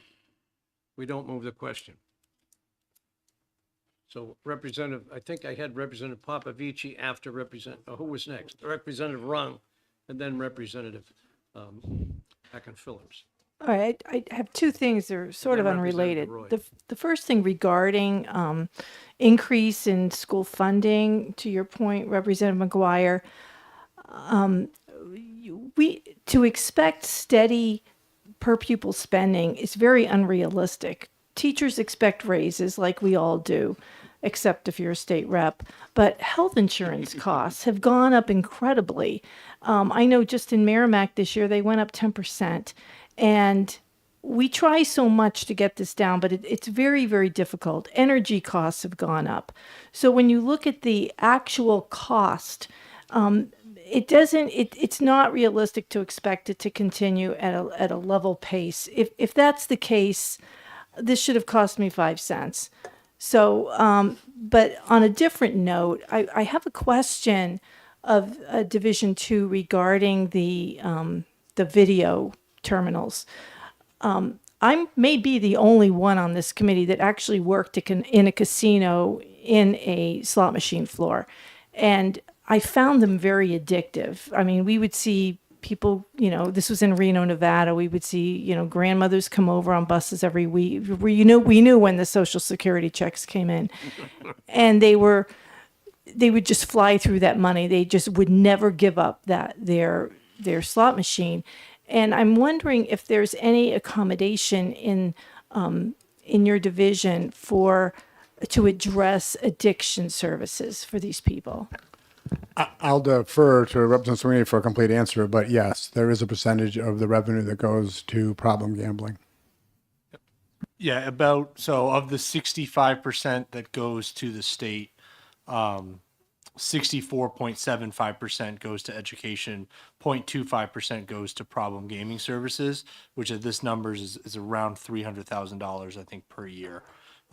That goes to the lottery for problem gaming, and then they're going to partner with DHHS on addiction services. Thank you. Further? I think Representative Hacken Phillips was next, and then Representative Roy. Thank you, Mr. Chair, and thank you to the members here in the room who are going to defer to the folks in Division 2 for a few moments to hear about some of the other concerns we had about this budget presentation for the division that have not been spoken about yet today, which have pretty significant impacts on the way education is funded in our state. So if you could just bear with me for a moment, I'd like to talk about that. But before I get there, I would like to speak about one smaller item that was in the Department of Safety's presentation. In particular, it's section 70 of HB2, which you can find here on page 13 of the large packet. So, Mr. Chair, the minority of the division opposed the amendment number 1215 as it relates to changes to section 70 of HB2 because we believe it leads to the raiding of the Opioid Abatement Trust Fund to pay for drug law enforcement and investigations in the North Country, which includes, according to the amendment, Coos, Grafton, Carroll, and Sullivan counties. So as explained by testimony in committee, the Department of Safety believes that the drug flow into these counties is primarily flowing from the southern border of the state and not from the Canadian border. And as such, this law enforcement program is now seeking funds to help relieve the downstream substance abuse effects through this guise of law enforcement prevention. And the program now we're talking about will raid this dedicated fund as codified in RSA 126-A:83 and RSA 21-P:66 in an effort to pay for the Department of Safety's operational overtime costs as it occurs in that part of the state, the northern tier of the state, without any evidentiary support that the source of the drug enforcement work is coming from the northern tier of the state. So as you can see, there's a missing causational result. We're talking about a fund that was given to our state from the opioid settlement lawsuits, from people whose lives were forever harmed by use of these drugs. That fund should be protected and preserved for resolving those folks and our state's continual downstream effects from that abuse of that medication. So when you're talking about using those funds instead, diverting that dedicated fund to an operational cost for law enforcement, we felt Division 2 members believe that the program, while worthwhile, is this law enforcement mechanism to fight substance abuse should be taken and funded from an alternative source. I think the issue is not the program, it's just the way it's funded. And again, there was no public hearing to support this change, which was to the tune of $1.3 million per year, as seen on page 366 of HB1, Accounting Unit 3077. As you'll see, that's just part of the 1.8 million funded in fiscal year 26 and 1.7 million in fiscal 27. For that, for all of these reasons, Mr. Chair, the minority of the division opposed that change. Thank you. Oh, I'm so sorry. I did want to speak. Oh, go ahead.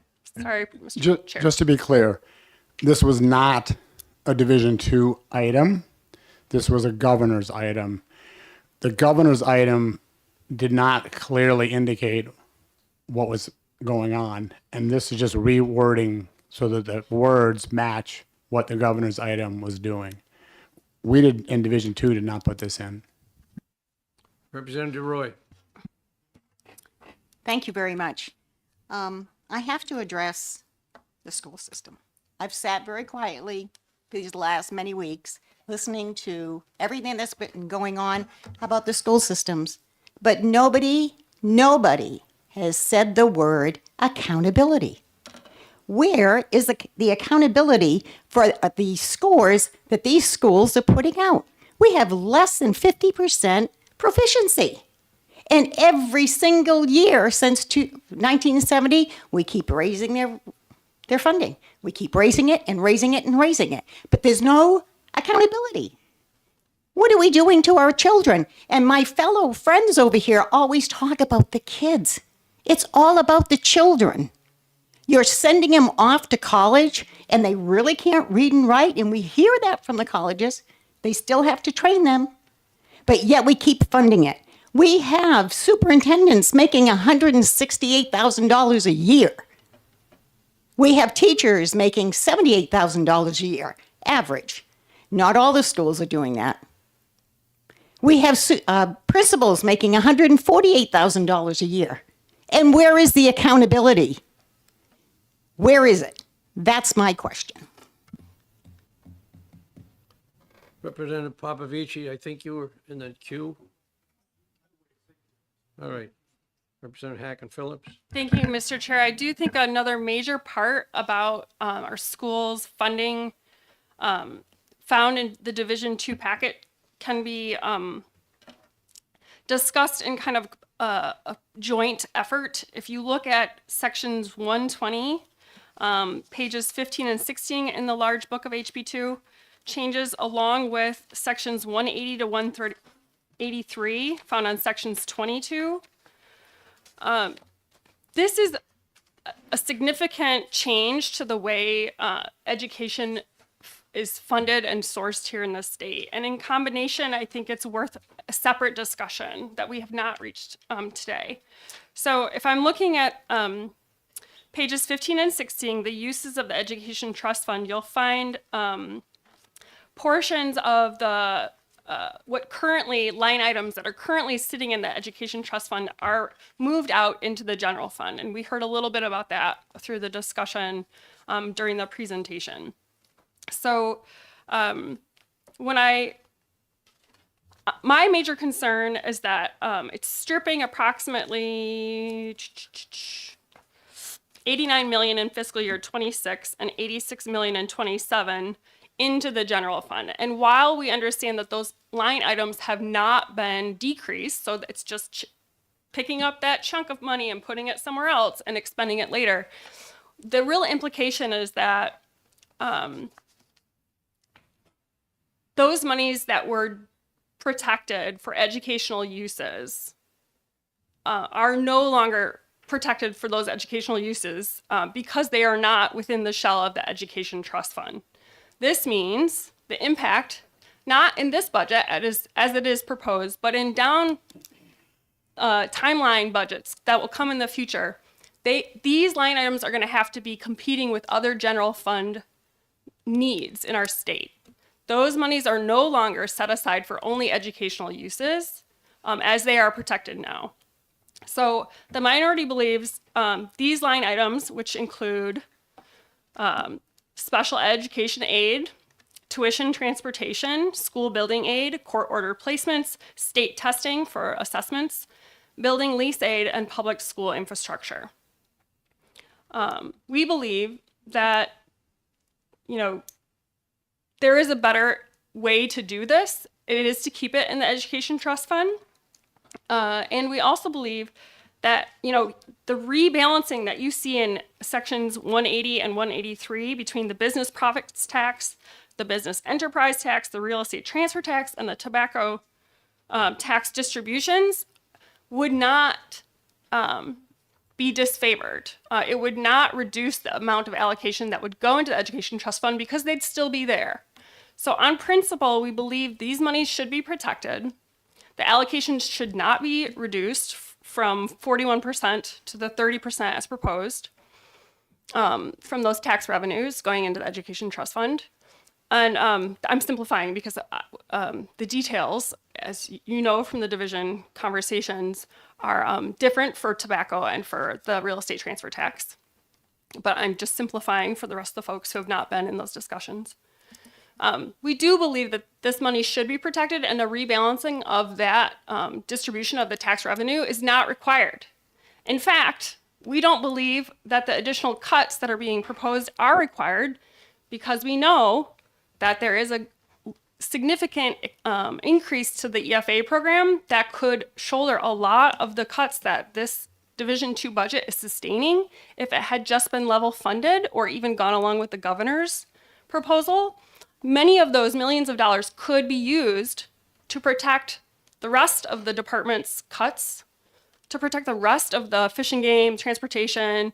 There's a lot of ways we can rebalance the Education Trust Fund and general funds in order to avoid these costs. So this, again, was a value trade-off that the majority is making and the minority stands firmly against it. Thank you, Mr. Chair. I would like to respond. I was here when we created the Education Trust Fund. It was very narrowly structured to pay for adequacy, nothing else. I have to keep repeating that. That was what the adequacy was created for, nothing else but Education Trust Fund. And despite that fact, we still kept spending more money every year, and all these other things we spend on education, building aid, special ed, tuition transportation, CTEs, was always funded in general funds. And the monies kept going up. Nobody got denied anything because it wasn't from the Education Trust Fund. It was because of the Senator Bradley, who seemed to misunderstand Bradley, what it was about. We had it come from the governor in the previous budget, spent 35% of the business taxes into the Education Trust Fund. I took a look at it and I said, this is going to create a surplus that we will be tied up money that we could use elsewhere. And we would still have plenty of money in the general fund to support education. So I reduced it to 22%. And we sent it over to the Senate. They badly misunderstood it, and they made it 44%, even more than the governor. And at the end of that biennium, we had $129 million that we couldn't use for all the other things that everybody in the second year wanted to spend money on because it was tied up in the Education Trust Fund. It was a terrible misuse of the Education Trust Fund. And I will say it 100 times, a terrible misuse of the Education Trust Fund by the Senate. And it screwed everything up. I'm not going to have it happen again. And I'm going to berate them again to leave it alone. The Education Trust Fund is made for adequacy, and we've even widened it, as you can see from the colorful piece that's been passed out, to cover a lot of other things at 30%. To go to 41% will cause problems that the rest of us are trying to look for money in the general fund, and it won't be there. It'll be tied up till the end of the biennium. I am not going to support any change of Education Trust Fund above this 30% that's been the compromise now. And I will take it to the Senate and ask for a committee of conference if they do anything else with it. They screwed everything up last time because of their profligacy with, oh, we've got to put more money in education. We already put more money in education, and we have continued every year since the first Education Trust Fund in '99 to add more to education. So to say we're somehow shorting education is a misrepresentation, a total misrepresentation. I hope I don't have to keep hearing it repeated again and again. Thank you. Who's next? Representative Popovich. I'm sorry I'm losing it. I really want to say I apologize for my impatience. I enjoy working with this committee. It's quite a collection of intelligent people who do a lot of work, try to study it all, try to look at it. We might come from different angles, but we're all doing our best to try to do what we think is right. The fact that we disagree doesn't mean we're all wrong. It means we have a different approach. So I really want to say that I apologize for getting a little loud and a little impatient. We know we have to move along. We've got a lot of things to discuss. I'm hoping we can come to some conclusion. Representative Popovich-Muller. Thank you, Mr. Chair. I just wanted to say that the majority of Division 2 heard the suggestions exposed a bit earlier to take money from K through 12 education and use it for USNH and Fish and Game and Transportation and what other state agency. And we simply felt that using the money to educate K through 12 kids who we have a responsibility, a constitutional responsibility to educate, was the better use of the funds than to redirect them to other places. Thank you. The most talkative one. Watching you. I'm not. Yes, you are. You win the prize. I know that we want to move things along, and I think it's apparent that Division 2 had a lot of issues with some of this, and they're not going to stop now. But we did do good work around Fish and Game, around transportation, around safety. I think we could be here all day summing up some of the education issues, and we only really kind of scratched the surface on some of those, never mind some of the issues we had with the other divisions, or with the other agencies. But, towards that point of closing up, which I think y'all should appreciate, I want to thank Mickey because he's just absolutely a superstar when it comes into this. We would be totally lost without him. I owe him, maybe like 300 boxes of Some chocolates. appreciation here.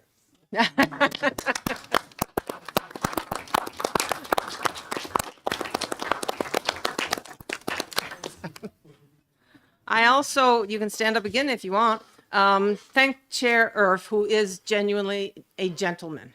And he was open and listened, and I really appreciate being able to work with him. I want to thank Eileen and Mary, who are really smart and really helpful, and we always had a good time together. And thank the rest of the committee. Some of this is certainly contentious, and that's not going to change. But overall, we were able to work together, and still, most of us were still speaking at the end of the session. So I just wanted to give you my thanks for that. Further from the committee. Nalavenko. Representative Nalavenko. Yeah, I've been sitting here quietly listening. I want to echo what Representative DeRoy had to say. I'm a big proponent of education. I've been president of a scholarship organization down in the Fall Mountain Regional School District that's partnered for the last 23 years with the New Hampshire Charitable Foundation. And in spite of the composition of the school district, we managed to give out close to $200,000 a year in scholarship aid. We moved here, and I also should say I have a vested interest because I have 15 grandkids, so I have a strong interest in education. And half of those 15 are in New Hampshire. And I would say we moved here in 2000, and I got heavily involved in trying to understand school budgets, town budgets, got involved in the planning board. So I'm actively involved and reasonably well informed on the issues. And I got to tell you, as a business guy, I watched for the last 24, almost 25 years, the following situation. We kept increasing. Our budget went from about 10 million in 2000 when we moved here, and up to nearly 40. I'm sorry, got that wrong. 10 million up to 40 million. And at the same time that the numbers were going like this, the enrollment was going like this. And not only that, back to Representative DeRoy's point, the quality, and this is a quality issue. I know we're financial, but the quality, the measure, every performance measure that we look at in our district and across the state, and it's no different from the national average, has decreased. And so I think we all have to ask ourselves the question, why do we think that additional money is the answer to getting a better result? I think there are some fundamental structural issues in our educational system that indicate that it's broken, and money isn't the answer. And almost my whole 75 years, the problem has been the following. We've looked at housing, we've looked at, and everybody, I tell you, I wrote a valedictory speech in 1969, and the title of it was Apathy, okay? And it had to do with people not being willing to say, oh, I'd rather have Harry take care of it as long as I throw more money at it. Somebody else will take care of the problem. And that's been the problem. It hasn't worked in housing, hasn't worked in education, hasn't worked in homelessness, every issue we're trying to introduce. So I think we all share the objective of having our kids get a good quality education. And that really, I think that we share that in common. The question is, should we continue to do what we're doing, or should we drastically take a look at what we're doing and not just look at the financial aspects of it? Because money has not been the answer in my lifetime. So it's not a question of funding. We've got other structural issues that we all need to address when it comes to education. And that's my 2 cents worth. Representative Edwards. Mr. Chair, I would like to move that we accept the changes made to HB1 and HB2 by Division 2. All right, seconded by Representative DeRoy. Is there any further discussion? Seeing none, the clerk will call the roll on the motion to accept the proposals on Division 2 for HB1 and HB2. Just take me a minute to put your name at the bottom so I don't forget it. Whatever works. Representative McGuire, Yes. Representative Earth, Yes. Representative Mooney, Yes.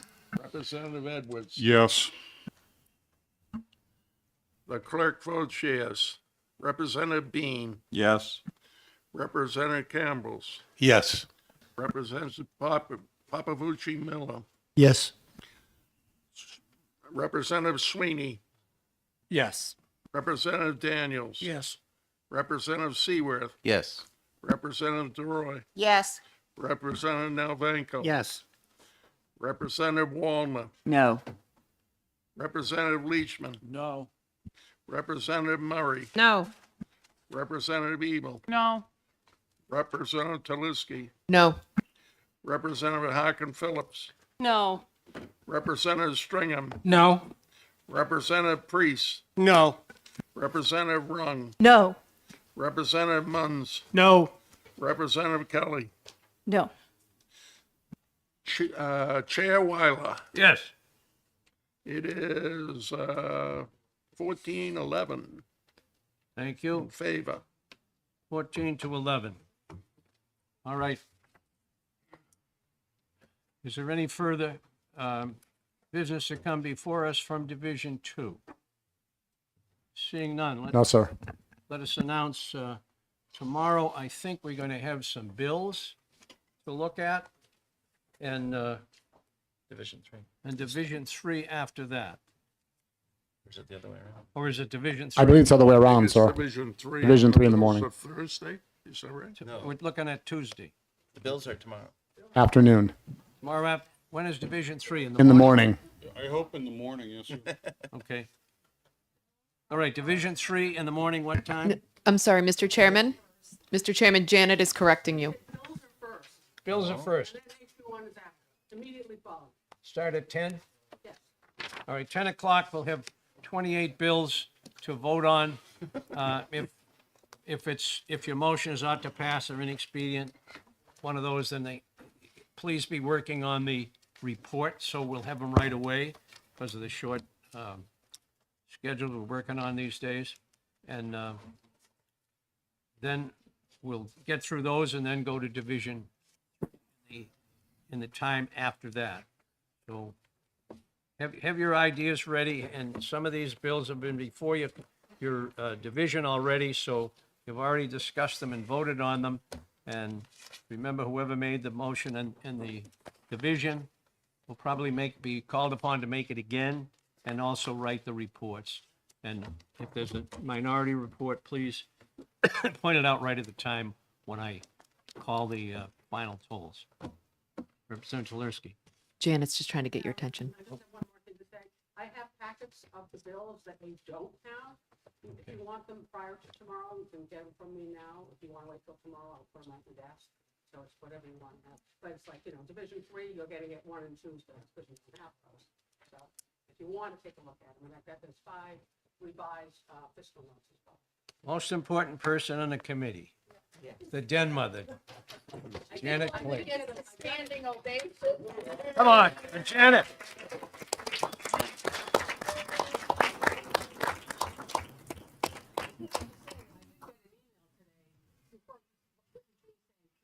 Dear Representative Clayton.